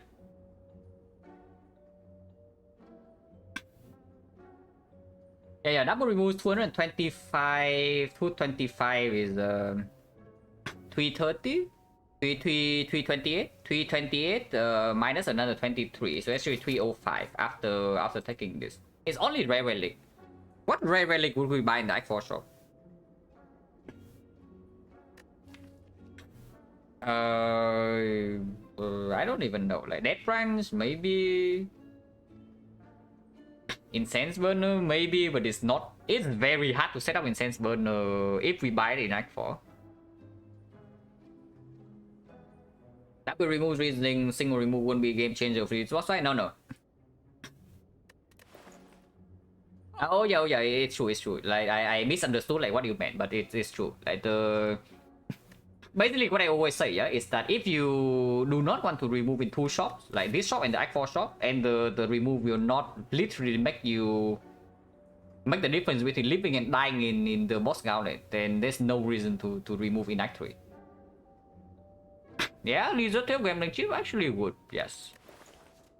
Is it actually weak for and then pass? Like that's so crazy. But we do have a decent amount of rare relics, like 1, 2, 3, 4, 5 here, and we see 6 here. So it's not that unlikely that we see a good rare relic in the Act 3 shop. I do want the weak pot. Like at some point, like the heart actually needs to. We need to survive 2 cycles the heart fight. Like somehow, I don't know how, but somehow. Now, they're not just that. We also have 2 drives, so we know that they are always tossed away, and we have stack. Like gambling chip stack actual real synergy there. But I will just take this right now just for the heart. It is good enough. Like unfortunately, we are playing a character with no weak application. This thing blocks for like 37 here. It blocks as much as the freaking Clockwork Souvenir, and you see people buy Clockwork Souvenir and Act 4 like all the time. Secret application, no, we are not buying gold for the ice miners with our hologram. Yeah, it does not happen. 500? Yeah, exactly 500. 400, 400, 430. No, that's still enough. Yeah, that is still enough. Like, what have we been talking about? The assumption. Not assumption, but the basis is wrong in the first place. Because even if we remove it here, we still have enough to buy rare relic, so we can decide into Act 4 shop. So the threshold we think about is like 430 and not the 310 or whatever. Yeah, we are actually talking about like 430 here, so of course we remove. So what is the remove? Right.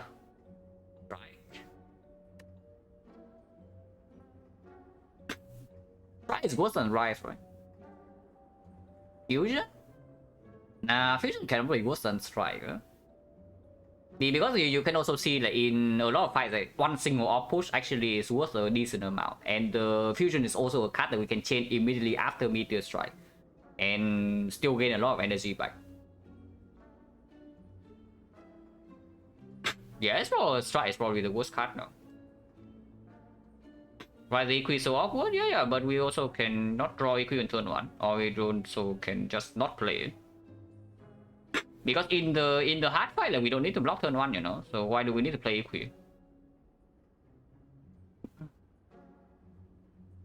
And don't forget, we have plus 25 here, plus 27, plus 34, and with whatever healing from both phases in the elite fight, so we can face tank a little bit as long as they die fast enough. Yeah, I would remove strike. Yeah, in Act 4, I would think about it, but maybe it's time for another defense to go. I don't think we remove both defense here, though. That's like that's going a little bit too far, but maybe it's correct. I don't know. Yeah, honestly speaking, like zero cost defense, zero cost strike, like what is worse? Well, what is worse? Because we do have pen dip, so strike has way more play potential. Pen dip shuriken. Oh, maybe there is another defense remove. If defense is complete trash, right? Yeah, the defense is just like completely utter garbage. Yeah, why would I keep defense? Like, what is the reason? No fight goes long anyway. If the fight goes long and we have not built up calipers with the multicast, we are dead. That's the that's the short version. Oh, monkey? No. This run is anything except or monkey. Well, not anything except or monkey, but this is not your monkey force war. Like, we barely have any block at all. We are just smoking enemies here. Yeah, remove defense. Remove defense. Defense helps me not die 1 HP. Yeah, but what about the Panic Shuriken? That just completely sucks. Yeah, go away, defense. Okay, we never see Giant Head, which is probably the free fight. We have drawn all our powers. Yeah, where's my strike? Like, please, like, where is my strike? I want to strike now. yeah, like, I trust over strike. Like, where is my strike? I absolutely do not want to spend any potion here if we can. But can compile first, or I can do fusion first into compile, and then we only have one energy to play whatever we draw. Yeah, it doesn't happen, right? And these both roll 21, so it doesn't matter which one I hit. Okay, we hit turn 1 is good. Into meteor strike, that's like that's good. That is very nice. Yeah, fusion just energy neutral, so it doesn't gain anything.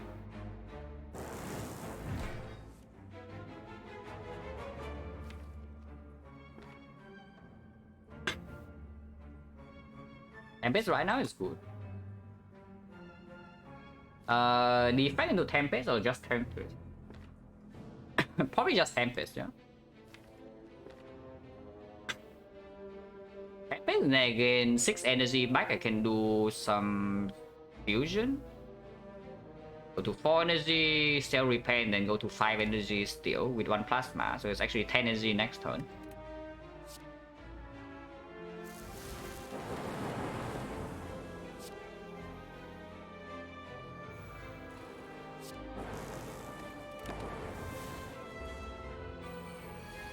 Oh, she really attacks. But it's fine, we have stack.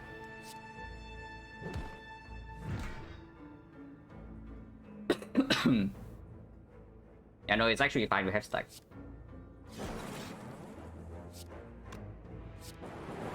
Oh, really? Okay, it's fine. Yeah, it's definitely fine. We are finishing this fight with no HP loss, probably.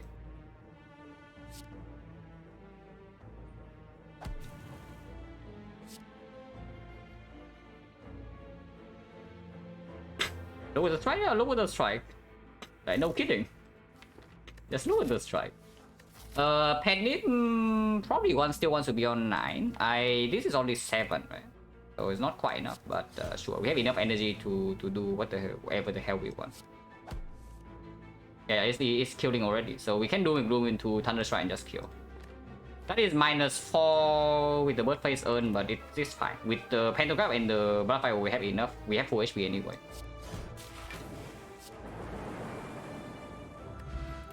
Oh, thank you. Finally. Hello, MG. How I can't run, we die in Act 1. Yeah. This is like the 4th time I told this story in Act 1. But we started with Dramatic Entrance on floor 0. I used 2 potions by floor 5. Took 4 fights, no life loss event. I used 2 potions. And I was at 41 HP after the 4 fights. And then I roll bad elites. I drew badly. I bottom deck both vulnerable in the north fight, the second elite. I did not redraw my anger at all, and then I died. So it was certainly one of the Act ones. It was certainly one of the Act ones of all time. Second double energy. Yeah, sure, I picked that. Like, not quite reinforced body, but sure. We probably try to use multicast as reinforced body then. And that story is still small up the bottom. Yeah. And yeah, we are full HP, yeah, with Pentagram and Blood Vial.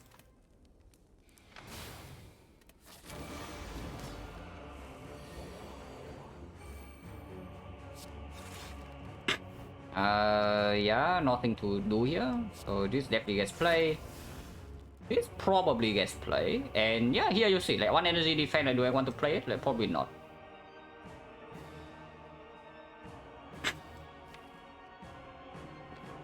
But low is good. Low is probably good. We can take a lot of damage here because of all this healing. Interesting looking run. Yeah, we have like basically no block in the deck at all, and this is the case ever since the start of Act 1. Okay, maybe not start of Act 1, but start of Act 2. Like, we have like 0 block. And we are basically just smoking everything to death here while losing a bunch of HP along the way. Oh yeah, loop and don't even play this defense. I want to save my energy, especially with 2 double energy now. I definitely do not pay 2 energy to play the defense. Do I play 4 energy to play the loop when it's not even on plasma?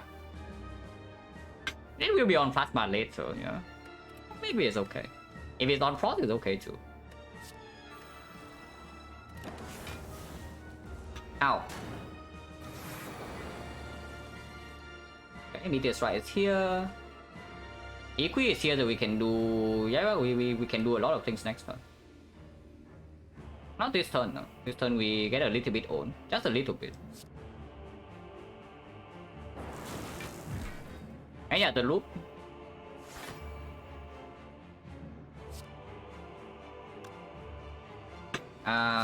This is negative energy, but I want to draw more cards next turn.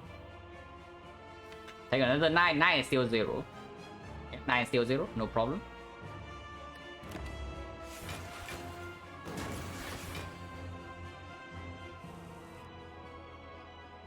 Where is positive? And yeah, look what stack perform. I kind of want to multicast the frost right now if I can. Oh, can I? Oh, I can. Wait, do I have a kill here? I mean, I kind of want to set up Pendant, you know, but do I have a kill here? I can go up to Lito. Yeah, like I'm thinking, like, we have like 32 here. Yeah, we have 32, and then we go to 31, 31 go up to 62, 62 lightning 480 something. Yeah, we have a kill right now. Penip not set up for the second fight. But we are full HP. I do kind of want to set up Penny for Spear and Shield. It's not that important for the second fight, no matter what it is. Maybe it's pretty important in the Awakened one just because of the minions, but we have Thunder and Meteor Strike, so they should also die pretty quickly. It's okay, it's okay. And I mean, I also don't need to kill yet. I can also draw first and then see what I have. There's another double energy in the deck, yeah? There's another double energy in the deck. I can draw first.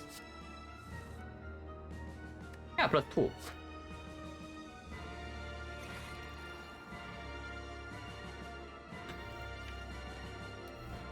Recycle the strike. And play Quaded. Okay, we can advance Penny a little bit here.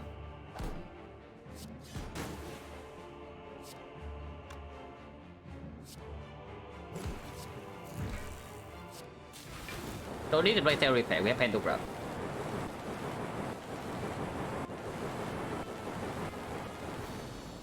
But yeah, good fight, guys.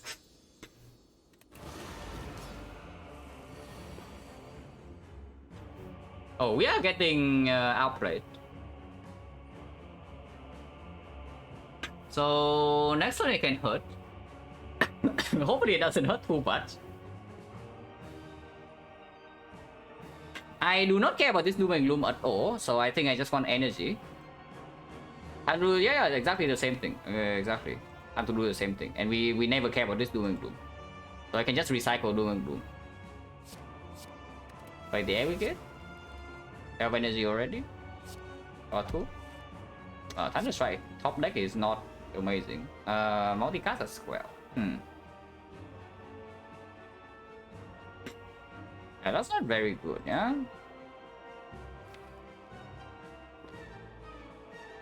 Tempest is still in, no?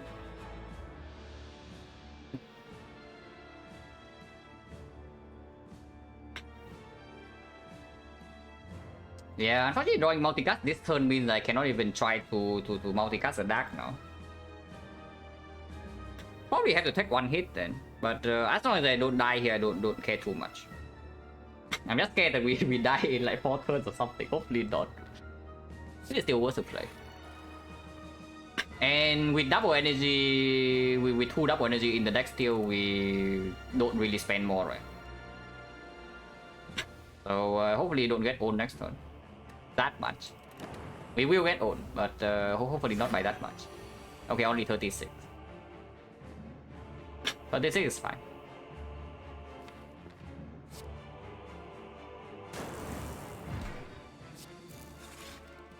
Energy number 1.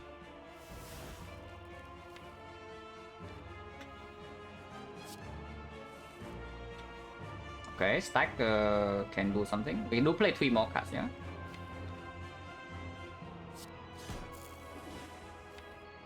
I do not want to draw Tempest this turn. I want to end him next turn. So probably just sell repair stack then. That repair right now is -2, but it's +7, -3 actually. It's -3. Thank you very much for the red zoom. I hope that the runs went well today for you.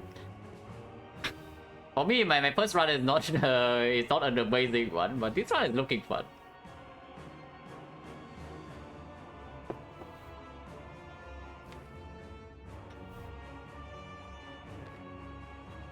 Yeah, this also gives me 2 more energy next turn for the Tempest and advanced Pendip a little bit. Maybe it's just better to do strike.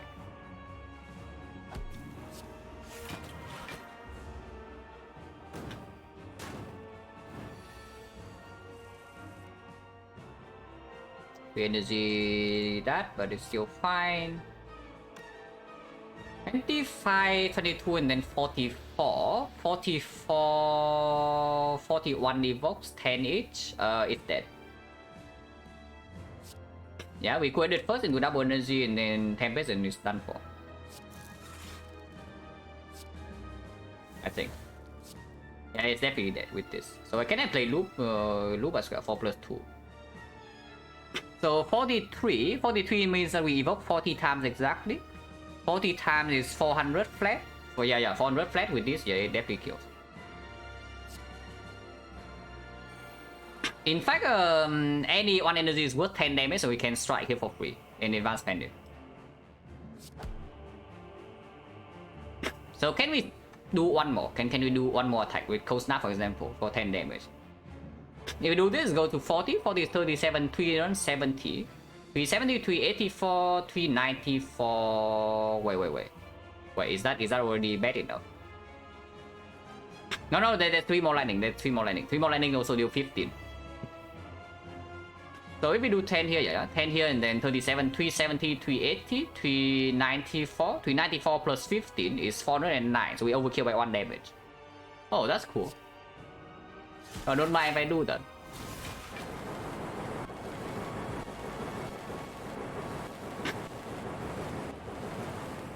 Right, I overkill by 11. Okay, whatever. 11, or 1. Same thing anyway. And yeah, Smoking Flame working out so far, right? Hopefully it still works in the Act 4 at least. because we probably need full HP in the hard fight unless we can get a multicast on Frost like quickly. Yeah, reinforced body would have been good a long time ago. It would still be good now. Thunder. Thunder scheme cool-headed. The Thunder upgrade is only for the spear and shield. The Thunder upgrade is literally only for the spear and shield. It's plus 8, but with the Penip maybe it's plus 16, and it can give us an earlier kill. Because we do need to kill them by probably turn 2. At least one of them. If not Thunder, then every other upgrade is just for after we get enough energy, and if that is the case, then we're already strong. Yeah, with Thunder, right? Over resting for 4.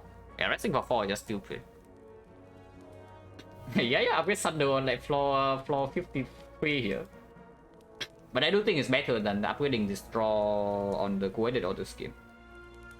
Maybe I'm talking myself into nonsense here. Maybe it is cool-headed upgrade. Scheme is sometimes awkward to play because with Snecko you already draw like 7. So chaining draw into Scheme or the Scheme plus itself is drawing exactly into 10. So you cannot scheme into chaining other draw. But the cool-headed plus you can also still play. And if we want to multi-cut the Frost Orb, we better have a Frost Orb in play in the first place, you know. And spoilers alert, we don't actually have that many Frost Orbs. We have 2 cool-headed and 1 Cold Snap, and that is our Frost. Yeah, maybe it is still better. Like if we do not Penip exactly Thunder, then the upgrade on the Thunder doesn't matter that much. And plus 1 draw can play for both fights. Yeah.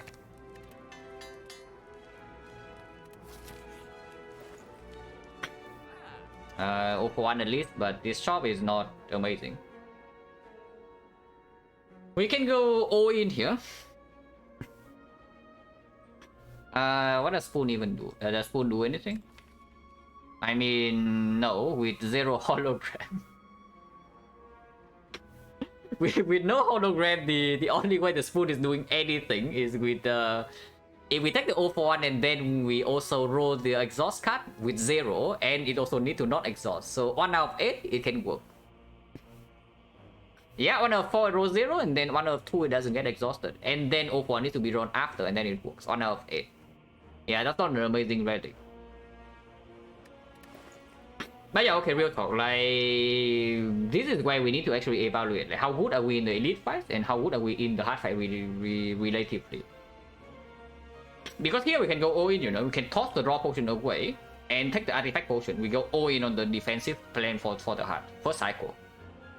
If we replace the potion with ancient potion, yeah, first cycle the hard is only attacking for like 48 in total, so we can never die there if we have enough HP.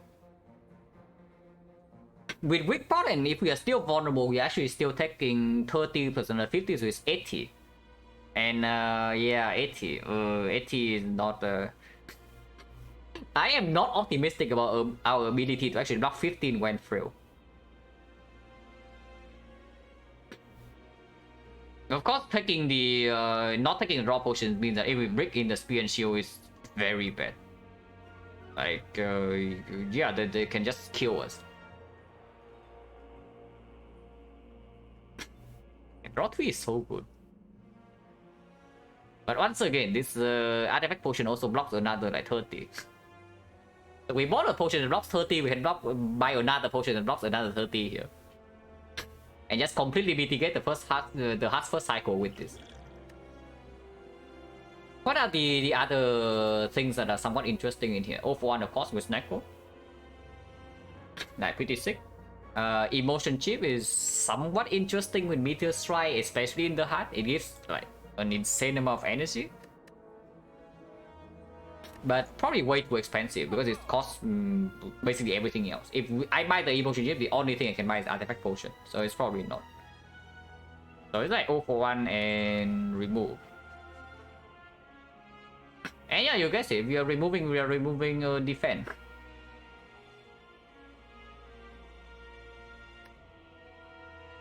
Are we so bad in the hard fight that even draw potion can never help? Like if we don't get multicast force, if we get multicast force with like 30 energy, we are probably okay. I mean, 30 energy is not enough if we don't have defect. Yeah, even 30 energy is not enough. We go through that block in one cycle, and then now we no longer have energy. So we don't even deal damage. The block without defense. Yeah, I don't know. Apparently, I don't. The advantage of taking the Ancient Potion in the hard fight is that we do not need to play our multicast in first cycle on the Frost. Also, we can actually wait it out, basically. Yeah, we can wait it out until we gain like we gain like 60, 70 energy, and then we multicast. Keep right there, yeah, of course. Right is definitely better than defend here. It's not even close.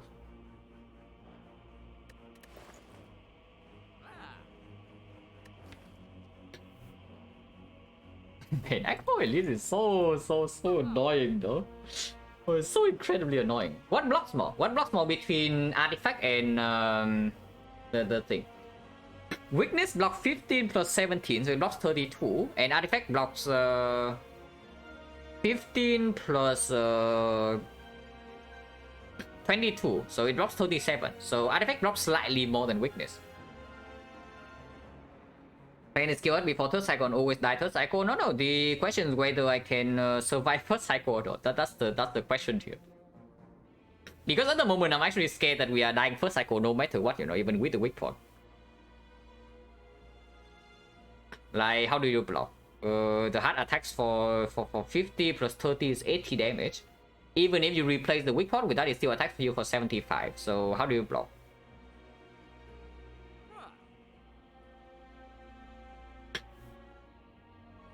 Do we actually need to risk it on the spear and shield? Because we do have a much larger room for arrow in the spear and shield fight, yeah? First of all, we heal Pantograph 25, Blood Vials 2, Cell Repair 7, so that's already 34 HP heal. Number 2, Spear and Shield is actually a fight where we can kill them immediately if we draw well. Especially with the Panic setup. So our room for error there is higher. And of course we can also die on turn 2. Oh, Spear and Shield. Because unlike the heart, these potions, if we replace the draw potion with the artifact potion, it will not save us at all against Spear and Shield. We break in that fight and we die immediately, turn 2. Like, yeah, the Spear and Shield doesn't wait for you. So if on draw pot assuming full HP, yeah, me too. Like, we draw pot, I'm assuming that we can enter the hard fight with full HP. But that's the thing, do we survive first cycle with full HP? Impatience with Off-1 or Impatience with Snecko, yeah, no. Impatience with Snecko, definitely not. Without Snecko, then yes, it's reasonable. But the Impatience with Snecko never plays. Okay, I shouldn't say never play, but almost never. This is probably just the best play. What about the vision? Like, how bad is vision? Not terrible if we have Meteor Strike, but it immediately shuts down the... Actually, no. Wait. Vision. The thing about vision, no, is that it gets rid of all our orbs, yeah? But that means the next orb we play can be multicasted right away. Oh, I like that. So we can do something like vision away some garbage and then play any one force orb into multicast. And that always works. Oh, I actually like that quite a lot. Now, of course, if we take vision, we definitely take all for one. I think all for one is it's just like insanely strong here. Hard fight or elite fight is just good. And if we take over on end vision, then the only thing I can do is replacing a potion. Over card remove. And yeah, then we probably take artifact. Artifact over weak is blocking for 5 less. So the question we ask ourselves is whether draw potion is worth like 20 HP or not. And 20, 25. And I have no idea. Just because, yeah, as I said, right, we break against Spear and Shield over 2 turns, we are dead. And we draw only 7 on turn 1 with double rise. We draw 5 on turn 2, so we have 12 cards. We have 12 cards and 8 energy to make magic happen, otherwise we die. So 12 out of 37, yeah? So we draw 1/3 of our deck. Actually, it's quite good. Our deck is quite good. Yeah, our deck is actually quite good. I mean, in the elites, I mean.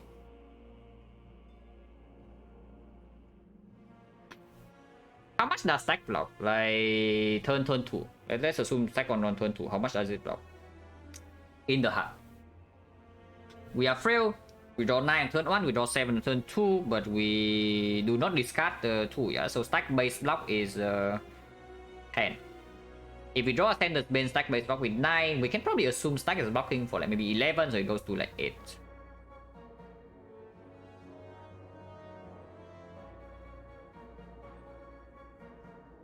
Draw pot looks to save hell on turn 2, 3. Yeah, the problem is that I asked you is that even with basically perfect draw order, does anything that doesn't involve multicasting of Frost off save us against first cycle of the heart? that is where we are at right now. It's the unfortunate part. Because yeah, like it or not, that has 0 block. It can draw into plenty of things, yes, but does anything actually help us? The only thing we can convert into block at the moment is either the stack or the multicast on the Frost. So which is why I'm calculating block on the stack. But it's at 8 on turn 2, so it block for like 6. Turn 3 minus another 7, but maybe we exhaust like 2 or 3 cards. So 9, 7 is like 13, maybe 15. So 18 frail to 13. 13, 11. So in total, in 2 turns, we block like maybe 19. Maybe Frost can be set up beforehand, but Frost without focus, yeah, not that good. Reserve 10 best for Frost. Probably only useful for Calipers, but still pretty strong, yes. So yeah, block total 19. We are very barely alive, if even. And that's with stack on both turn 2 and turn 3 without the multicast. And we cannot blow energy that early.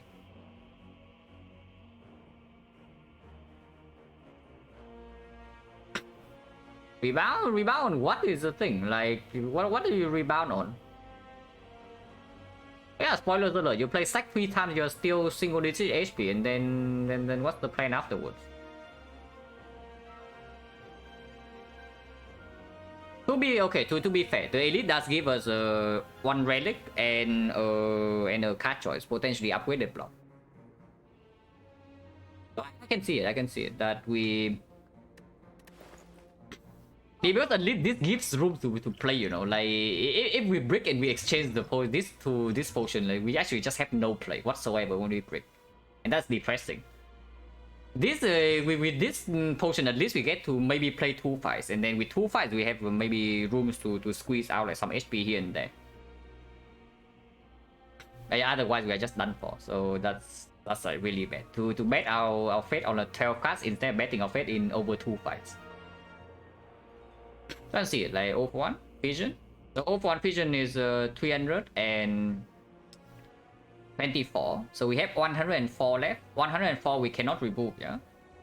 And if that's the case, then it's artifact potion. And artifact potion is stronger than weak potion.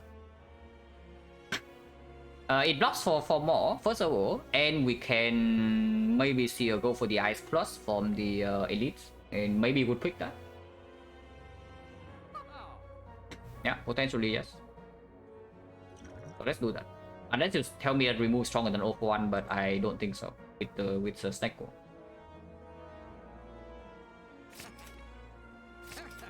So yeah, we bought this potion actually, and now I replace it with the artifact code because it blocks 5 more. Funny, right?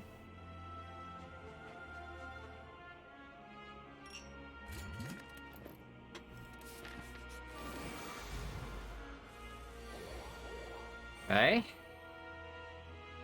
Are you kidding me? We actually draw Thunder turn 1. The Thunder upgrade will be +8.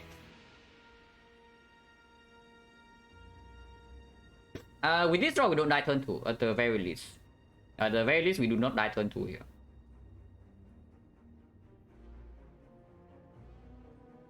But it can still hurt like a lot, especially if we play Equilibrium this turn. But the Equilibrium at least give us a decently sized stack, and stack is 0 cost, yeah, so the O1 can pull it back.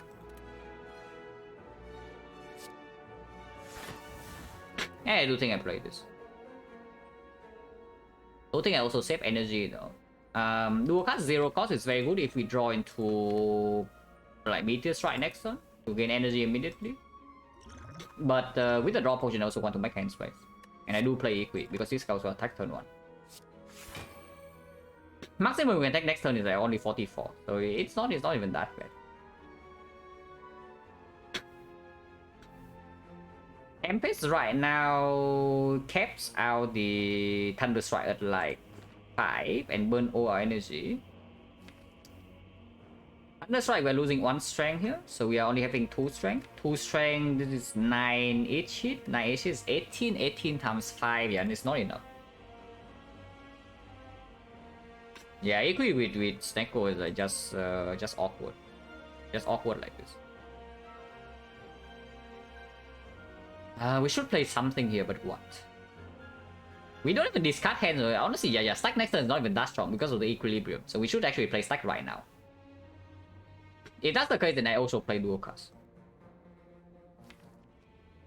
If that's the case, then I also play dual cast.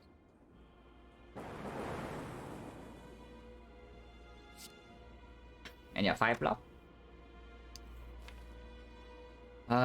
Tempesting right away does put the Dark Orb in here. If it's 1 card draw next turn in exchange for 4 energy, that's not worth.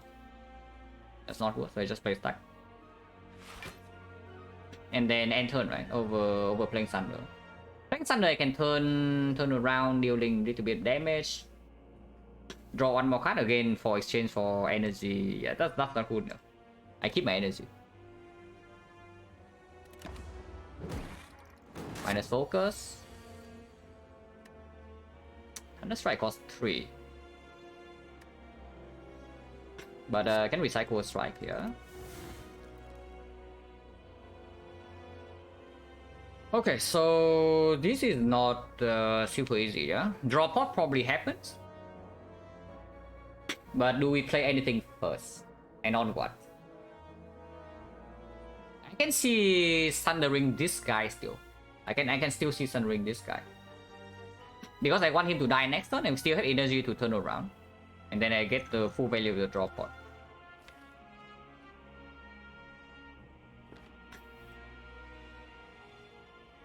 Oh yeah, this guy needs to die next turn. This guy needs to die next turn. I can see that. This is like minus a lot of damage for 1 card draw, and 1 card draw is not even good because you overdraw with this.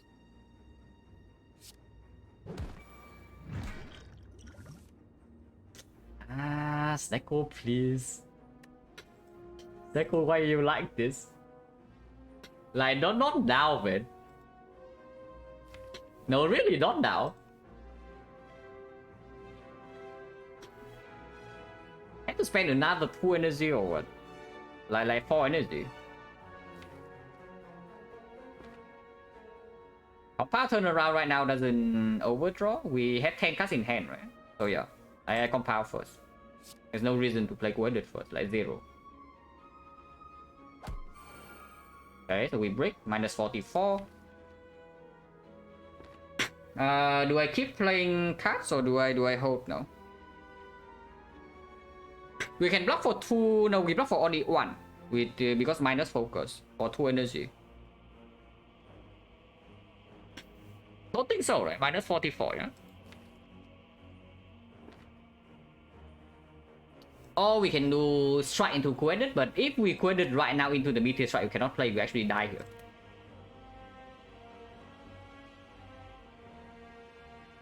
Hang on, Silent hard time with the heart, specifically in Slime Boss. Yeah, Slime Boss on Silent is nasty. Make it look easy. Do I make it look easy? Like if it make it look easy, I would win runs in like 1 hour, you know.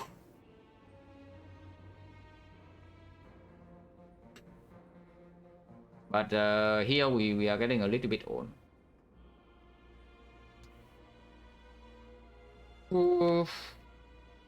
Probably still worth playing the strike, but we cannot play the strike to here. I really want to strike this guy, but we cannot.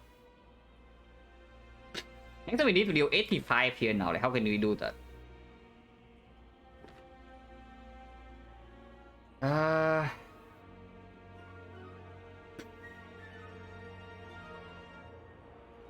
Yeah, not really, right?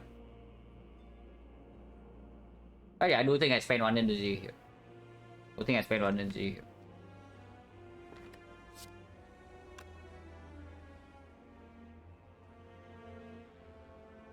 Avoid 44, avoid what?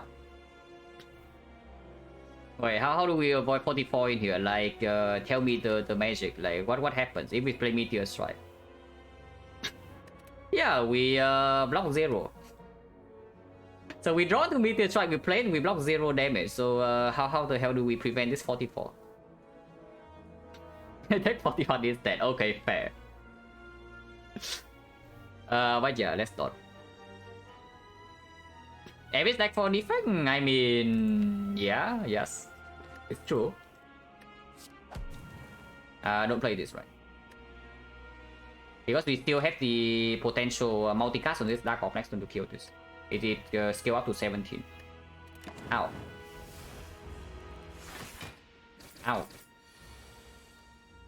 Okay, Meteor Strike is here, and this guy does not attack. I don't know whether that's good for us or bad, but that is what it is.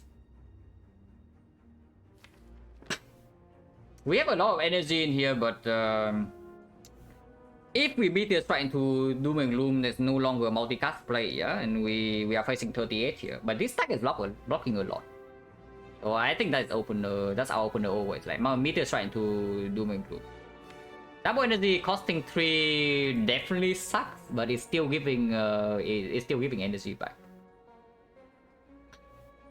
I mean, it gives 1 energy. Not particularly amazing, but sure. I mean, we cannot wait anyway.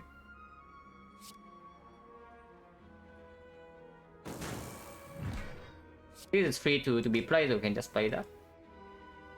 Are we beat the heart? No, we have more HP than this. Don't forget. Pantograph, Blood Vial, Cell Repair.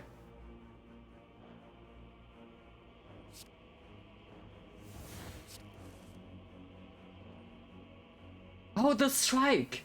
Oh, the strike, guys. Oh, I wonder why we can kill this thing right now. Oh, why is that? That this thing is dead this turn. Oh, the strike. That is not a defense. Oh, interesting. Well, thank God for the strike here. Thank you very much for the red, not the dead knight. Oh yeah, we just kill. Yeah, of course we kill.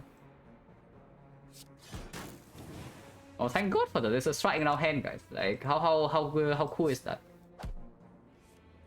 Oh, how nice is that, really? So, do I kill this plasma or not? It gains 2 energy right now. Not amazing. But it does allow me to multicast the thing next turn. But I do want to play both Cell Repair and the defect.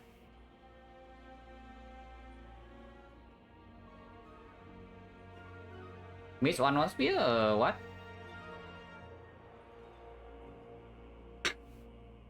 Oh, strike right here. No, I'm saying like we remove strike over the defense. No, we remove defense over the strike is what I mean. Like imagine you draw defense instead. Like what would happen? Yeah, it would be defense. I'm not saying that we don't remove anything over like we remove nothing over strike. No, I'm saying we remove defense over strike exactly because of this. Play Doom, yeah, okay, sure. Yeah, miss 1 damage. Yeah, Cell Repair needs to be played, right? This fight is not quite over yet, but next turn is only still the Burn Strike. And we do have 0-for-1 pulling back a lot of stuff, and we get Calipers right now. Yeah, 0-for-1 pulling back Meteor Strike is finishing this pretty quickly, and both stacks are 0. Oh, sure.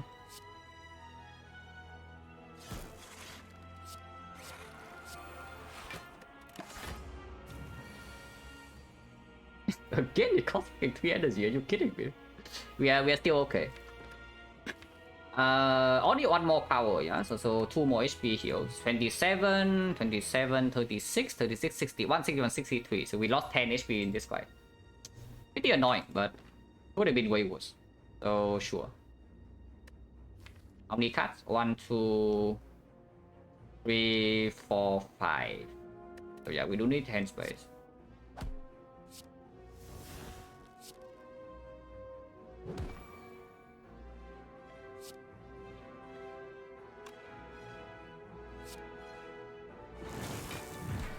Don't care about the pen. I care more about 2 HP in the heart. Actually true. Not even kidding.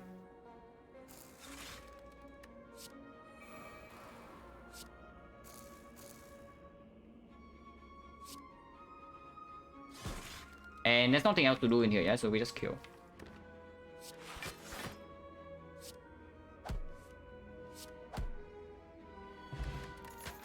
Oh, Tori of the Gods, man. Oh, this actually is pretty huge. Right? This thing blocked an insane amount. If we had to live until second cycle.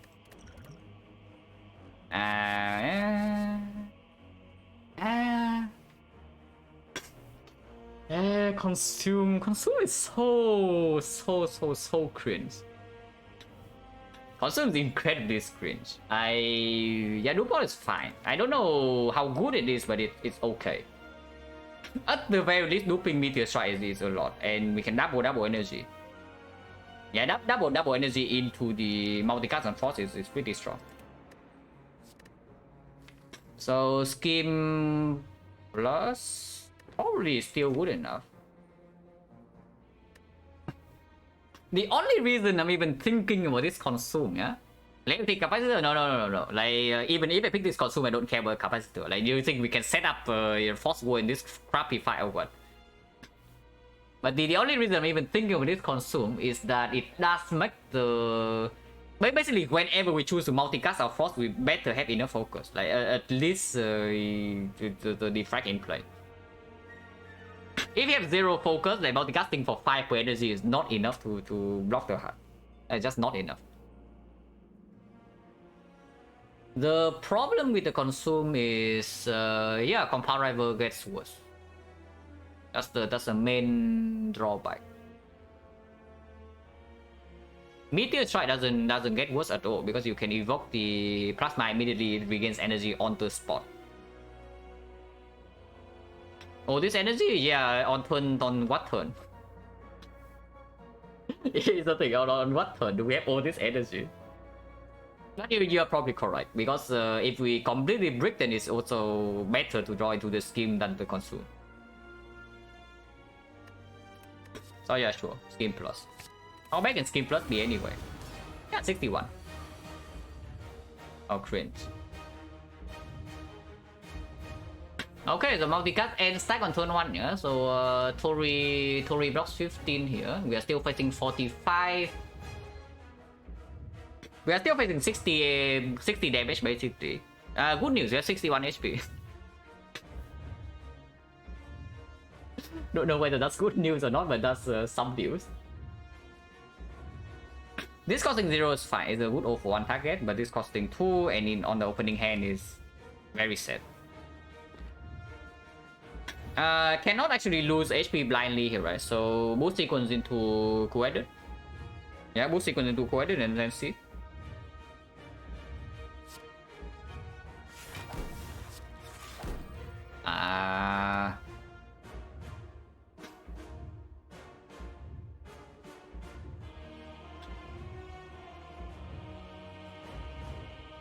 Do I want to Cold Snap? Like, we draw 1 Compound Rival already.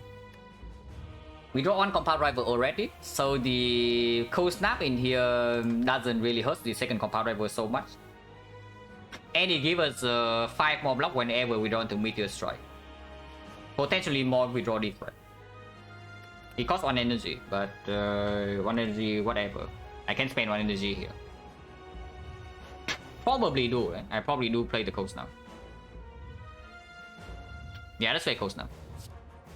And then don't forget this, and then we die immediately.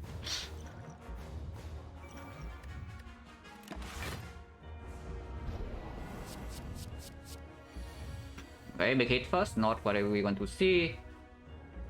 But yeah, the cold snap last turn, block for ball this turn because of the meteor strike. And we can double energy right now.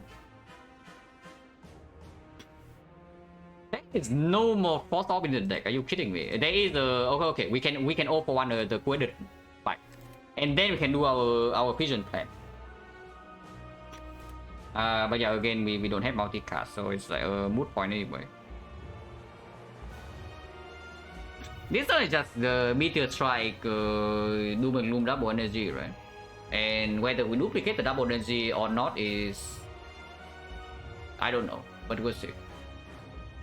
But the block from the first place fully here because it's not a multi-hit turn, and of course we need to play meteor strike. We do play meteor strike, and it doesn't make any sense to duplicate the meteor strike either, you know, over duping double energy.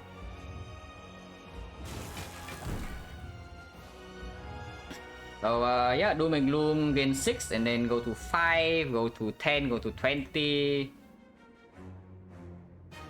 20 energy at the moment doesn't convert into anything, but we have triple scheme, so maybe we can draw back into the multicast. Exhaust slam, yeah, after double energy. How many cards are we playing this turn? Like we are playing 1, 2, 3, 4, so we lose exactly all the block. And then we take 2 damage from the burn. So we go to... we lost 47 HP, we go to 14. So 14 means that we actually need to block a little bit next turn. Open loop or defect? Yes, because it gives us energy immediately to play schemes next turn. We already need to block some next turn, you see. Like you see right here, we block vulnerable and then we are still kind of dying. Maybe I don't even play the slime then. It cost me 1 energy and the and then 2 HP. Like 2 HP right now actually is worth quite a lot. If we need to get Caliper's block immediately before the second cycle, because yeah, if we go, but basically 2 HP is worth more than usual with the Tori, you see. So you spend 2 HP in the slime that potentially is worth like maybe 8 HP in the second cycle.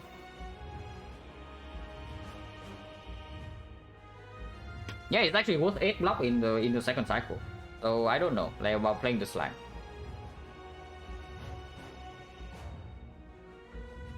Yeah, do I do double energy at all? Because there is a second double energy that can come after. If I don't do the double energy, we have 10. And 10 next turn with 2 plasma is still 16. That's more than enough. Actually, I don't need to do this. Yeah, 16 is enough to play 3 schemes.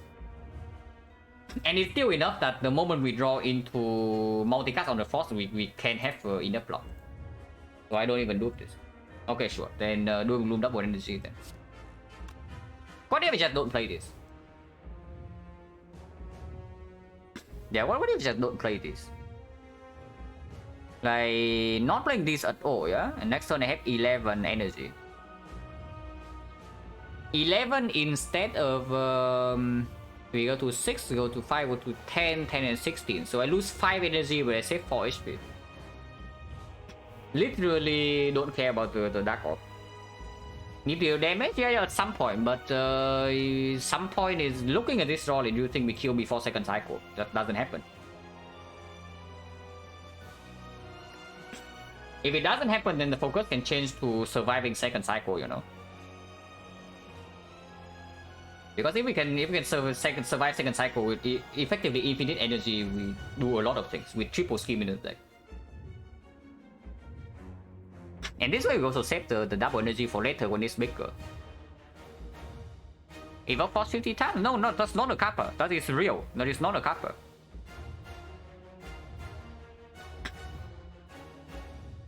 Yeah, no, seriously, what about it? Like, what about just passing? Like, do nothing here. I don't hate that, you know. Like, because if we do nothing here, yeah, we lose 39, go to 22. Yeah, we go to 22. 22 is actually enough HP to use Tori in both first and second cycle. For example, with 50-50 in the second cycle and the multi-hit is first, we can maybe use the Tori to block that, and then we multicast the turn after. And then we have enough block for the rest of the fight.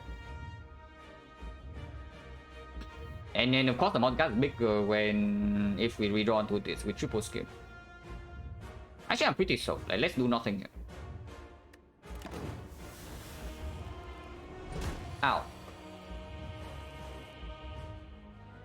Okay, now if you want to, we can play double loop. We are not really getting offs different than Plasma at this point. We are definitely not playing the Tempest. With the first cycle going this way, we are definitely not playing Tempest Thunderstrike anytime soon. Zero energy of 1 4x? No. So what is the line here then?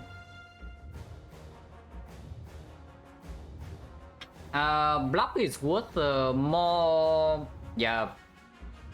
Block is worth more to block Beat of Death compared to this damage. Because, yeah, okay, this damage is negated by Tori. So I can see maybe we only have 1 stack left, right? And 1 Equi. I don't even want to play Equi. Stack scheme, yeah, stack first or stack second? Stack first or stack second? Because it's actually 1 block difference here. Loop, yeah, we are looping loop, yes. It is true, we are looping loop this turn. I think. Don't want to do focus? Potentially yes, potentially no. Maybe we don't loop loop. I'm thinking... I'm not even thinking of looping this defect. Like, what I am thinking right now is that maybe we loop the multicast when we redraw into it, you know.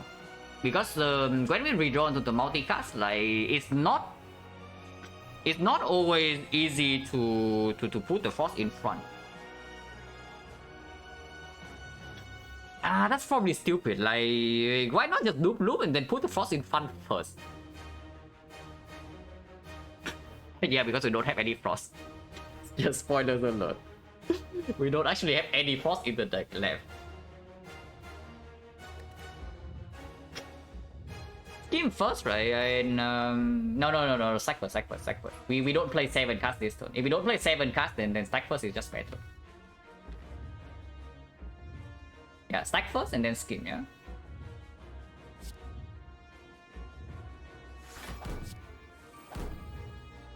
Okay, we can choose. Apparently we are playing 7 cards this turn, guys. O1 coordinate, yeah, if we don't bottom deck and shuffle our O1, like what about that? Hopefully not, but it can. Yeah, there are costumes. So do we upgrade? What do we do here? And apparently we are actually burning some HP.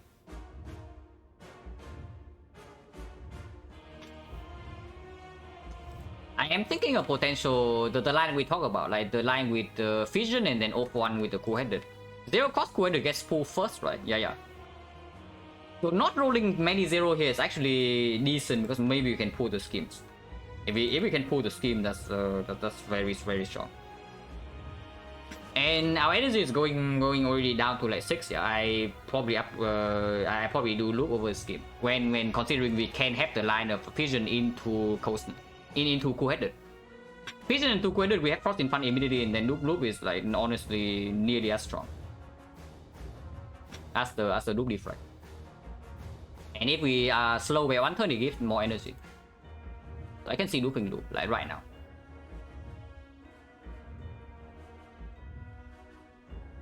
Yeah, right now.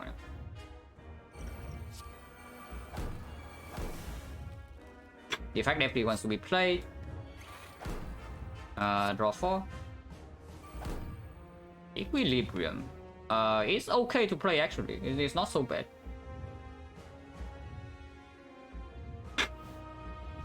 Vision cost SP, not if I play Equilibrium. And I think I do actually. I do think I actually play this. Because we are playing more cards this turn. And with recycle and O1 pulling back potentially 2 schemes, maybe we can do something about it. And then we have enough energy to actually just empty our hand. These are not too expensive. Like only the dual card is costing 3, but that can be recycled. Guarantee, I mean, we need to continue drawing anyway. And Maybe I do burn a little bit of HP. But I want to play scheme before the strike, you see. Because if I play strike before the scheme, I cannot off one back the second scheme that often. Yeah, AP right now is fine. AP right now is fine. AP right now is fine. And then fusion, yeah? What happened to weak pot? No, we replaced the weak pot with the ancient pot. It blocks for 5-4. That is what happened to the weak pot.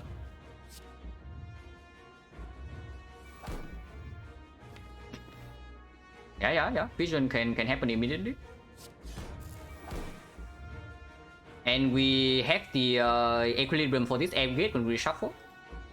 That's like quite good, right? Definitely play compound still, yeah? If I play compound right now, hand is 1, 2, 3, 4. 1, 2, 3, 4, 5, 6, 7, 8, 9. 9 and then this thing has 5.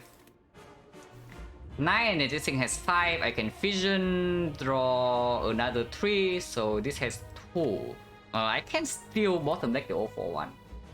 Like a small chance. But I have enough cards in my hand to hold, right? In that case. So then 041 comes down the off turn, which is slightly awkward, but I get a billion energy here. Yeah, it's okay to continue playing cards right now. And yeah, Compound Rival goes first. Of course.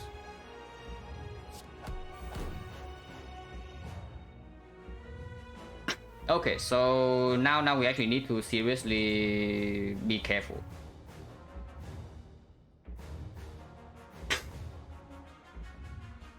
Not shuffling at all is like quite bad. Maybe I want to keep Vision in hand then.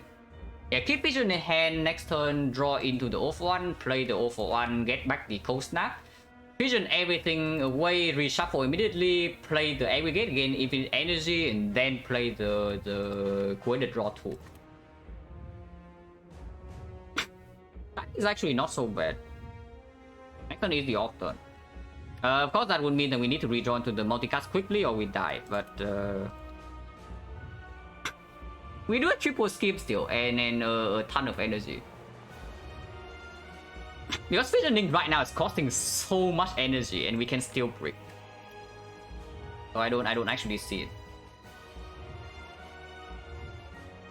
But we do want to make hand space, absolutely. So maybe defense is blocking for 1, so it gets to 4, and then we can do strike thunder, yeah. And then hand is a 1, 2, 3, 4, 5, 6. We draw 4 cards. Very small chance to break. Should get Shuriken. Yeah, we should get enough. We should play enough cards that we draw to off 1 next turn. So that also means playing the 2-cost strike. What that sucks. Maybe I play dual cast then. But then Vision draws 1 less next turn. Not a huge fan. Yeah, not actually a huge fan of that. Because the moment we put Frost in front of a Plasma, the goal is just drawing into multicast. Don't want to draw to multicast immediately though, that would be bad. How much energy do we have here if I guarantee the 4-1 draw next turn? Then I play 5 cards. That I only have 5 cards in hand basically. So 1, 2, 3, 4, 5, and then we play the strike here. So we spend 4 energy here. We go to 2.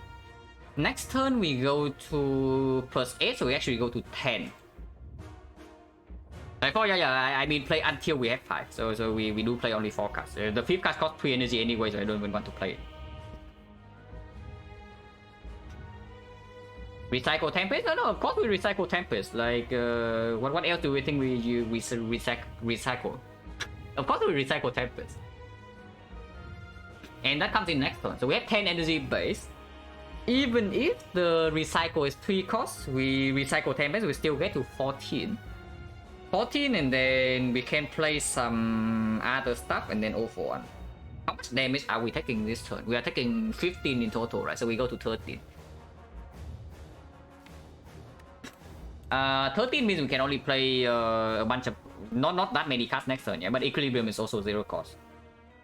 How many cards do we need to play to pull back the Equilibrium then? 1, 2, 3, 4. Okay, 4. Ideally 5, but 4 is enough. Oh, that's good then. That's good. How do I kill later with L10 Thunder Strike? It's already taken 100 damage. We have 3 strength, we have Pendip, we have Shuriken. We have infinite block, infinite energy for at least 2 cycles. And 0 for 1. Like 0 for 1 Meteor Strike and then infinite card draw with Ice Cream that you think we cannot deal this damage. Of course we can.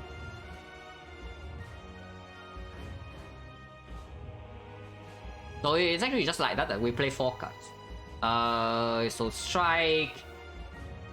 That actually plays 2 HP this turn, right? Yeah, play 4 cards, -8, and yeah, it's -2, so we go to 11, 11. 10 has 10 next turn, so number 1. Number 1 recycle this. Go to 9. Double energy, go to 7. So -1, -2, -3. -4 if we play this right away, so we don't get AP in hand, but we also don't shuffle. We retain 2 HP.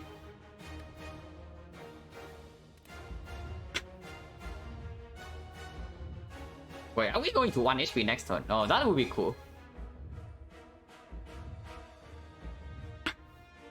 So yeah, we lose like 2 HP right now, go to 26, and then with the Tori we are going to 11, yeah? 11 next turn, number 1. Number 1 we lose yeah, we're playing this number 1, we lose 2. Number 2 on the number 2 on the double energy, we lose 4, so we go to 7. We play another card to make hand space, we go to 5. We play 0 for 1. We go to 3. Actually no, yeah. From 3 we can already play Equilibrium and then we continue our way. So we actually go to 3 and not 1. Cool is one way. No, it's actually cool. Like we cannot block in the next cycle regardless, right? So if we spend maximum HP to gain the most amount of resources to get set up, that's excellent. Yeah, I take going to 3 HP. Let's do that. Can we take that? So and then this gains like a lot of energy next turn.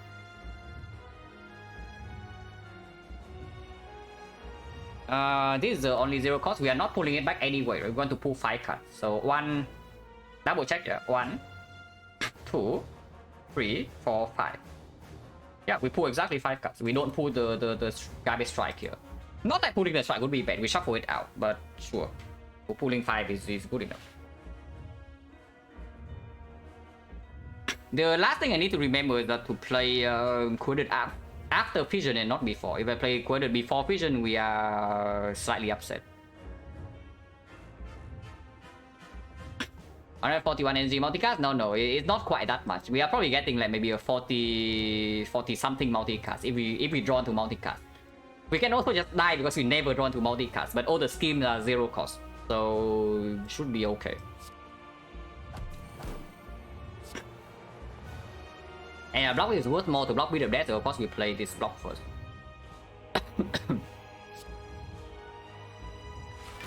Double check, yeah. Play Thunder, play Strike. Our hand has 1, 2, 3, 4, 5 cards. Exactly, so we draw all these 5. We cannot miss. And then we can even pen it to Thunder. Yeah, Strike into Thunder.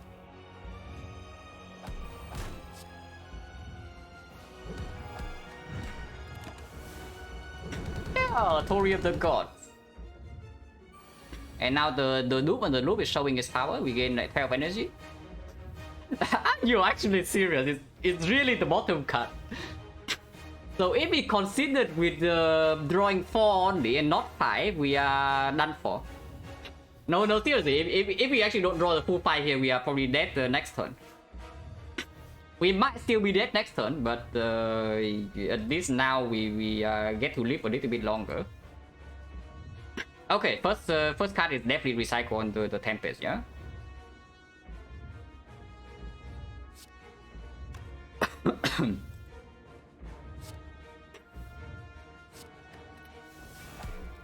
And then double energy. I play one more card before the 041. So what is that? Beat is out. No. We know exactly what we're getting into here, so there's like no problem. Dual cast is probably a better redraw compared to the Thunder. Yeah, it's definitely a better redraw than Thunder Strike. It's not even a debate. It does lose me one card draw this turn, but we had two skim. That's still quite bad, right? Losing the card draw. No. But we need hand space. Like it's not like suddenly we play Fusion and our hand space hands like no space problem. Even with all of these 0 cost. Yeah, maybe I do play dual cast then.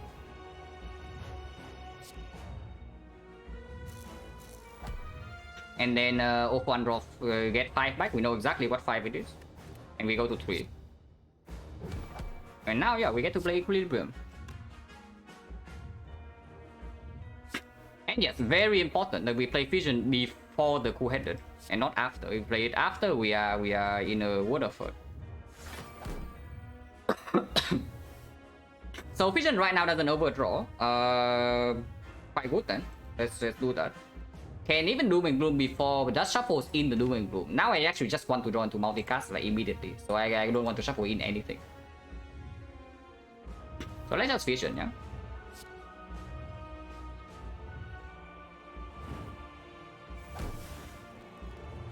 So now, yeah, sure, we can play 7 more cards this turn. Can play this because it just costs 0, and then Coordinate before the Doom and Gloom. Extremely important that we do that. I don't know whether I would like to play Thunder Strike. Probably not. Maybe Aggregate. Yeah, Aggregate is just better than everything else. And then Coordinate. I want the Opal one to pull back the schemes before the Doom and Gloom. So maybe Strike. And then at least with this, we know that the burn doesn't kill us, yeah, even if we go down to 1 HP. So we can go down to 1 HP here. It's okay.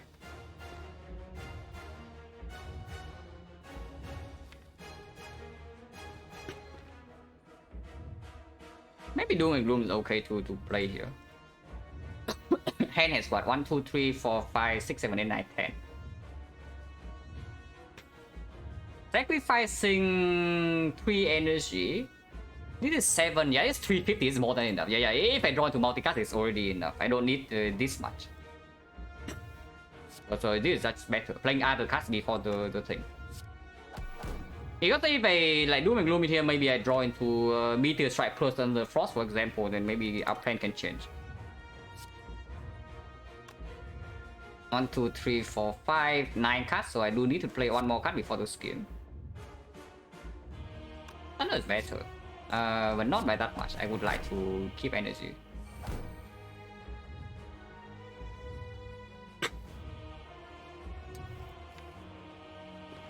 I can dual cast this Frost off.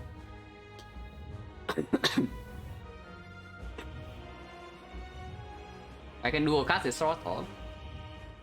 Okay, yeah, me too. Don't worry, you are not alone. The biggest problem here is that we are retaining this hand. Like, no, I'm not even kidding. We are actually retaining this hand right here, so we better play some more cards. The problem with dual casting this Frost is that, yeah, we need to somehow draw into another Frost before the multicast.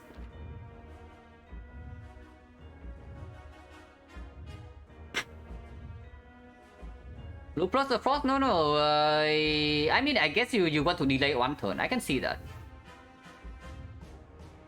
Yeah, I guess you want to delay 1 turn here with that. I can see that. Absolutely. But what if we go to 1 now?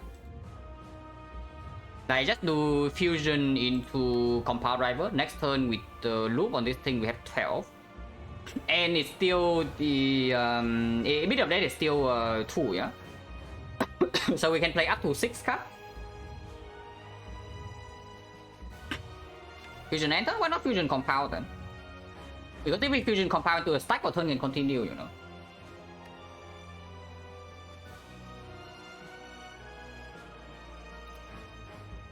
Why not Compound next turn? Yeah, why not Compound next turn? Because we draw full 10, so we need to play 1 more card before the compound or what?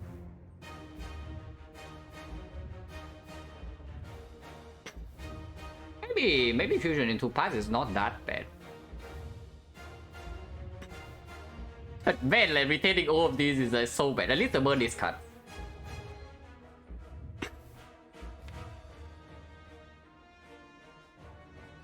No more fusion, so but we do have on or push with this.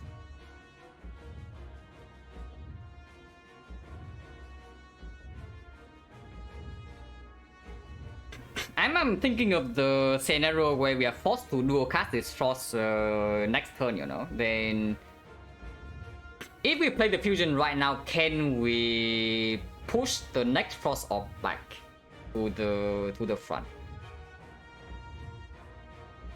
Because the thing is that if we just end turn here, for example, like or play the Thunder, maybe Thunder Strike,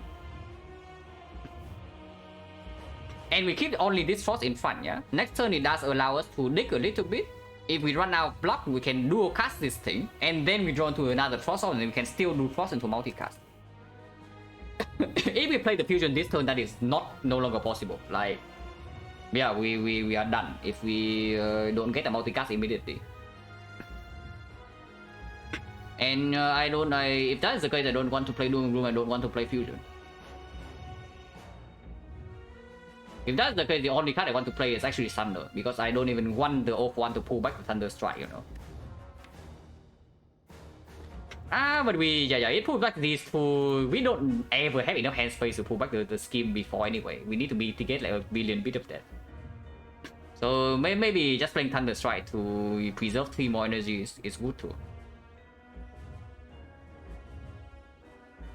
Or we can play 2 cards.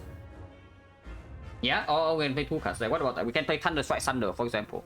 Go to 1. Like no, seriously, how bad is it? Why is going to 1 so bad? We don't really block normally at all. Yeah, we don't normally block at all, right? So why is going on to 1 so bad? Maybe that's not true. We do have double stack in here. We do have the equilibrium redraw, and dual cast on this thing is blocking. Passively is 12 block. Passively 12 block, we can block another 16, so it's 26 already. 26 with double stack, maybe we can block the single big hit. But if we go to 1 HP, we have to full block, and we cannot use the Tori. Compare that to minus +1 card. +1 card probably is still better. Yeah, let's go to 1. Let's go to 1. Like, why is go to 1 so bad? Let's go to 1. We do Thunder Strike Thunder then. If that's the case. 12 damage.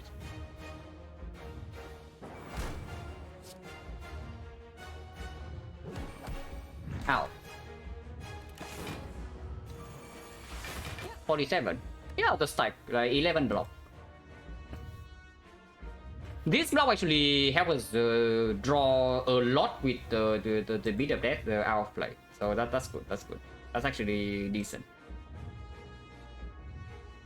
Of course, if we deploy this too early, then blocking this hit without the multicast is out of the question, yeah? So need to be careful here. But the first thing we do on this hand is definitely making hand space. Now, unfortunately, if I recycle the dual cast, if I recycle the dual cast, we lose out the chance to full block. So maybe I just play the full 2 to recycle a Drive of the Wound.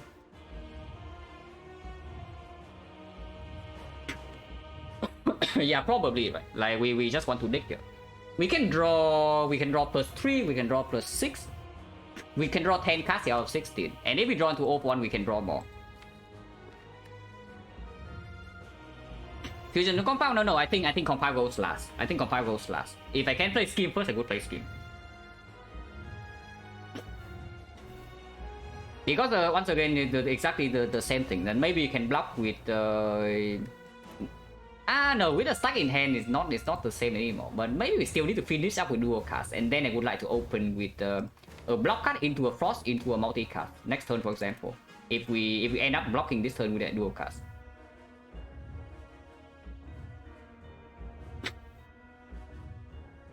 Yeah, I played compound last year. I definitely play scheme first.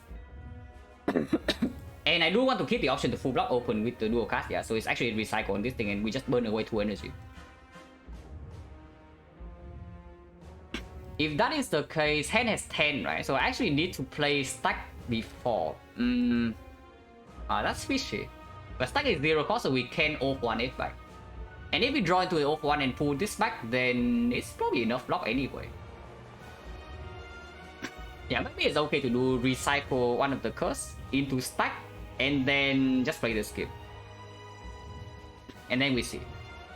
Yeah, I like that actually. Recycle on, yeah, whatever, doesn't matter here. The right has been alongside with us throughout the whole run, so we keep the right. Like this thing, yeah, this thing is like just a newbie to our deck, so it can go away. O1, yeah, absolutely. O1 bring back force off, which is another reason we might want to hold on to this the other ops, because we can do something like dual cast into force first, and then we play the other ops and then continue to draw. To do the multicast afterwards. Plus. Yeah, we got it, guys. Oh, the freaking multicast is here. Okay, so now of course we need to kill before the block runs out, but we fully block 2 more cycles. Oh, that's so sick. That's so sick. So now we can actually loop something else. So we end the turn with like multicast, right? I still want to play some other cards first before playing the multicast. Multicast like 7 per energy. So we are more efficient than 7 per energy. We should play these cards first. Deck extra, yeah, absolutely. Of course we continue digging. We know that this turn we are never in danger, so we can play 11 more cards. And now we can freely play our compound rifles. What orb do I want first? Plasma or Dark? Probably... We do play the Meteor Strike now. That we, after playing the multicast, we definitely play the Meteor Strike.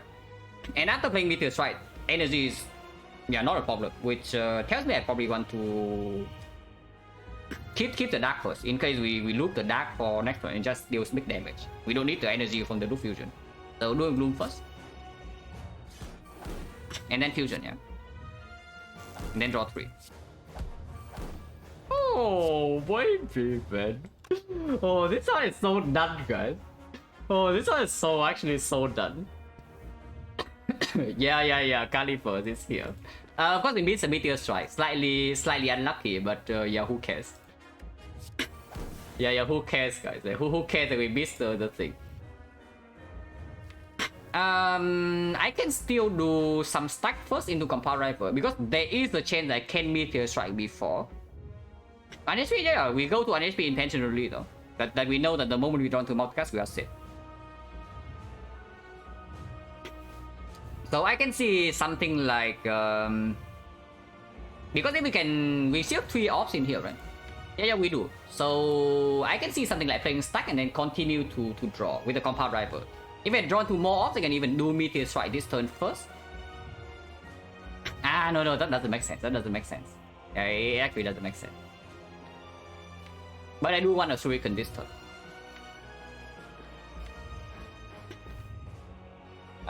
Overone this turn is actually not a good draw. It's much better next turn if we can draw into it. So yeah, maybe just go in now. It is time to go in, guys. Yeah, I do get the Shuriken stack. Maybe drawing right now is not that bad. Yeah, drawing right now is not that bad. If we break on the Overone, we can skim next turn. Yeah, we are guaranteed to have Overone next turn, and then we go off. So yeah, goodbye HUD. Still we pay 3 energy to exhaust curse, not worth. So we just multicast. This will take a while. So yeah, how's your day today? So how is everybody doing? Because we will be here for a while. Hello Byron, yeah, you come at the perfect time. We are about to win a 1 HP hard fight here. How did class go? We died miserably in Act 1. After getting dramatic entrance on floor 1 and then apparently just bleeding out every floor. But this defect run is like very cool. Oh, this one is actually so cool. Like we play with like 0 block all the way until the very end. Yeah, this is the only fight we have blocked in this entire run. Yeah, this is the only fight we actually have blocked, and we blocked for 600. The mod is there is. Okay, fight is still not over, but we have plenty of time here, so I sure hope we have won. Technically, fight is not over yet because we only this is only enough block for 2 cycles. But sure you can panic 6 strength. I have high hopes. Is that so fun? Yeah, absolutely. Oh yeah, like we can do it again, no? Oh, we can do it again. Yeah, the Valkyria is still here, so we can get Meteor Strike building up to 30 energy, and then we can do it once again. But yeah, this day is like pretty funny, Myron. Like we have a 0 block card. The Toxic X give us nothing. We remove basically all defense, keep all the strikes, and then just smoke enemies to death with these things, and some sustain from the pentagram and the cell repair. Yeah, we just kill everything on like turn 2, taking maybe 20-30 damage. And then we heal to 4. Yeah, equilibrium was good, right?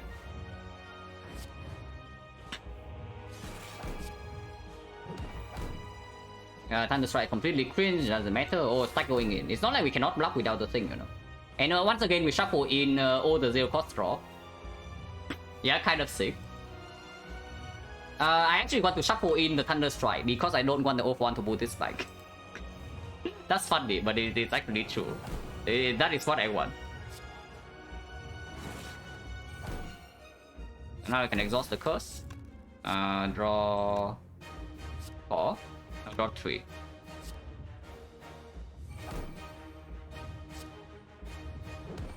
How do we deal damage, guys? Like, how do we deal damage? No, really, how do we deal damage here?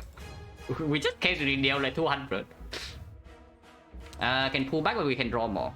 We don't have infinite energy now though, so drawing that far doesn't... It's not that good. But I mean, we cannot actually play these cards.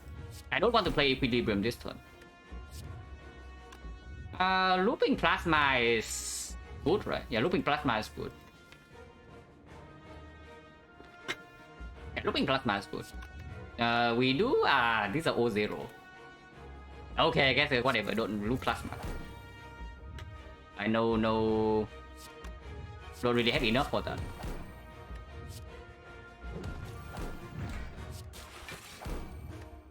Yeah, we just max out, right? Easy. And we loop Plasma anyway.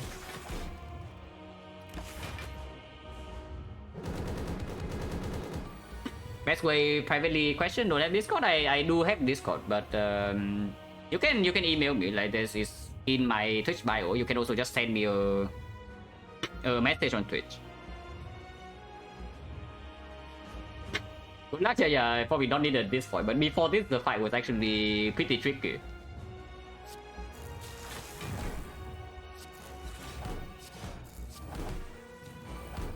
Yeah, stack, right? Block 23. How do we deal damage? Guess what? We deal another... yeah, we can multicast this. We deal another 100 easily in 1 turn. Sure. We can block the even... yeah, we can even block 20 times 15, like no problem here. Or do you think we cannot? We absolutely can, right?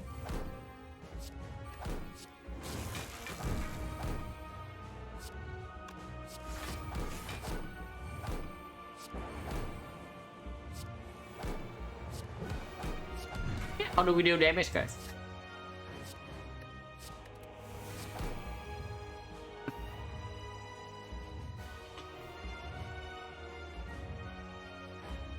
Oh yeah, very nice one. Like, it's good that this is my first run back on the defect. You know, that was cool.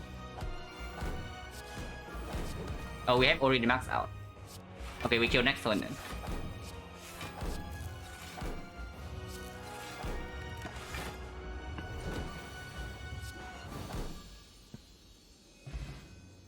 Plays like slightly worse and slightly defect sucks. Yes, true. Actually true. Oh, also. The swapping out of a weak potion for the ancient potion actually better, you know. Like we didn't need to go on one.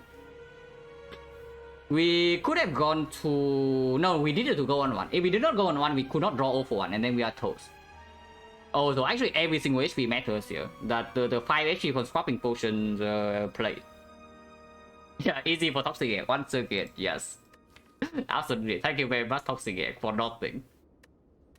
Okay, the Vision Plus was okay, and the Scheme Plus was okay too.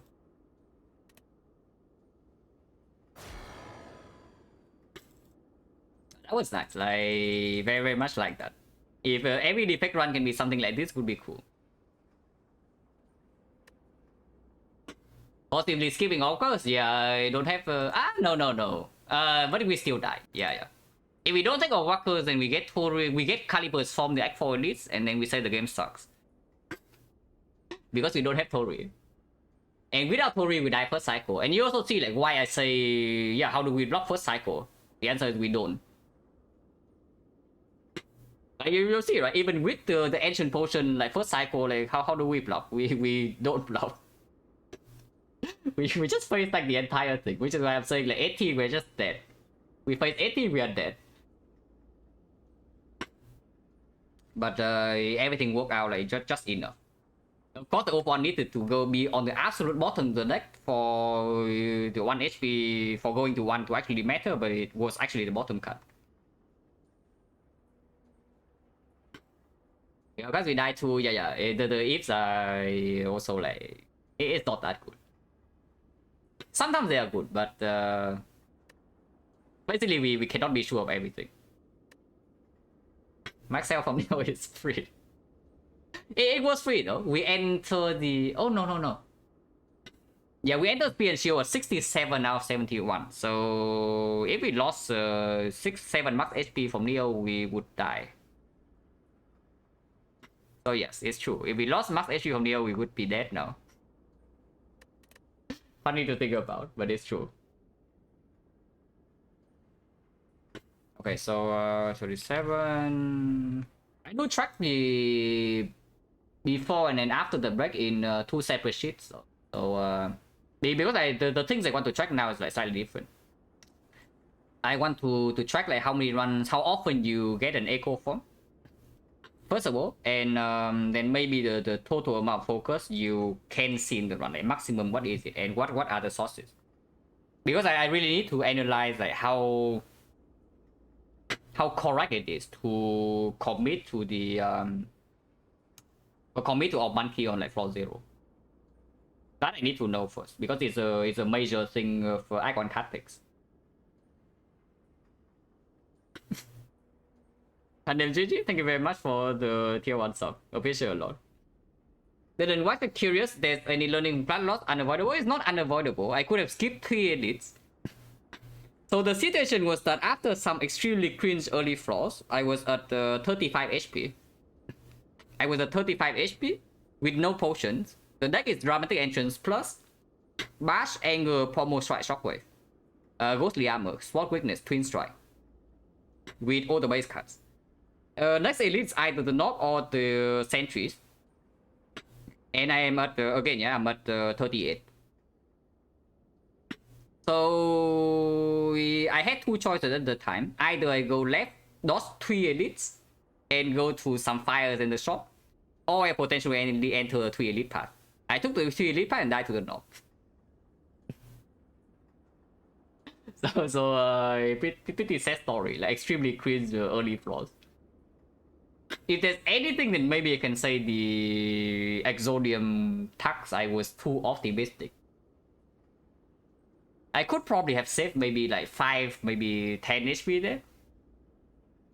If I just took the guaranteed damage on turn 1, for example. And then maybe it could have been survivable. We still died to the North with that draw though, like that was insane. The only way we don't die in after I enter the Lagavulin is I don't even flex spot for 20 HP. If I save the flex spot and lose 20 HP instead for the Lagavulin and still somehow run into the elite at 18, I would kill the elite. Chill Market, thank you very much for the Prime Summer score in the 2 months. Appreciate a lot. 88% no, only for first 50. We have second 50. And this is where things get tricky, yeah? Because 88 for the first 50 is so freaking high. So now I have a slight pressure to actually perform to at least maybe like 86. It goes 80 lower then I, no matter what happens, even if I like massively low roll the second half, the conclusion would still be that I high rolled very hard on the first half. So the only way to say that I do not high roll on the first half is to get like somewhat of a similar performance, no matter how much I low roll in the second half. So that's like, yeah, easy, right? Just get like 86. But we'll see. Hopefully you can keep it up. Play Ironclad idea defect, does it fact suck? Yeah. Which is why I talk about it a little bit at the start of the defect run, that I do not want to play too much into boss swapping on defect. Because if you cannot win on defect like a pretty high percentage of the time, like maybe 75-80, then defect is just worse than Ironclad in like every way. So yeah, that's pretty sad. Maybe defect can do something better than Ironclad. Then I want to maybe find out like what it is. I expect the winner second half around 75. What do I think? I hope that at least for the full 100 is at least 80 with 88 on the. So like minimum like 70. Yeah, minimum 72 for the second half. But maybe at this point I expect like 85. Because there was like one run that I actually just flat out threw away in the first half. So, but we'll see. Like, it is also possible that I actually just massively high roll the first half and get maybe plus 10%. Or does boss swapping more means the child is first? No, it does not. But you think about the maximum power level of the defect when you play with boss relics. Defect is not Watcher. Like, defect is not Watcher. You get the mega cringe boss relics, you are stuck with your mega cringe boss relics, and your early game is weak. It's not like Watcher where you swap into like some busted crown, you're still very strong in that one, you know. You are suddenly like, yeah, utterly garbage. So if boss swapping is the highest strategy, percentage wise, you are capping your win rate at probably around 80 at most. And I don't even know whether that is realistic. And you can also see from Coach, right? Coach has very good win rate with boss swap, but it's not like he loses when he doesn't swap, you know. So even if Coach like very much favors the swap, and I do think that is fair, like boss swapping on defect, I do think is strong. It doesn't mean that you suddenly like just lose the run, or you lose like so much more when you don't swap. And that's the thing, but the thing is true is that track call is complete garbage the moment you step into Act 2. So yeah, better find a way to make that not garbage, or you get more out of it in Act 1 somehow. So yeah, a lot to explore, but we have time for that. 6 base energy still didn't have enough energy, yeah. When basically when you pick any card draw offer, then you can use it a lot. Swapping guest was gone, yeah, I know swapping guest, but you compare. You just compare like defect boss swap versus Ironclad boss swap, for example. Then what do you think? Which character is better, or even silent boss swap? You think defect boss swap is better than silent boss swap, or is it worse?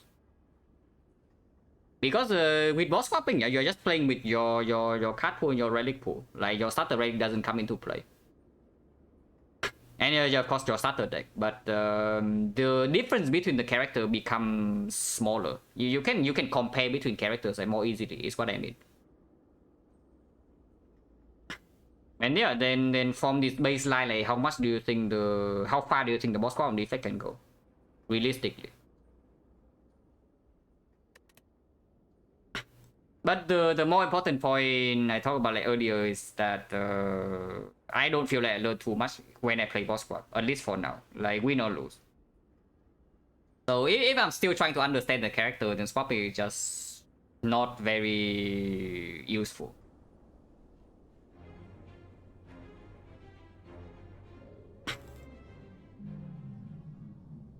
I think that's way higher. Yeah, absolutely. Which is why I'm saying. I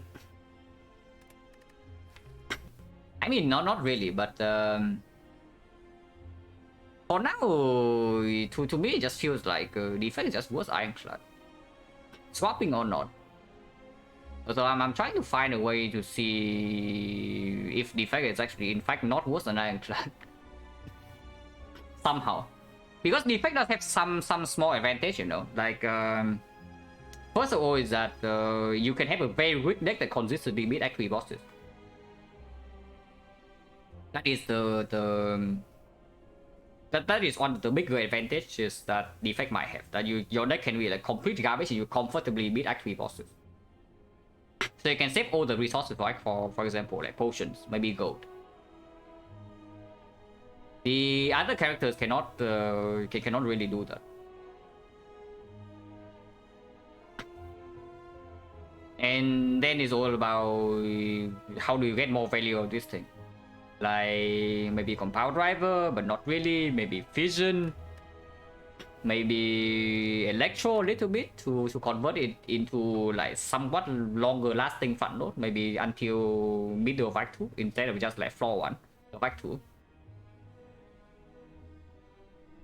But yeah, a lot of things to think about. But for now, I don't really want to play with squad if I can help it. Like if there's any pickable option, I take that. Yeah, sometimes there's value with one sword or Tekken, sometimes. Max supply consume stronger, yes. No, I'm not even kidding. I do pick consume floor 1 sometimes nowadays. I am not happy about it, but I do it sometimes.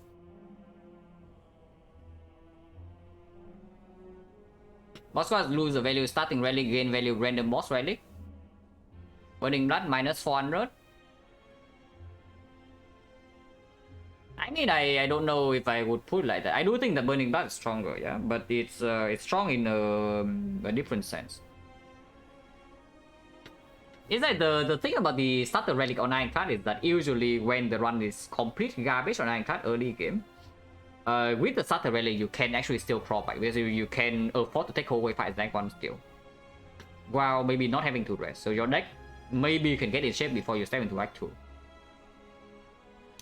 The effect starter relic is offensive place, so it's different.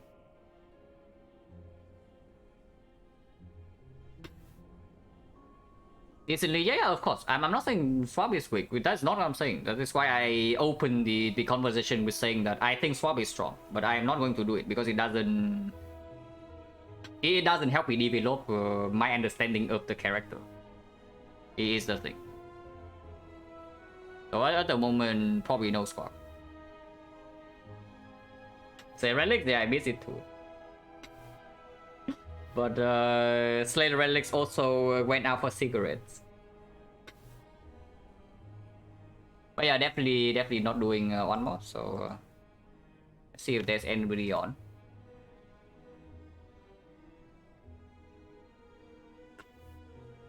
Okay, nobody is online.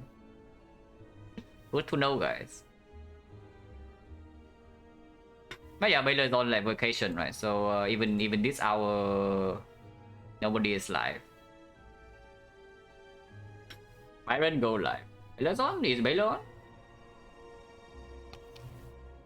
Oh, he is on. Right, nice. Oh, he's not playing Spire, right. He's playing Disco Elysium. Okay, cool. We can all go over there. Like, there's nobody streaming Spire anyway.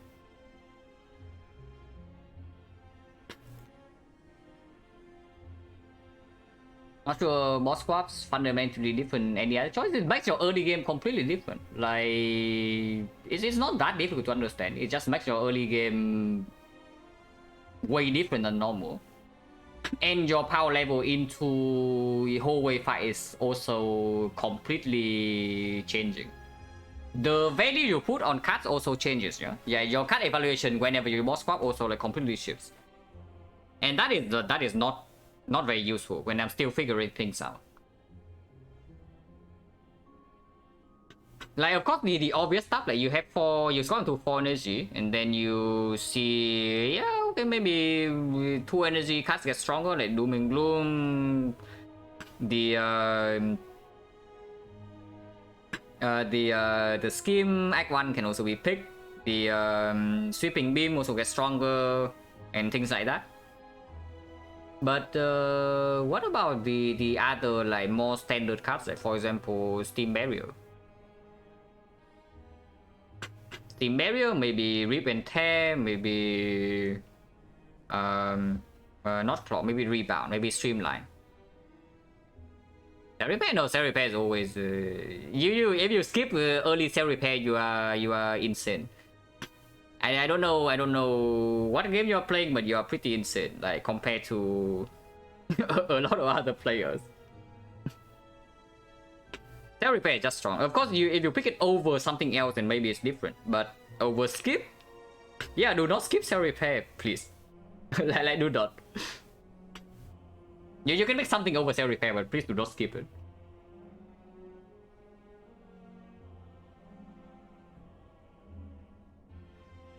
Burning Flood, Burning Flood as a card is still OP.